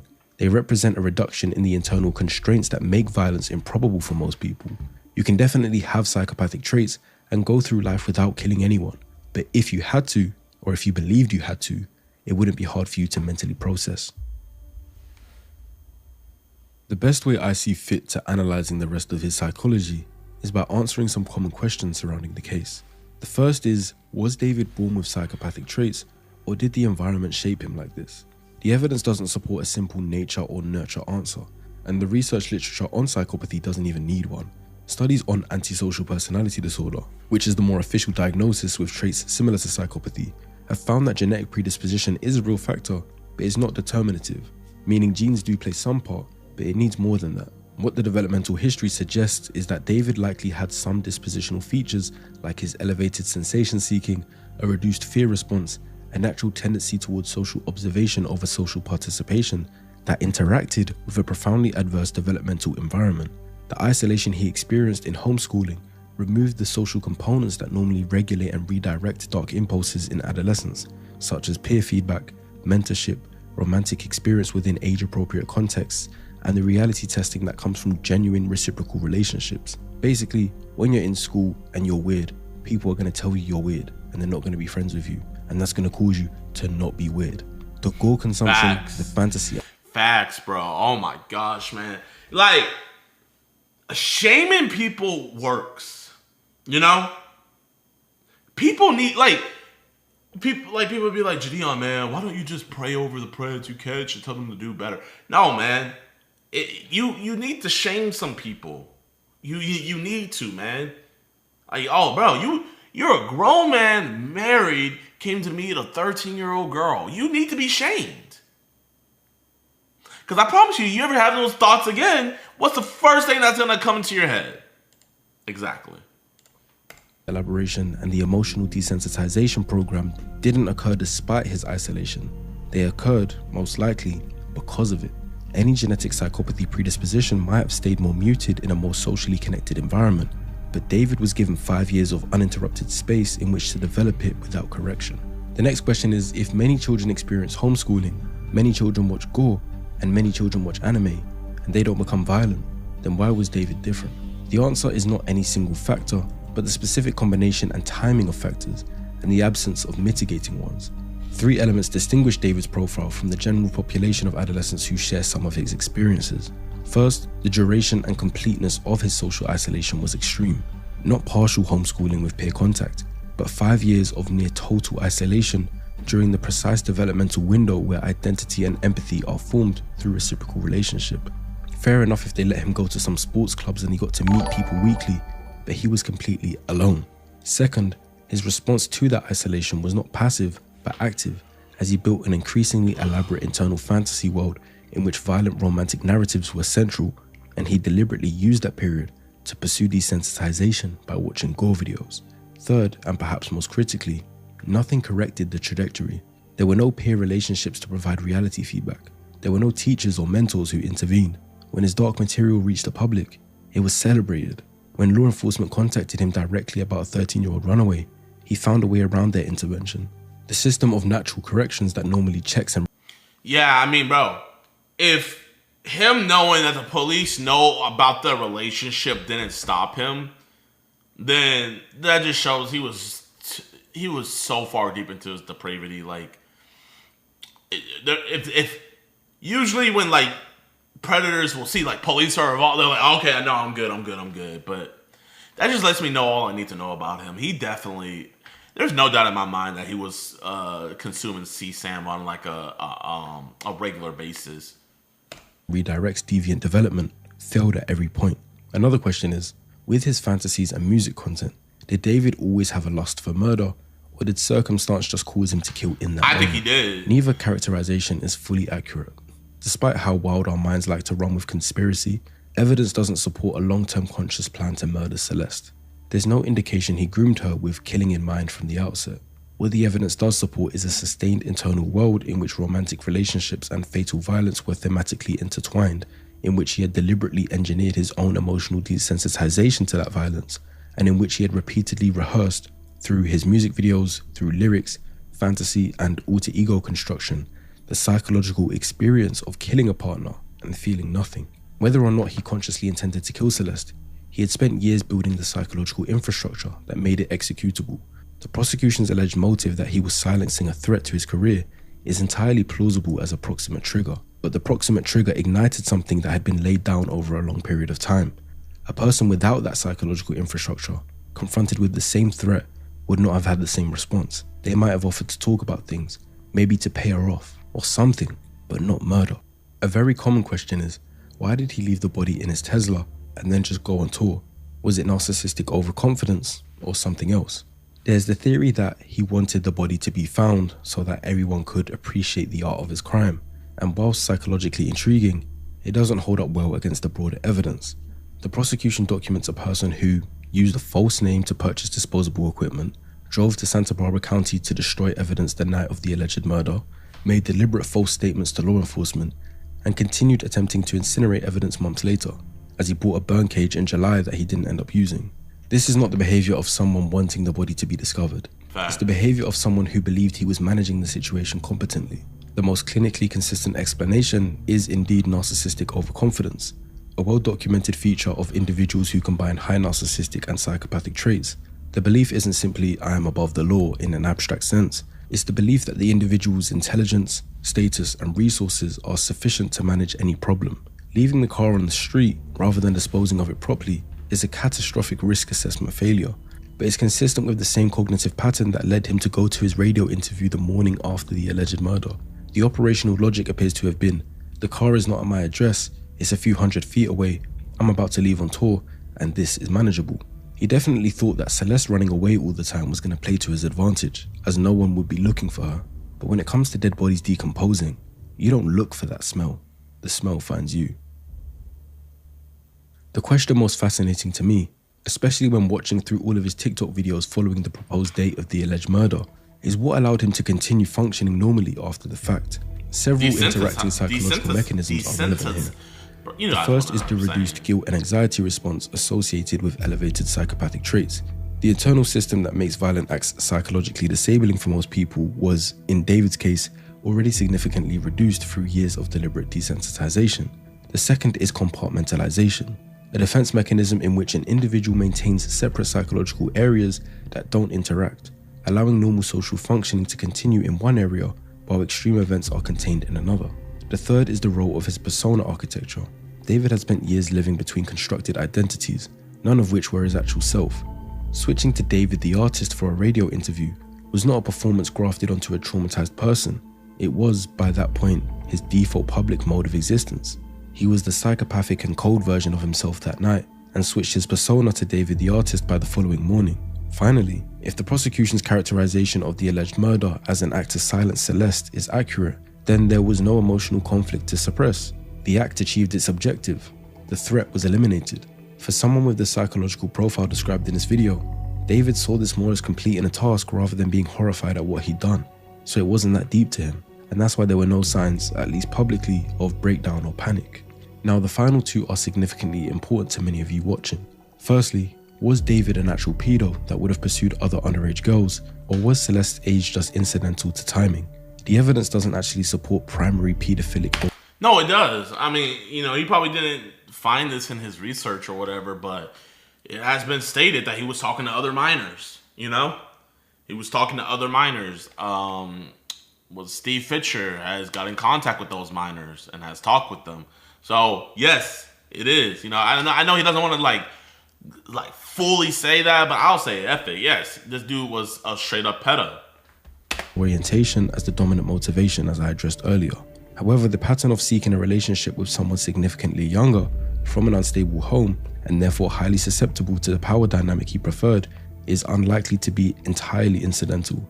The specific age of Celeste, 11 at first contact, 13 at the alleged start of the physical relationship, may reflect opportunity and controllability rather than exclusive attraction to that age group. Whether he would have sought out other minors depends significantly on whether the control and power dynamic, rather than the age itself, was the primary draw. The evidence leans towards him just preferring the control aspect, which suggests that his targets might have included adult women in vulnerable circumstances just as much as minors specifically. In simple terms, I don't believe he cares if it's an adult or a minor, just so as long as he can control them. And the final question, if not caught, I think he definitely would prefer a minor. For this alleged murder, would David have killed again? On the available evidence, a second murder was not inevitable, but the risk profile wasn't low. The alleged murder, if accurately characterized by the prosecution, was carried out to eliminate a specific threat to a specific goal, which was protecting his career. This is different from the profile of a serial killer driven by compulsion or escalating fantasy fulfillment, like Ted Bundy, Jeffrey Dahmer, and the BTK killer.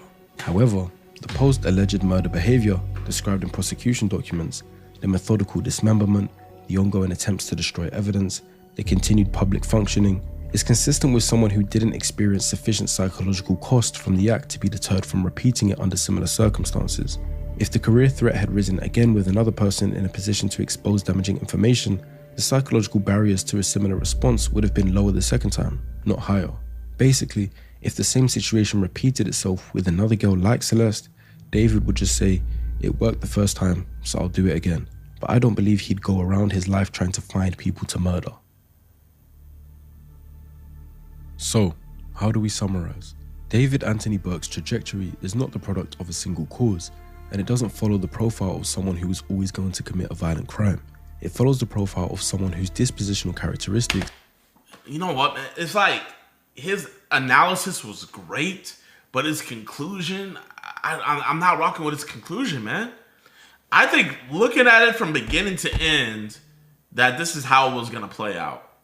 Like the way he broke it down, I don't see how he comes to the conclusion that this was more of a circumstantial thing. I don't think it was, bro. I don't think this was circumstantial at all. I don't think it was. I think it was. I think the only thing that affected him doing this was her saying that she was going to out his career. That's what made him do it sooner. But there's no doubt in my mind that this dude would have done something like this. Were given an extreme developmental environment in which those characteristics were amplified, reinforced, and never corrected. The homeschooling decision at 13 was the rupture, not because it was inherently abusive, because it removed the entire social architecture within which deviant development is normally detected and corrected, and replaced it with 5 years of unstructured internet access and internal elaboration. The resulting internal world, saturated with violent romantic fantasy, deliberately desensitized emotions, and a constructed alter ego who committed murders, was then given a commercial platform that celebrated rather than challenged it. The relationship with Celeste Rivas Hernandez was built on the structural conditions his isolation had created, an online social infrastructure that gave him access to vulnerable people, a power dynamic he had never experienced in any other relational context, and a fantasy framework that had always positioned a romantic partner as someone he would end up killing. What the prosecution alleges is that when that relationship produced a threat to his survival, both professionally and financially, the psychological infrastructure necessary to respond violently was formed, and the psychological barriers that would have made most people unable to act on that response weren't. Celeste Rivas Hernandez was 14 years old. She was reported missing by her family multiple times. She had reached out to the one adult who was supposed to care for her, and was told that she was wanted, loved, and seen, or at least made to feel that way at one point in their relationship. The prosecution alleges that that same person who told her those things ordered the Uber that brought her to his door and stood by as she bled out on the floor of his Hollywood Hills home. The warning signs were there, in his music, in his Discord, in his fantasy constructs, in his own words, in interviews. So how are you gonna say if the warning signs were there, that this was, that the evidence doesn't show that it was built up to this? Bro, this was definitely built up to this, bro. Definitely, without a shadow of a doubt. Given freely to journalists who heard them as art. The question this case raises, for parents, for platforms, for the music industry, and for the audiences who stream artists without reading what they're actually saying, is not why nobody saw it. It's why, when it was visible, it was so easy to look away. It was easy to look away because it had a cool beat to it, you know? In the back of my mind, you died. I killed you. You know, like, bro, like you put a little melody to that. It's like, oh, yeah, that's kind of fire. Yeah, okay, I can rock with that. Now, if I said, in the back of my mind, I killed you, you can be like, what the? Oh, man. Bro, this was an amazing video. It's just, man. I'm just upset that we didn't come to the same conclusion, bro. The case is ongoing, and I plan to cover any major updates as well as documenting my own theories over on Patreon. All right, you guys shout out to Patreon, man. But hey, man, this was great work, though. Yo, Jay Wisdom, amazing. Dog. 10 out of 10.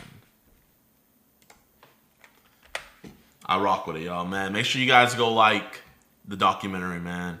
If you're on YouTube, make sure you guys go like it and let them know JiDion messes with it. If he makes another one, we definitely watching it, y'all.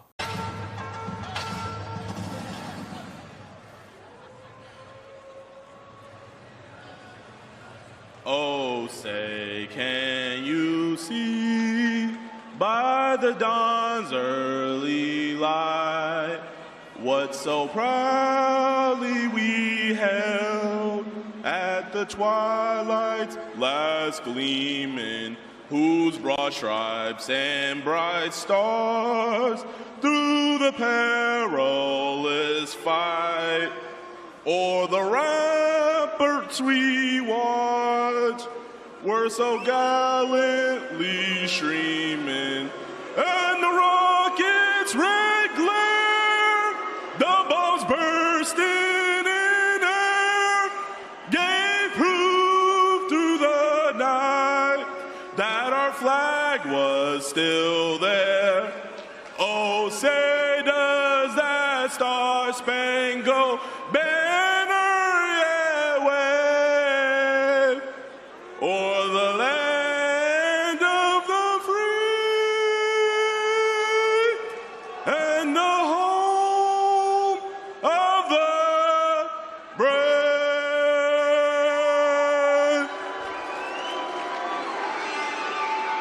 You know, just recently you said something along the lines of kissing her. Do you remember saying that? That's your husband? Oh. Oh!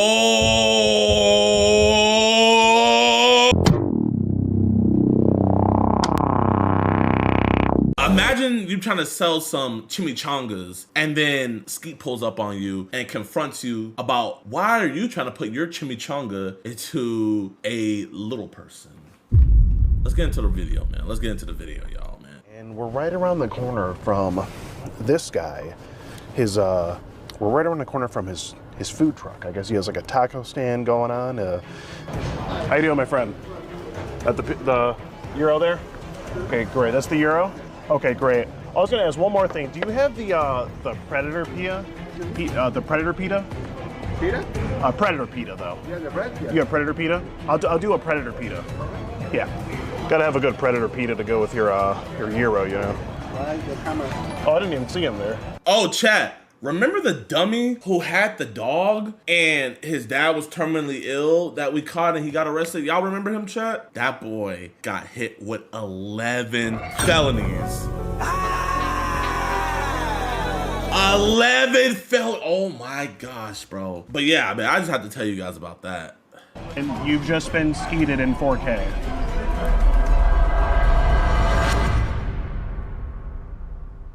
You know, you really gotta love these food trucks. I mean, just the amount of passion and heart and soul that food truck owners put into all their meals is truly unmatched by anyone else in the restaurant business, really. Most food trucks are ran by, you know, very hard-working individuals that put their sweat and tears into the that entrees. looks good. Not literally. That would be gross, but you know what I mean. Been here for about a year at this location. I mean, you guys have some pretty high ratings on Google, so I figured, you know, should be pretty good place. You know? Where did it all start? I had $20,000 in my bank account, and I was like, you know what? I gotta do something with this money. I borrowed like $50K. Wow. Yeah, I borrowed. You see, I commend you because most people wouldn't know what to do with that kind of money. Yeah. I'm just glad you didn't go and spend it all on hookers and blow. You know, some people out here. That's probably what I did with my first $20,000. Oh, okay. So you gotta get the first. We all know that some food trucks are better than others. It's just a fact of life. And by the way, this nacho burger is really hitting the spot right now. But surely, all food trucks are run by decent, honest human beings, right? Not so fast. This here is 35-year-old Martin, or Carlos as he likes to go by, and he runs a food truck in San Diego, California called Mick Kebab. It's a very highly rated food truck according to social media. One day, Martin struck up a conversation online with our adult decoy. And let me just say, this chat log was much dirtier. I invited our adult decoy up there to give her a different kind of shish kebab, if you know what I mean. So while we're cooking this up, I mean. All right. Skeeter, I love you, man, but we're gonna get to the catch. How you doing, my friend? At the Euro there? Okay, great. That's the Euro? Okay, great. I was gonna ask one more thing. Do you have the Predator pita? The Predator pita? Pita? Predator pita, though. Yeah, the bread? Yeah. You have Predator pita? I'll do a Predator pita. Okay. Yeah. Gotta have a good Predator pita to go with your Euro, you know. Questions. What's that? Questions. Yeah. Why here? What's that? Why the camera? Oh, I didn't even see him there. Oh, he's deaf anyway. But do you have the Predator pita? Yeah. Okay. Can I get that? Oh, it's cooking right there. Okay, great. Well, while that's cooking, I just wanted to ask you a couple questions here. So this, this be your picture here? Yeah, it's me. That's your picture? Okay. And what was your name again?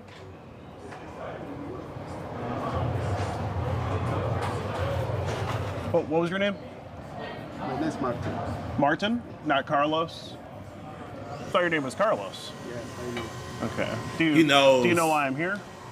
I think, yeah. Well, why do you think I'm here? What was your name again? Martin. Martin. Yes. Okay, Martin. Why do you think I'm here, and why do you think I have your picture in this binder? I can't really hear you. I don't say nothing. Just I need my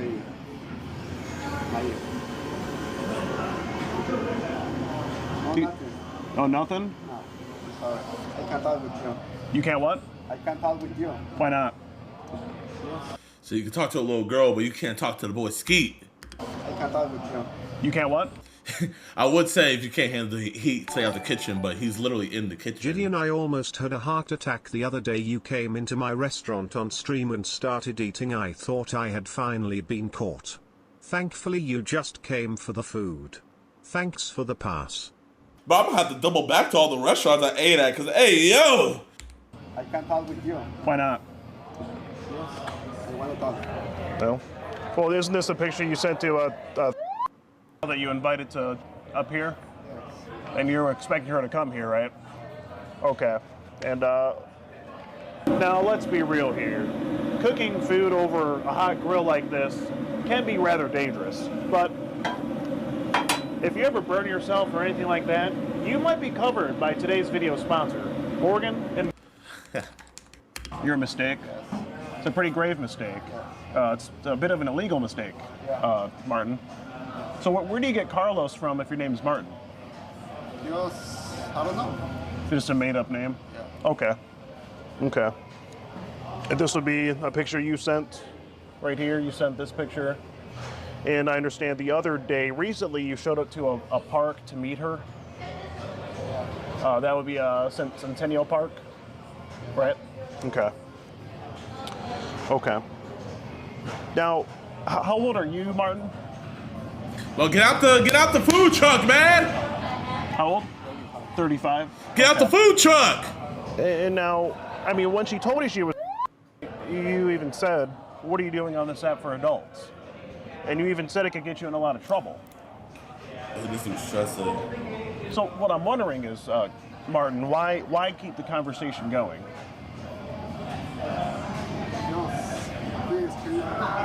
This is it's just for our documentation. Yes, I know. So I don't want it. Oh, I understand you might not want it, but you've it looks like you invited a up here, so It's my mistake, sorry. it's your mistake. Okay, it's a pretty grave mistake. Do you want to come out of the truck and just have a conversation? Can't? Okay, because I'm having just a hard time hearing you. I need my avocado. You're what? I need my. Can you speak Spanish? No, I don't speak Spanish, though. I need my avocado. Abogado? Yes. What is that? Allowed you. Is allowed here? Allowed you. Oh, lawyer. You need a lawyer. Okay. Well, that's fine. I just want to ask you, a couple questions. I remember just recently you said something along the lines of kissing her. Do you remember saying that? What? Kissing her. Do you remember saying that? Okay. So what made you say that? I'm sorry already. Everything is my mistake. I'm sorry. Okay. Well, no, I just want to ask, And then you say you'll put your fingers in it. Yeah.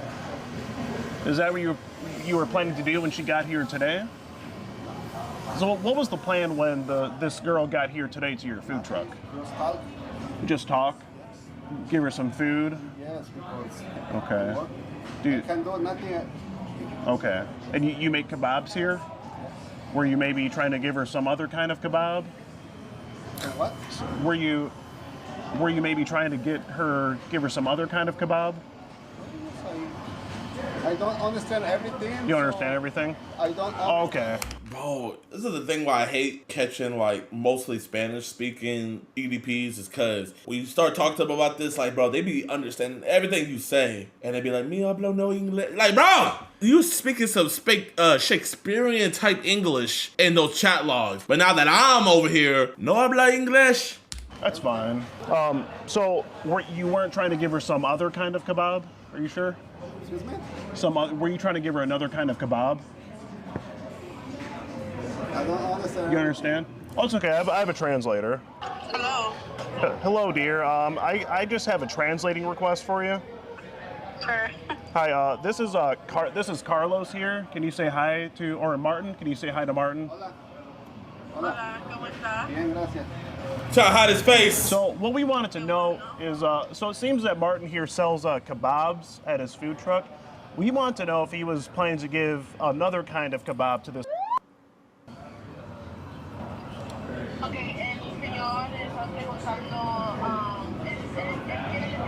Okay, so he wasn't trying to give her another kind of kebab? No, that's a misunderstanding. That's a misunderstanding, okay. Okay, now, Martin, was there a misunderstanding when you talked about putting your D inside of her? What the what? You said something about you're gonna putting your D inside of her? What the what? Yo, Martin! Martin! Hey, yo! You said something about you're gonna put your D inside of her? Well, what'd you mean by that? Yeah. How you doing? Hi, good, how are you? You need somebody to speak Spanish? Oh, absolutely, yeah, we have a couple people here, but it seems like Martin here is just having a bit of a hard time. You see, what happened was he invited a up to this food truck after he talked sexually to her online. And now, all of a sudden, he doesn't speak very good English. So, yeah, what I wanted to know was... So he's a pretty much, yeah. That's pretty much what we got here. Yeah. I don't know anything about that. Oh, I understand. But he asked her... Martin, do you remember asking her to send you a picture of her... You think, yeah? Well, why'd you ask her that?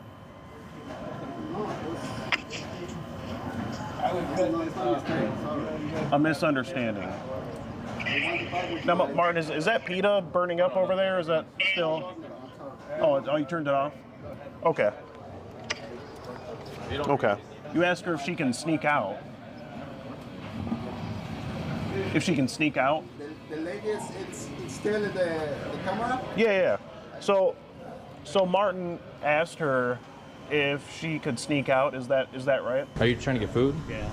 Oh, we're just talking to the individual right now. Oh. Just give us another 5-10 Yo, man, the Predator tacos go hard, man. I would stay in the line. minutes. Okay. He says yes, it seems like that. Okay. And after she did sneak out, what was Martin's plan? Y después de que se iba la niña, después de que... He said it was just to talk, to converse. Just to talk. So why they always just want to talk? Like, well, it's just like, bro, man. Not to have sex with her like he described in the conversation. Entonces la intención de usted no said honestly no. No, okay, man. When I go talk to this dude today, chat, that we're about to go get, like, I don't want. I gotta get him out of his shell, you know what I mean? So hopefully, you know, him seeing a grown man in a Predator costume, you know, hopefully that won't, you know, startle him too much. That wasn't my intention. Okay, so if it wasn't his intention, why did he talk about sex so much? Él está preguntando que si eso no... Que ella también quería hablar de eso. He said that because she wanted to talk about that too. Oh, she did, but Martin, you were... Those minors, bro, all they want to talk about is sex, man. You're the only one bringing it up. He said, honestly, I want to talk with a lawyer. You want to talk to a lawyer? Okay, that's fine. Well, you know, Martin, before you talk with a lawyer, you're going to have to talk to the police. So, just so you know. He said, I would rather wait for an attorney. Okay, that's fine, Martin. Martin, is there anything else you have to say? I mean, you talk about her taking her clothes off and everything. Is there anything? El señor está preguntando que si usted... No, he said that's it. That's it? Okay. Chester, you want to go ahead and... Okay. Well, all right. Thank you for the nice translation. We may call you back when the police get here. May need a little bit more translating. I guess that's going to be it for now.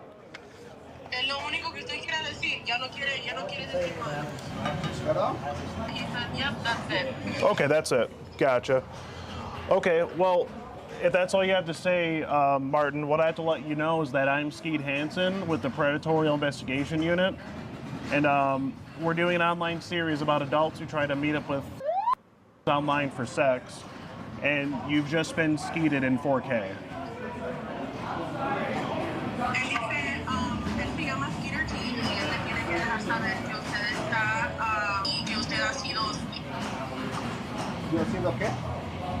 Skeeter, you've just been.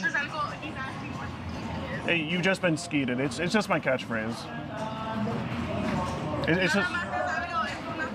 It's just kind of what I say. Yeah.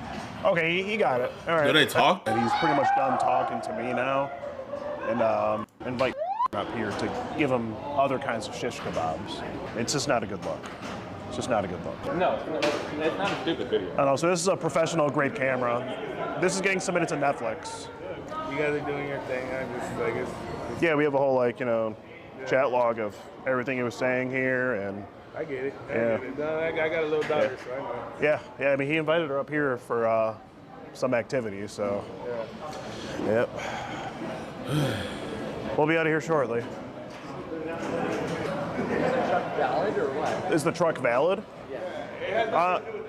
No, it just he invited her. It's got to do with who's in the truck and running it. Yeah, pretty much. Yeah. Do you know this guy? No, that's good. You probably don't want to. If he can beat the high score over there in pinball, maybe we'll let him off the hook. He might be down for it. After this, probably not. How you doing, Martin? How you doing? Nothing? Do you have any more customers today? No. Damn, business shut down early. What's the plan for the rest of the day? You don't know? Okay. I love catching them at their job, man. I feel like that's when they're the most receptive. Let's see what the police say. How we doing, officers? 283 clear for a clear. Understandable. Okay. Is it just inside the food truck? Correct. Okay. 5537. So, like I said, I have everything printed out, but this is where it started on an app called Scout. It was Hello Baby. You can swipe through those if you want. Those are just screenshots of the Scout app, by the way. Who's this? Is this the same guy? That's oh no, that's a different one. Disregard that. Okay. So then, can you see? Your husband? That's your husband? Yeah, I mean, oh.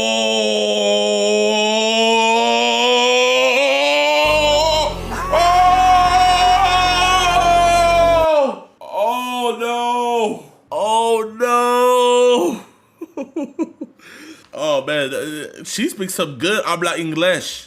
Is this the same guy? That's oh no, that's a different one. Disregard that. Okay. So then, can you see? Your husband? That's your husband? Yeah, I mean, oh. if you can do you a favor, if we could just stand over there, please. We're just we'll talk to you right now, okay? And then can I see the text message? Sure. Right now, if you could just stay over here, please, and then we'll fill you in on everything, okay? Can you tell me a little bit about it? Yeah. I just want to know, is he gonna be arrested or what? So right now we're still conducting our investigation, and Dang. Bro's married, bro. Come on, man. Bro, imagine how embarrassing this is for the women. It's like, and like, not only are they getting cheated on, but it's like, cause like girls, they're automatically gonna assume that whoever you're cheating on them with, you think that they're better than them. So in her mind, she's gonna be thinking, damn, Martin thinks a literal baby is better than me. Top 10 anime portrayals, like literally. Oh my gosh. He gave us his number, so went ahead and texted Hates for meet me there, and that's the actual texting app that we've been using. You can just the whole conversation's there. Is there anything sexual? Anything? You're getting to it. Okay. You'll get it. He takes a minute to get around to it, but yeah.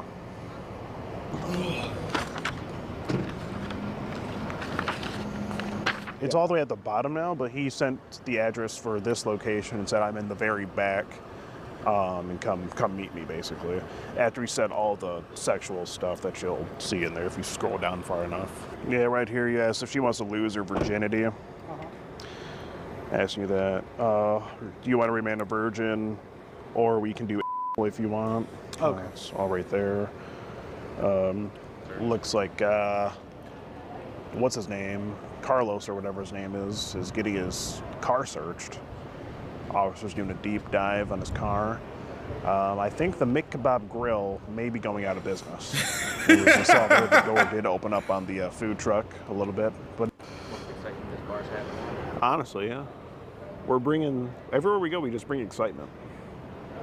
First Walmart, now Mick Kebab Grill. Mr. Carlos's wife is not happy about what's going on, I don't think. Actually, he might be. It's going to be a lengthy investigation.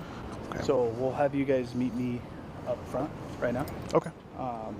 But we'll go from there. But did you get the decoy's name, number, and Yeah, I can give it to you right now. So we'll go from there right now and then figure all that out. Do you mind if I take a look at those text messages? The text, what's it? Hey. God did. Oh, man.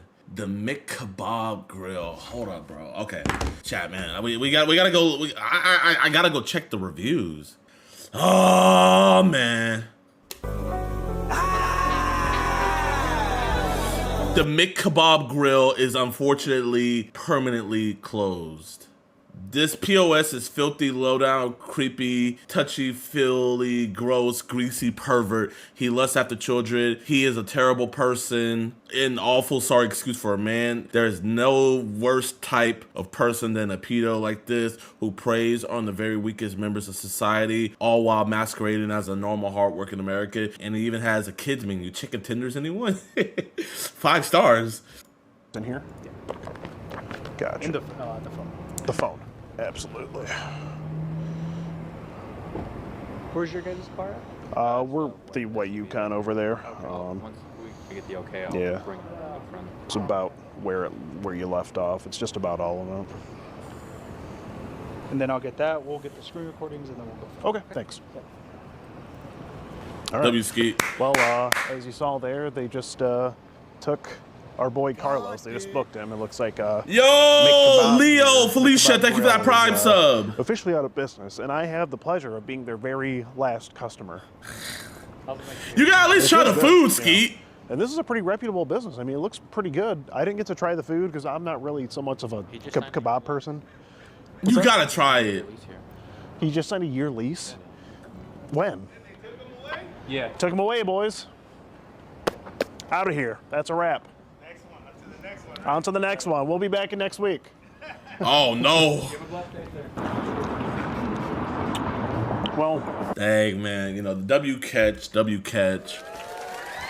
Man, can't help but feel bad for the wife, man. She probably had a part in the business, and now freaking she's gonna have to deal with all the legal fees and the freaking, I hope she could just divorce and just get away from all that, man. The Diddy Grill.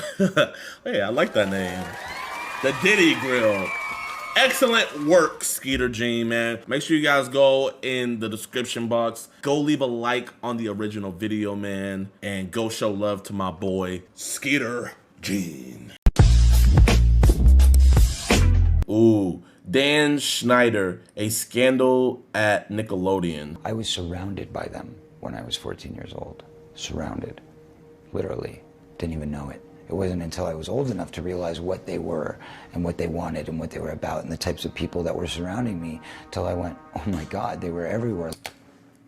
This is a grown man in a hot tub with I don't even think she's 13, probably like an 11-year-old. That's not her father or family member. Like vultures. If you grew up watching Nickelodeon, then you may have heard of Dan Schneider. He was responsible for many of its hit shows during the 90s and 2000s. Damn. He made all that? Kenan and Kill? Sam and Cat was ass. Okay. Okay, let me okay, this was a hit. This was a mega hit. I didn't really watch it. I will watch it every now and then, but I'll give it respect. Guys, who watched Zoe 101? I was on a Zoe 101. iCarly, mega hit. Victorious? Bro, Victorious to this day is one of the funniest. Bro, I literally rewatched it during COVID. Shit's still funny on everything. Salmon Cat, Ass, Henry Danger. That's when I started getting out of watching Nickelodeon and Disney Channel and stuff. Bro, younger generation, I need your guys' help, bro, because this is like out of my time range. Is Henry Danger fire? Yes or no? Damn, it was that good? Yes.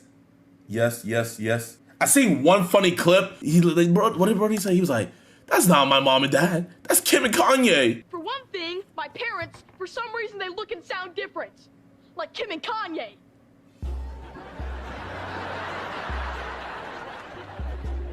Hi, Charlotte. I'm a genius. Bro, I saw that shit. That shit was pretty funny. I can't even lie. I never watched it though. Such as The Amanda Show, iCarly, and my personal favorite, Drake and Josh. In recent years, Dan has been brought into controversy due to rumors about abusive and possibly sexual behaviors between him and his young female co-stars. None of these rumors were grounded with any hard evidence, and most people dismissed it. Until March 26, 2018, when Nickelodeon announced that they will be parting ways with Dan Schneider. The news surprised many people. Why would Nickelodeon fire one of its biggest producers seemingly out of nowhere? Were they aware of all the rumors and decided to finally do something about it? What is the Dan Schneider conspiracy?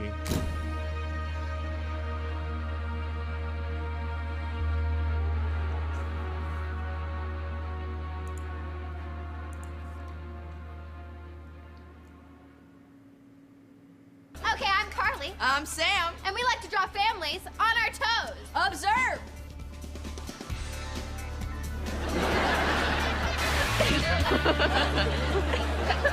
Okay, and that completes our 5-part series on toes with froze.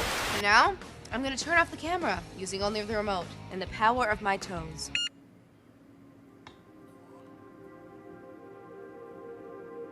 One of the most prominent rumors regarding Dan Schneider is that he has a thing for feet and uses his shows and their following to satisfy this fetish. And I forgot to you get may him be a thinking, present. well, maybe Could he you just wish him finds happy feet and B-Day toes for to me? be funny. Happy birthday, bro. And to be honest, Happy birthday, some of these Ryan. scenes by Wyatt. themselves are rather harmless and something That's that I 4. can imagine on other shows. That's 4, However, chat. it's undeniable that there are a large number of 5. feet-related puns and barefoot scenes in the 6. shows. Too many to list here. Outside of television, there are some weird examples, however. In Victorious, Tori hosts an online show called Tori Takes Requests, where viewers can ask her to do all sorts of random things. In the very first episode, Tori gets a request to have ketchup poured all over her feet, and then she does a little dance at the end.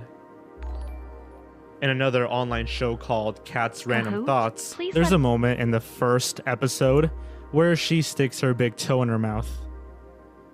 I didn't really watch Victorious growing up, so I don't know if these played on television, but I do know that they were extras on theslab.com, a fictional in-universe website.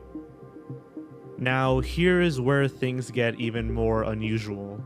On September 13th, 2013, the Salmon Cat Twitter page asked its followers to take a picture of their feet with the hashtag #SamandCatSaturday, and a number of people did. This is just one of many now infamous feet-related tweets from Dan Schneider and his shows, but this is the most well-known. You can find several. Wait, yo, Chad, is that Soluminati's Twitter right there? Tell me that nigga doesn't look like Soluminati. But anyway, bro, what the actual... Why don't we realize this shit, like, when it's happening, you feel me? Like, we let all this weirdo stuff happen, and it's like, oh, it was cool back in the day, but then it's like, when we grow up, it's like, damn, looking back on it, that shit was hella weird. Oh, that's crazy. If you look around long enough. During the same year, there was a post on Reddit about how Dan Schneider is the most successful writer / TV executive in children's television for the last 30 years. A user commented, I grew up in LA and was an extra on The Amanda Show a few times. He, being Dan Schneider, paid me $100 once just to tickle my feet. The user further elaborated, to make a weird story short, in between takes, Dan asked me if I was ticklish, and I said no. Then he bet me $100 he could make me ticklish. I was expecting him to reach over and tickle me under my arm or something like that, but he led me to his office. I basically got paid to receive a foot massage and a lot of compliments. Okay, Chad, I'm not gonna lie. I can't, bro. I don't believe Reddit stories at all, bro. Like, fucking, these niggas have perfect English. They can make, they literally orchestrate perfect stories. These niggas on Reddit are the same niggas that are writing fanfics, bro. Like, if it's on Reddit, I don't believe it at all. Like, I just don't. The commenter later deleted his or her account. It's unknown who this person is, how old he or she was, or if this person was even telling the truth. They weren't. A I know small for a fact they YouTube channel weren't. known as Revenge of the Sis have done a number of videos about Dan Schneider, and during one of their podcasts, they received a call from an anonymous source stating that she went to an audition for one of Dan Schneider's shows. The call was quite lengthy, so for time's sake, I'll be playing a portion of what she had to say. The full podcast will be available below. So in 1997, I was discovered in a mall, basically we would go on auditions just to different places, and eventually I got a manager and an agent who would send me on audition calls for, like little things like commercials and everything.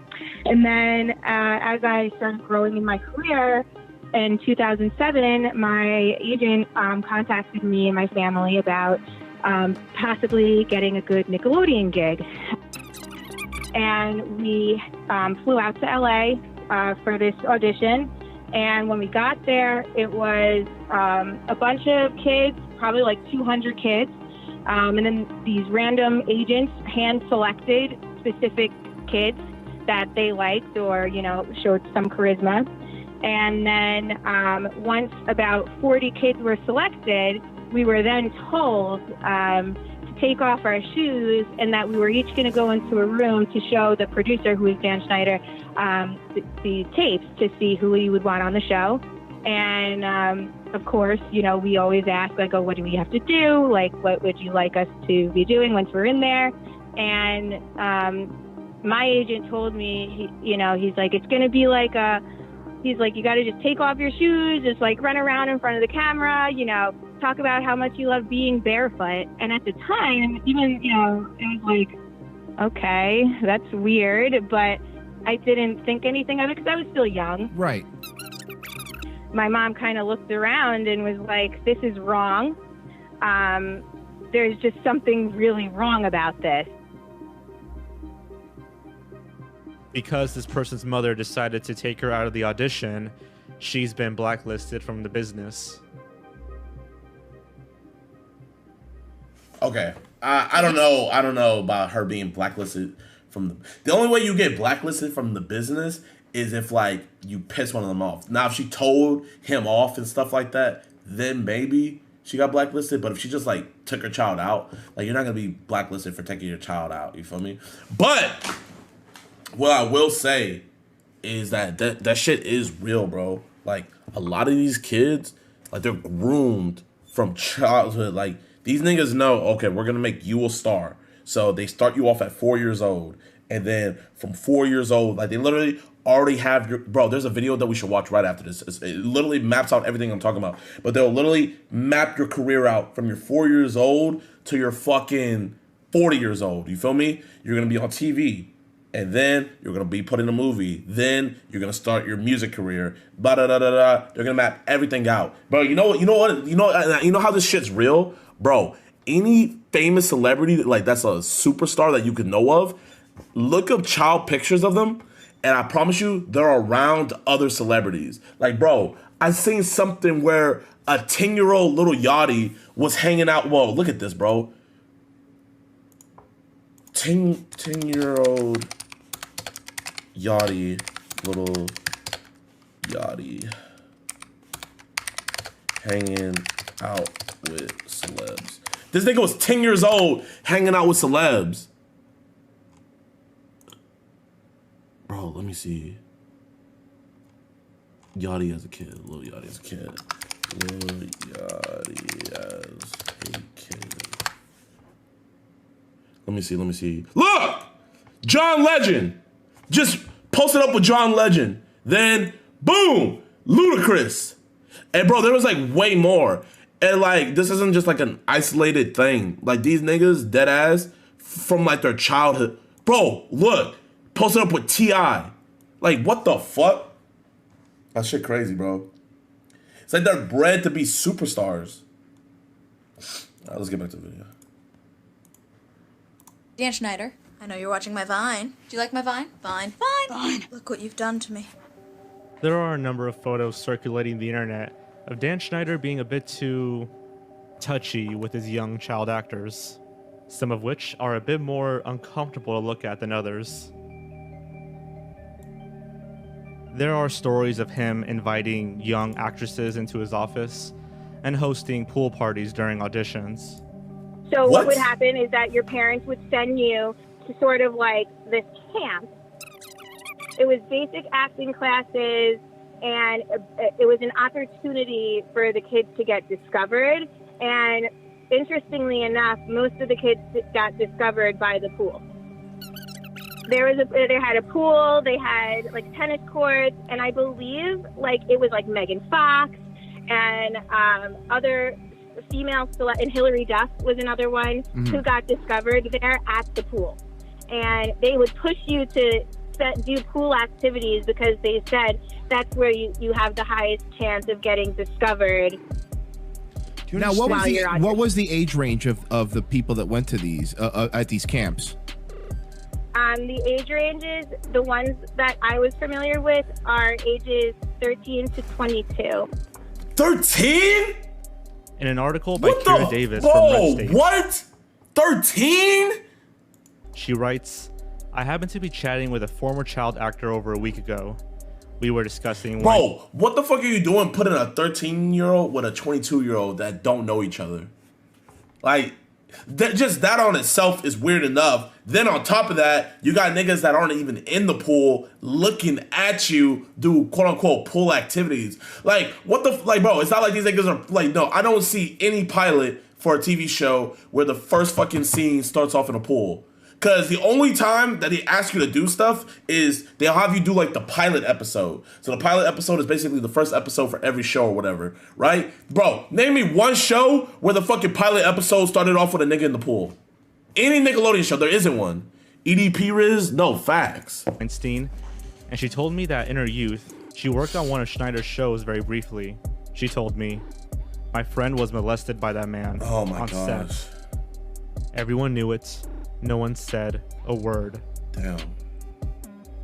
So sorry to hear that. In 2004, actor and producer Brian Peck was convicted of several accounts of lewd acts towards a minor and was sentenced to 16 months in prison. Court documents... Bro, chat, listen, my nigga. Bro, if I get arrested one more time, y'all niggas know I can fucking go to jail for 5 years minimum. Like, literally on everything. I can go to 5 years minimum. And this nigga fucking... Bro, this nigga... only got 16 months. That's just a year. And then it's probably gonna get lowered because of some like fucking good behavior bullshit, bro. I swear, bro, I say this every stream whenever we watch something like this, bro. They don't care about kids, bro. They don't care about kids, and I don't know why. I don't know why, chat. Like, don't get me wrong. Like, there's so many injustices for women out there and everything like that, and I'm fully supportive of like women's stuff, and I'm fully supportive of men's stuff, but fuck men and fuck women, bro. The kids are the future. They should be at the helm of everything. Like, kids, like whatever situation is going on, fuck what you talking about. Like, kids are the #1 priority. Then everything else can be taken care of. You feel me? Because, bro, if the kids are taken care of and they're straight, that's the future going to be straight. You feel me? You take care of the future, you take care of the kids, the future is going to be taken care of, bro. And these niggas don't talk about this shit, bro.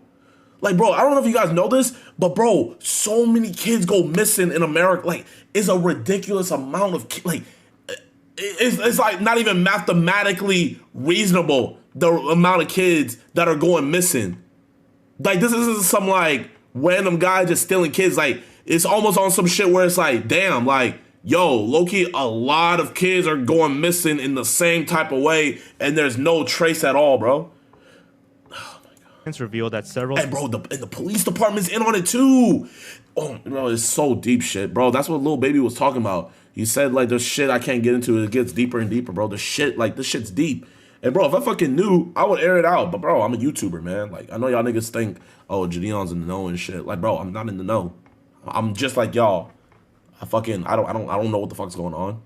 I'm finding out the same shit as you guys at the same time. All these acts involved attempted sodomy of a person under 16, sexual penetration by foreign object, and oral copulation by anesthesia or controlled substance, just to name a few. The victim has remained anonymous to protect his or her career, but according to reports, the child actor was involved in The Amanda Show. After serving a sentence, Peck was released from prison and went straight back to working on kids shows, such as The Sweet Life of Zack and Cody. This is because, although he is prohibited from direct contact with children, that technically doesn't mean he's not allowed to work on shows that involve children. I wonder where I'd wear this. Wear it to a fruit stand. You look like a lime. So what does this have to do with Dan Schneider? Well, in a 2002 article titled "Groomed to Be All That," it is revealed that Dan Schneider and Brian Peck would host comedy boot camps for Nickelodeon child stars, where they were allegedly separated from their parents. Really think about that for a bit. The guy that held boot camps for children was convicted and sentenced 2 years later for committing sexual acts with children, and then went straight back to working on children's shows. When asked if he had anything to say to the child he abused, Peck responded with, "I don't have any comment on it. I really don't." Because he doesn't care. This is the guy that Dan Schneider worked with for years. According to Deadline.com, Dan Schneider was known for having temper issues. During a meeting with Nickelodeon executives, Dan was told that his show Game Shakers would not be renewed for a 4th season, leaving it on a cliffhanger ending. It was also reported that Nickelodeon's newest show, Cousins for Life, would move into the same studio that all of Schneider's shows were exclusively produced for years, and that Dan wasn't so happy about having to share space now. Perhaps the Brody got mad that some niggas moved next door. He's like, these goddamn niggers. These goddamn niggers, man. I built my own studio. You think I want to see some black? Oh, chat. I just thought of something. Chat. Have we ever seen black feet on Nickelodeon? Has Andre or any black character in a Dan Snyder produced TV show, have we ever seen black feet?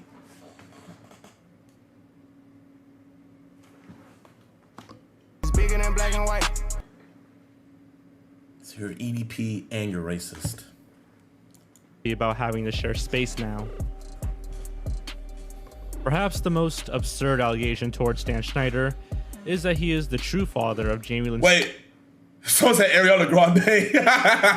yeah, I guess she is black now. Here's the daughter. Yeah, this is a little silly, but it does lead into something interesting, so I'm going to bring it up for educational purposes, just so you guys know. Jamie Lynn Spears, the star of Zoe 101, infamously got pregnant at 16 years old, which resulted in the cancellation of the show. What? Crazy Days and Nights is an online gossiping website ran by an What? anonymous blogger. Whoa! Zoe got pregnant? Wait! What? Absurd allegation towards Dan Schneider is that he is the true father of Jamie Lynn Spears' daughter. Yeah, this is a little silly, but it does lead into something interesting, so I'm going to bring it up for educational purposes, just so you guys know. Jamie Lynn Spears, the star of Zoe 101, infamously got pregnant at 16 years old, which resulted in the cancellation of the show. Crazy Days and Nights is an online gossiping website ran by an anonymous blogger known as NT, a self-proclaimed dialed-in entertainment lawyer. Supposedly, NT was able to predict certain scandals involving big-name celebrities, such as Weinstein and Kevin Spacey, on his website years before mainstream media caught on. Obviously, there's no way to verify this as accurate, despite the Daily Beast believing so. Regardless, there was an interesting post made by NT in October of 2007 saying, "I don't even know how you define what list someone is when they are on some ensemble show watched by teens and preteens. So go with the above and make her a female. Make her pregnant, which is causing the producers to have a heart attack because they really don't need any more scandals. But wait, there's more. One of the producers, who was old enough to be her grandfather, shouldn't be having a heart attack because of shock, because he is the one who knocked her up. New boyfriends are being lined up as we speak." What?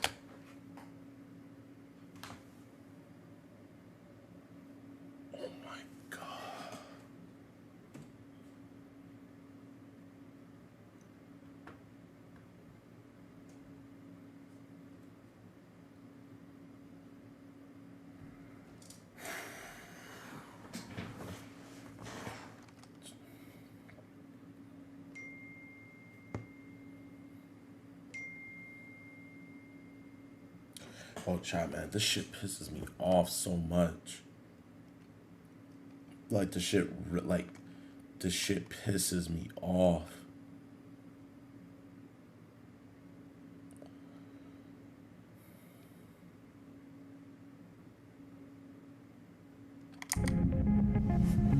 In December of 2007, just 2 months later, Jamie Lynn Spears announces her pregnancy. What the fuck? So it's true! They literally knew about... Bro. Oh my god, bro. So they literally made a cover-up, gave her a fake boyfriend, and then it got announced. Bro, man. And you know the crazy thing about it, chat, is like, I don't live in LA, so it's like, I don't know shit. But like, if you live in LA, you know shit, you feel me? It's like, you know how like, if you live in a small town, everybody knows a little bit about everything? Bro, it's the same way in LA. If you live in LA, you'll know, oh, what so-and-so gets to do, da-da-da, da-da-da. You go to the same parties, you go to the same functions, you guys know. Like, bro, LA is such a fucking small place. Like, it really is. And the sad thing about it, though, is that, like, bro, this is my opinion, but I think it's 100% true. If you fucking move to LA, you're only moving to LA to fucking further your career and give a fuck less about anything else. So all them niggas out in LA and shit, like, bro, they literally just doing it for their career, bro. I promise you, these niggas know shit that we probably could never even fathom. Like, I'm telling you, we couldn't even fathom. But, bro, if you fucking whistleblow, oh, okay, that's the end of your career, damn. So it's like, niggas, like, go hush mode. It's like, bro, you can't say shit. And then it's like, and then on some shit, it's like, damn, you know what? Damn, this is my boss, you know? He's this big producer. Bro, like, I know it doesn't sound big, but like, bro, when you see those producer tags on movies and shit, those are the niggas that could take you to that next level and shit, you feel me? Just 2 months later. That's why I like YouTube, bro, because I don't gotta suck nobody's dick. I can fucking do what I want to do, you feel me? I'm my own boss. I make my own content. I can direct, but bro, I'm telling you on everything, this shit's gonna happen, bro. I was talking to Hersey about this. What they're gonna start doing is they're gonna start fucking grooming YouTubers. So they're gonna find y'all niggas when you guys have like 5,000 subscribers, and then these big organizations, these big record labels or whatever, they're gonna be like, okay. Cause bro, think about it like this. They missed out on me, they missed out on Kai, they missed out on Speed, they missed out on Adin. Bro, these fucking executives at these high up places, they see this shit and they're like, damn bro, we're missing out on a fucking bag that these kids are making 100% for themselves. So what they're gonna start doing is they're gonna have agents just searching the internet. Be like, oh, this dude has 5,000 followers on Twitch.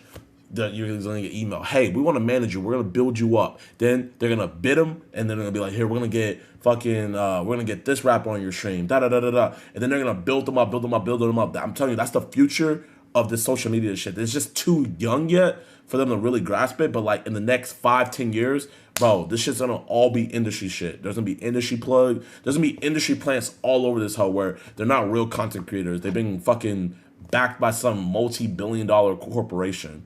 And it sucks that it's gonna be like that. Announces her pregnancy.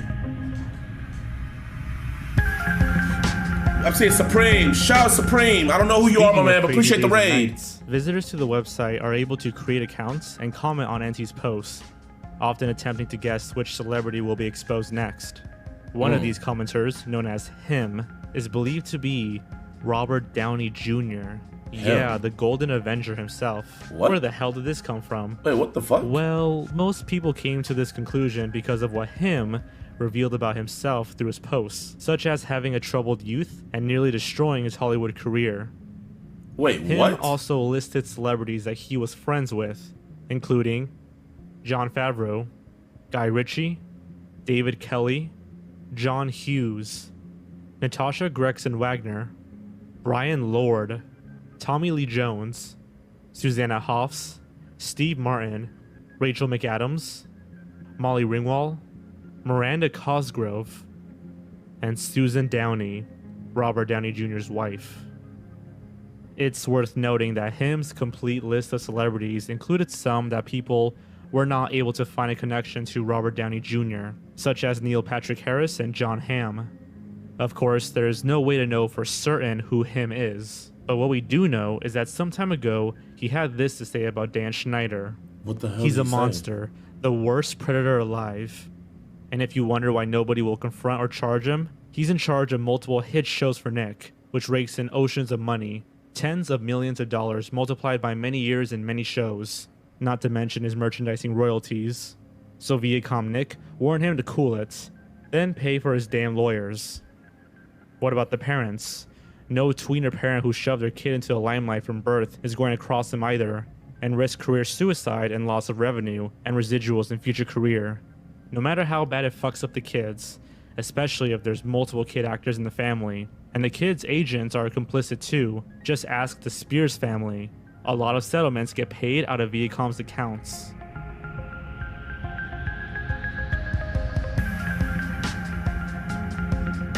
Finally, on March 26, 2018, Nickelodeon parted ways with Dan Schneider.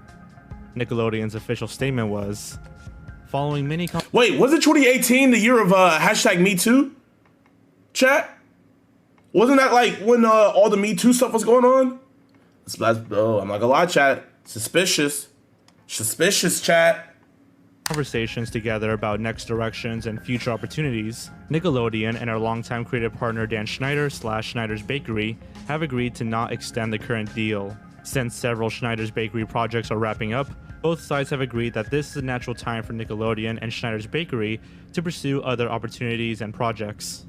Dan was given a payout of $7 million upon his departure. He and his wife sold their home and currently reside in Hidden Hills, California. It's unknown if Dan Schneider is working on any new projects. So, is Dan guilty? Did he really abuse his young child actors? Well, no one knows for certain. As you may have noticed, there is actually no concrete evidence against Dan Schneider. No celebrity has spoken out, and the ones who did have kept their identities private or are anonymous. So, for all we know, they could be lying. The closest comes to us from Noah Monk, the actor who played Gibby on iCarly, from the official podcast. But even he was hesitant on defending Dan. I was sort of, I mean, if that shit went on, I'm fucking like, that's devastating to me because I don't see him in that light, you know? So watching clips on YouTube and shit of that is like crazy. But I mean, the foot fetish shit is like, okay, bro, come on. Like, I never really noticed that when I was 15 on the show, but of course, looking in retrospect, it's like, okay. No, I don't know. No, and I never observed, like... Bro, man, I'm not no fucking polygraph or nothing, but this nigga capping hard as fuck. Yo, spam that cap emoji in the chat, bro. They're like, bruh, come on, my nigga. Like, this nigga. I fuck with Gibby too. Gibby! Bro, come on, Gibby. Saw anything like that or got hints of that, so it's fucking... It might be baseless rumor, but I don't want to speak. Like, what if some shit comes out? I don't want to be like on record being like, no, you know. So I have no clue. Who the fuck says that? What if some shit comes out? I don't want to be on record saying, oh no, I have no. Bro, this nigga. That's why you lost your hairline, Gibby. These rumors and accusations have existed for a while, but nobody really said or did anything until Nickelodeon separated themselves from Dan. It was only then that people started growing concern. Why would Nickelodeon fire one of their biggest producers just out of nowhere? Were they aware of something? Many people point to this event as evidence that Dan must be guilty, but I beg to differ. I think it's worth mentioning that Dan's shows have been seriously declining in ratings. iCarly's pilot episode got 4.1 million views. Their most viewed episode, I Saved Your Life, got 11.2 million views. Damn! And their least viewed episode... Hey, I'm not gonna lie, chat, bro. We got a video on our channel that has 24 million views.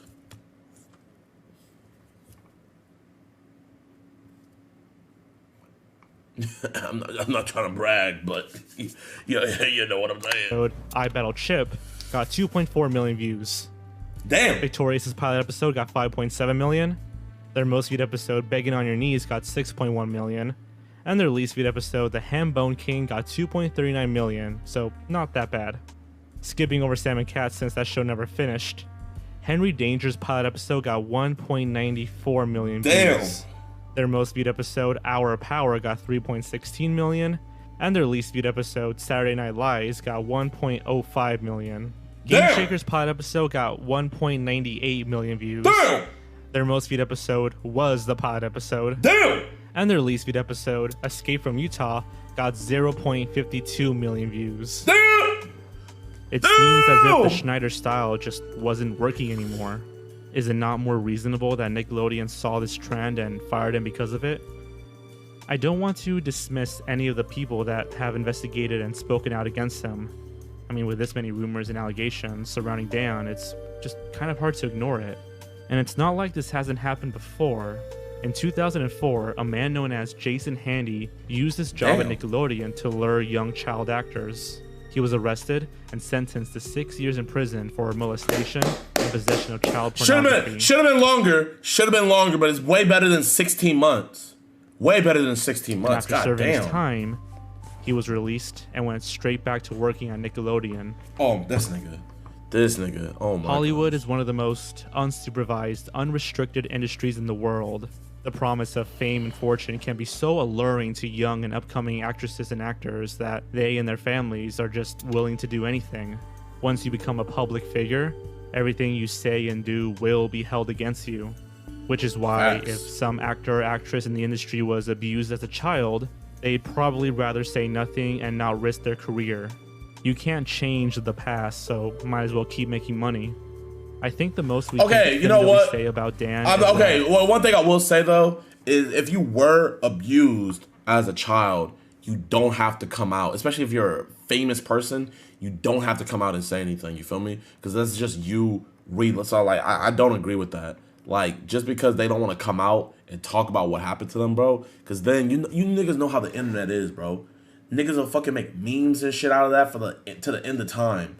And like, so like niggas just don't want to deal with that shit, bro. It sucks what happened to them, but they're just gonna rather just move on with their life.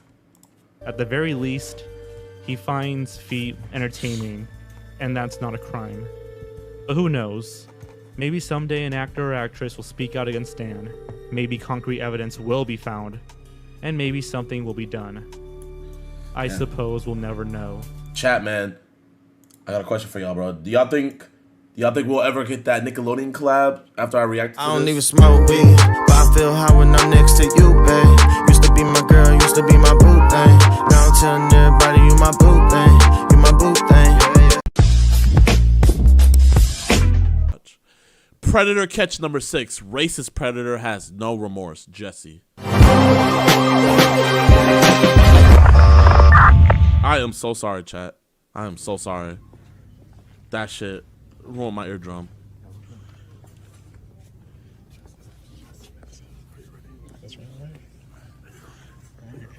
Yeah.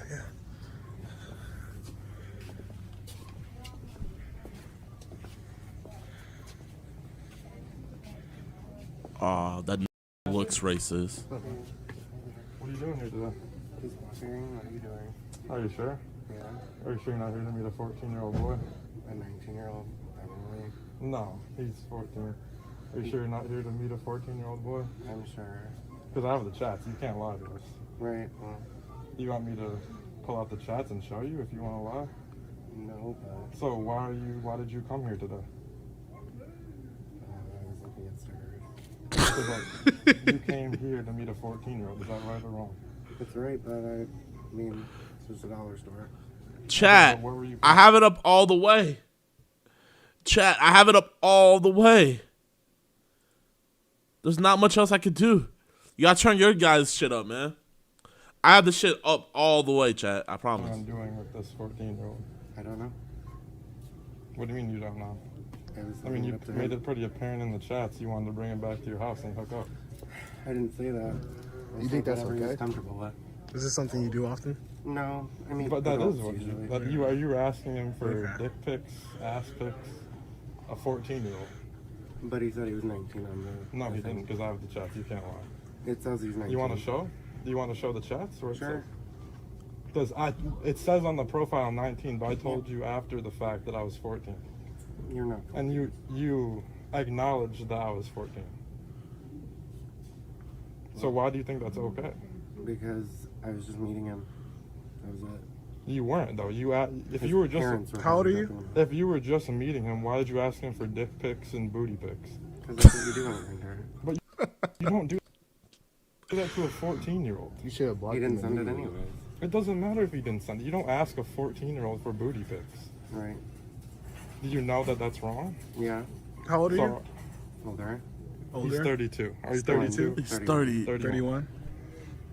You don't I think mean, that this age gap is weird? nasty, dude. You can't find anybody older to hook up I with? can actually. So then why did... if He said, bitch, don't play me. I got the receipts. I pull niggas and little boys. It don't matter to me.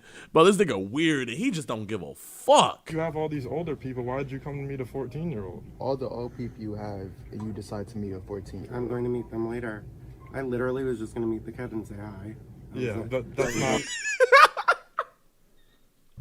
This nigga said, you see this shit right here? I was going to hit him first, then go to him, then hit him later. I had 5 today. If you were just going to do that, why did you ask for nudes? Because I sent him mine. And why are you meeting up with random people in the first I didn't place? ask for your dudes. You just randomly sent them. I don't know why you do that. But No, that's what I did. and then after I told you I was 14, you asked for nudes from me. So why do you think it's okay to ask a 14-year-old for nudes? Well, you were on Grindr. I just figured that's what you were there for. Pictures. But it's a 14. Yo, chat. W in the chat if we should make a Grindr account. You know how I can't make a Tinder account no more. Like my face on Tinder will not work. It just won't.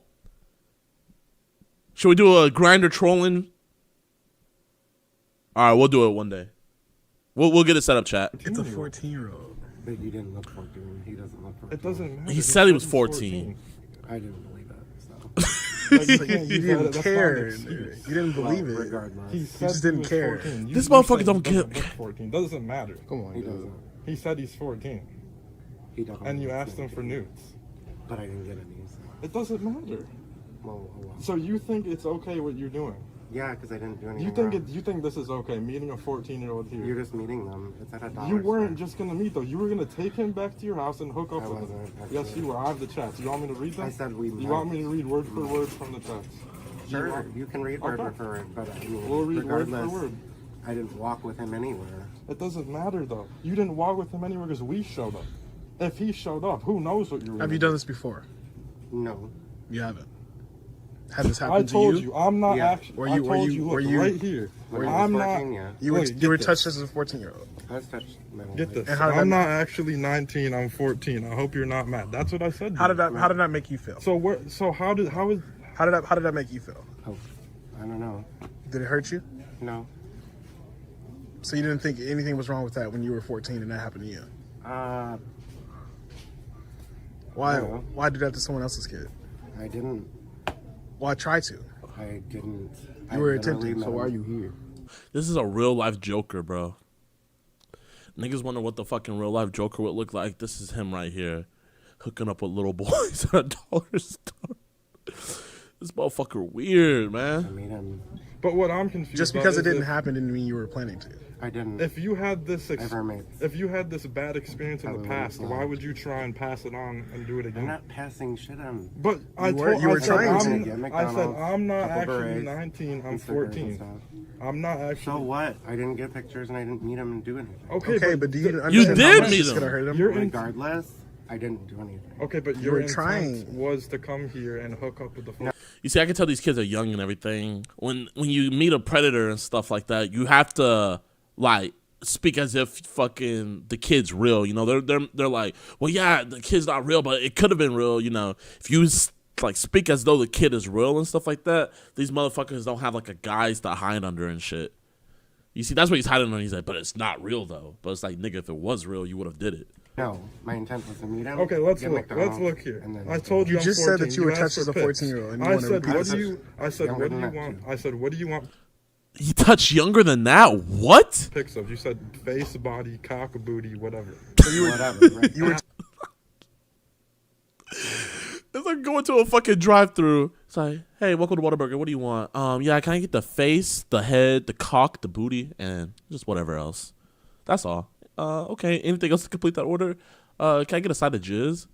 Oh yeah, we got you. Extra or just a small amount? Just a small amount. Touch younger than I that. told you said you wanted pics of a 14-year-old's face. No, cock, because booty. I wanted to believe it, but it's not a problem. It doesn't Like I matter. said. That is not okay That's to ask for nudes from an underage child. And you're Right, 31. You he's are not. 31 years old asking for nudes from a I didn't ask. 14-year-old. They were. You listen, asked. Listen. You said. You messaged me. No, you Under messaged the- me first. No, I didn't. Yes, you did. You said you very well messaged me first. I do not make contact with anybody first. You messaged me first. I tapped you, which is that little flame You thing. 100, and I tapped you back, but you messaged me first. All I said was hi. No homo. I tapped you. Hey man, bro, these kids are like, they're doing a good thing, man. But leave this to the professionals. Leave this to like Skeeter and them, you know. But I'm not gonna. They're doing their thing though. But you can't be laughing at an investigation like this. You know, I made that mistake too. I had a lot of people in the catching agency that were like, you don't laugh at these type of situations, bro. I'm not gonna lie though. Like, even though these niggas are mentally fucked and they're the scum of the earth and shit like that, they be saying some funny ass shit. Like, I can't even lie. Like, when I was with Skeeter, that nigga almost had me break character so much. Back, but you messaged me first. Homo intended, So you said you were touched younger than that? Yeah. And you didn't find anything wrong with that Well, as a that child? was wrong because I was really young. So why repeat that? Do you I'm understand not that this is repeating shit. 14 is not even. You know, legal this age trickles for on, anything. right? There's lots of kids that were touched as a young age who actually go up to touch other kids because they think it's okay. I wasn't planning on anything. You were. The chat No, say, I was gonna the meet chat him. say different. Be like, are you out to your family? The whole nine. What would you think the kids' parents would think, right? I don't Fucking know. They were weirdo. dropping him off apparently. But the thing is, especially since they you wouldn't say know. you were coming here to just hang out, but the chats say different. I understand what the chats So say, why didn't but, you make like, it evident in the chats that you just wanted to hang out? Because you said, didn't what are we make gonna do? it. And I said, I don't That's know. not what you Okay, how would you feel if Be that was your honest with us, child? dude. If your child was coming to meet up with a 30 Yeah, this nigga ain't having no kids. It wouldn't happen. No. This nigga's not having no kids. Okay, but if it did happen, you would be upset, right? Yeah. You wouldn't want that to happen. No. So why would you do that to someone Listen, else's child? all I was doing was meeting him. I wasn't gonna take him home. Are you proud of yourself for this? This boy's Yeah, 'cause zesty. I didn't do anything wrong. Zesty Say ass. with a straight face that you're You actually proud you of walked yourself? here. Did you not That's walk sad. here? Yes, I walked here. So you walked here just to meet a 14-year-old? Yeah, and maybe get a McDonald's. You put in all that effort. to Yeah, I'm come gonna here. go meet someone else anyway. People don't just put in that effort, come meet somebody at a I live Dollar really Tree. close. Are you okay? Am I okay? Yeah. Is there anything wrong with you? Not that I know of. Okay. Because I can't tell. I don't understand why you would think this would be okay. I'm not doing anything. You're meeting up with a 14-year-old child. Regardless. Let's not mention that you first wanted me to meet you at your house. So you didn't even want to come meet at Dollar Tree in the first place. You wanted me to meet you at your house. No, I didn't. Yes, you did, said 'cause where I you. have the Listen, chats. I'll read it. Oh. Bro, this is like a high school fucking bickering. Like, I didn't say that shit. It's literally in the text message. No, this is what, bro. Like, this nigga just don't give a fuck. What did Alfred say? Some men just want to watch the world burn. This is what he was talking about. This is some of those men. This is just crazy. I'll read it too. Word for word. No, I didn't. Read it word for word, please. You were like. Dink said, musty and zesty is crazy. That's a crazy combo. That musty, zesty combo. It's like, be one or the other. You can't be both, man. I thought if you were zesty, like, you at least be clean, you know? Like, the zesty people I see, they're clean. They're nice, clean shaven, dress nice, look good, smell good. I'm like, yo, bro, like, what are you wearing, man? Oh, you know, it's not Armani. Oh, man, I gotta get me some of that. Nah, this is crazy. Do you want to meet somewhere? And I said, I just don't understand. And you sent me your location of your house. No, I didn't. Yes, you Where do did. I live? And I don't know where you live. You sent the location. I'll I'm show by the the chat. school. That's As a victim of it, why would you want to do that to someone else? That's where I'm baffled at. I said, okay, what do you want to do? You said whatever you're comfortable said, where with. do you meet? Wait. No. What you said is, can you meet me at Royal Oak Meyer? And I said, I don't know where that is. I Yeah, have to walk. I said that, and then you said, and then you said, would you want to meet somewhere near you then? And I said, sure, please. And then I said, I have my own place, and you said, is there a store near you? And I said, sure. Yeah, so you implied that you wanted to meet me to come to your place first. No, I and didn't. You I sent said the I lo- have my own. And you So sent why the would you say that location in the of first your place? house. And you don't have your own place. You have I your own asked place. you, okay, what do you want to do? Whatever you're comfortable with, you said. I said, so you want to hook up? And you said yes. I So probably said sure. You said yes. You said yes. You didn't say sure. You said yes. This nigga said, I probably said, sure. Like, do you want to hook up? Sure. Yeah, I don't care if you're 14. Why not? I have other people I'm going to hook up with, though. But And sure. you said pick sexy after you said that. Are you sober right now? Because I don't understand like what person in their right mind would like. I'm a little stoned. You're a little stoned. Yeah. On what? Crack. Weed? Crack. Is that Meth. Is that Opioids. Is that it? Okay. I never heard of weed. Definitely like, crack. Helping people touch kids and shit. I don't touch kids. I was meeting up with him, and that was it. Okay, but the chats.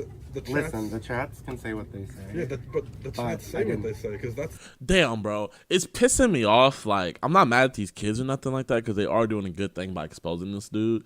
But like, this nigga is fucking with their sense of reality. Like, this nigga has a reality stone, and he was like, I didn't say that. And the dudes behind the camera are like, wait. Like, he's actually like, this is the shit that's pissing me off, man. Like, the reason why I like Skeeter in them is because Skeeter fucking doesn't let them do that bullshit where, like, they hide behind semantics and shit. And, like, word, he's getting them confused. Yeah. He's literally making them think that he's got gaslight ability facts. He's gaslighting the fuck out of them. How he went in the argument. Like, Chad, I'm not gonna even lie. Like, this nigga low-key got me thinking, like, shit, is he there to meet little boys?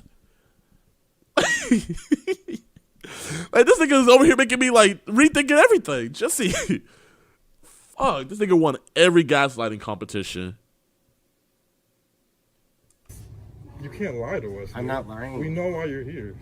To meet with him, that was it. You didn't enforce in their group facts. You're just smiling, but it's like, it's not funny. But it isn't funny. I'm smiling. It's just baffling that you. Yeah, I'm not gonna lie, it's very unprofessional to smile during something like this. You know, it's one thing watching and we're laughing and stuff like that, but like if you're in the situation, for the fucking pedo to tell you that you shouldn't be smiling, that says a lot, low key. And it's fucking sad that I'm like, even, oh man, but I should be 1,000% against this nigga, but this nigga's telling them how to do their job, bro. That's like a crackhead telling a cop how to, like, you know, stop crime. Like, you might as well hang up the badge and the gun. Why would I bring him home to my, like, roommates that are 40? Because you wanted to hook up with him. Why are you, like, bringing him home and you're I'm 31? very glad that I wasn't gonna. I really hope a child never comes to meet you and your roommates, because I don't know what you would do with them. I wouldn't do anything. That's not what. Do you work? Like, dude. Yeah. Where do you work? I'm a caretaker and I'm also a landlord. So.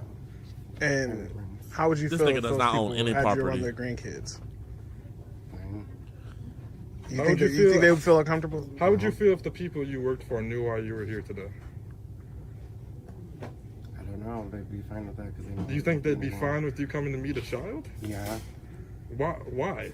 Because I know a lot of people that wouldn't be fine with that, and I think a majority of people would not be okay with it. Because I went through the same thing. That doesn't make it okay. I didn't say I was going to do anything. So you think what you're doing here today is okay? I wanted to see why he You had think a what you're doing here grinder today is profile in the okay, dude? Do you think what you're Okay, doing here well, today? why? That's Why? disgusting. There's Not something. really. There's something wrong. I mean, he would need to meet somebody. There's If I was that something kid's wrong. father, I Or would kill bi you. or lesbian. Damn. There's or something trans. wrong. It doesn't matter, dude. The sexual orientation. Bro, let his intrusive thoughts win. He said, if I was his father, I would kill you. Nobody didn't say shit. It doesn't matter. You came here to meet a child, and you know what you're going to do. We know. Someone said, bro's a mixture of Ronald McDonald and Lester from GTA. Yes, you were. I wasn't. Then why did you ask for Ma'am, just go to the next aisle, ma'am. It's not worth Obviously, it. that he has no remorse. Same. You can. Jesus, Sorry, man. man. I'm sorry, man. Insane. Let her through. I'm sorry. Okay, I have the chats too. You showing me the chats doesn't do anything, dude. I see that you asked a 14-year-old child for nudes. No, but I've never seen a pedo this It doesn't fucking, matter. You like, think there's nothing wrong with you asking feeling children justified for about their nude actions. No remorse. If they're on Grindr and she's sending it. That doesn't make it okay. It doesn't make it okay, It but doesn't- they shouldn't be on an adult. Sexual chats with 14-year-old children are not. You know better though. Right, but he said he was 19 and... Okay, we got a professional in this bitch. Hey, chat! We got an enforcer now. We got someone to take over. Because I'm not going to lie, these kids were down 3-1. She joined in. They needed the help. Okay, Auntie, spit some facts, Auntie. Let's get it. Sexual chats with 14-year-old children are not okay by any means. Hey, well, it never went down, so... It doesn't matter, dude. She said, call the police on his ass. Thank you, ma'am. Thank you. The only person speaking some sense here. Because this nigga ain't speaking sense. And the niggas behind the camera damn well ain't speaking sense. This is just a big-ass shit show. Hey, well, it never went down, so. It doesn't matter, dude. This is you came here to meet a 14-year-old. Right. Even if you were just hanging out. so it's not the gay Undertaker. It's obvious he doesn't have any remorse. It's obvious you don't give a shit. I don't. And nothing's You gonna don't change. think this is wrong, and that really scares me. Okay, well. We're gonna follow you out to your car. He doesn't have. He walked. You don't have a car? We're gonna be sending these to the police, just so you know. And Okay. this is gonna be on YouTube. Cool. Even send them to the police. They don't do anything. That's why that one guy got murdered in this thing. Damn, even he said the police don't do shit. That's crazy. Zesty ass walk. Bro, someone say he looked like the gay Undertaker.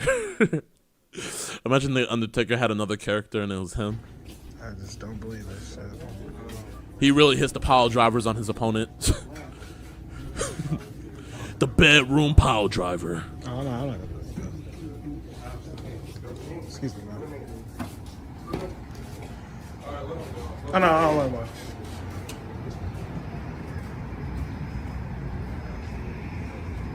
The walk of shame. Want to close it out? That might be the most disgusting thing I've ever heard. He doesn't care. He didn't care. And he thought what he was doing here was okay. That's the type of people who need to be scared of. He has no remorse. Disgusting. So after we caught him, he decided to send us this. LGBTQ Center in Fandom Alliance, by the way, illegal to record someone without permission. So flag your YouTube and Grindr. Damn! Damn! And white gap tooth, bitch. Nothing to say now, huh? Shit. I was wondering where the racist part came from. I was waiting for an M-bomb. Hey, I'm not gonna lie, y'all. These niggas lost. These niggas lost. This is the first dub the fucking EDP community has ever caught.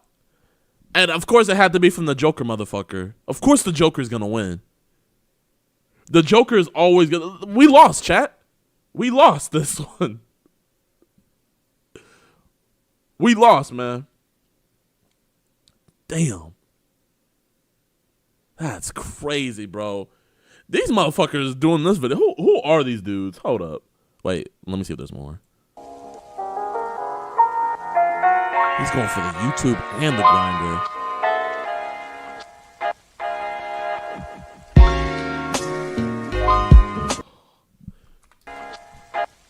It was a 3v1 and y'all lost to this motherfucker.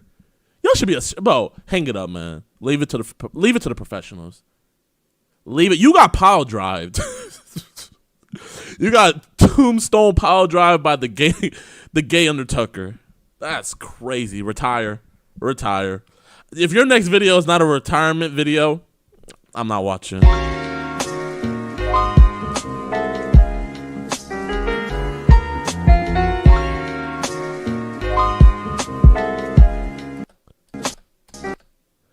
Okay, what do you want to do? Whatever you're comfortable with. So you want to hook up? Yes. Pick sexy. Okay, where are you? 9.5 miles. I'll have to walk. This nigga can't even spell.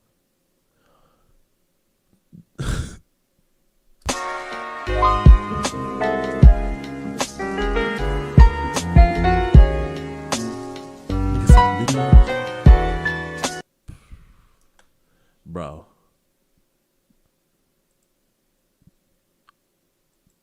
Metro Detroit.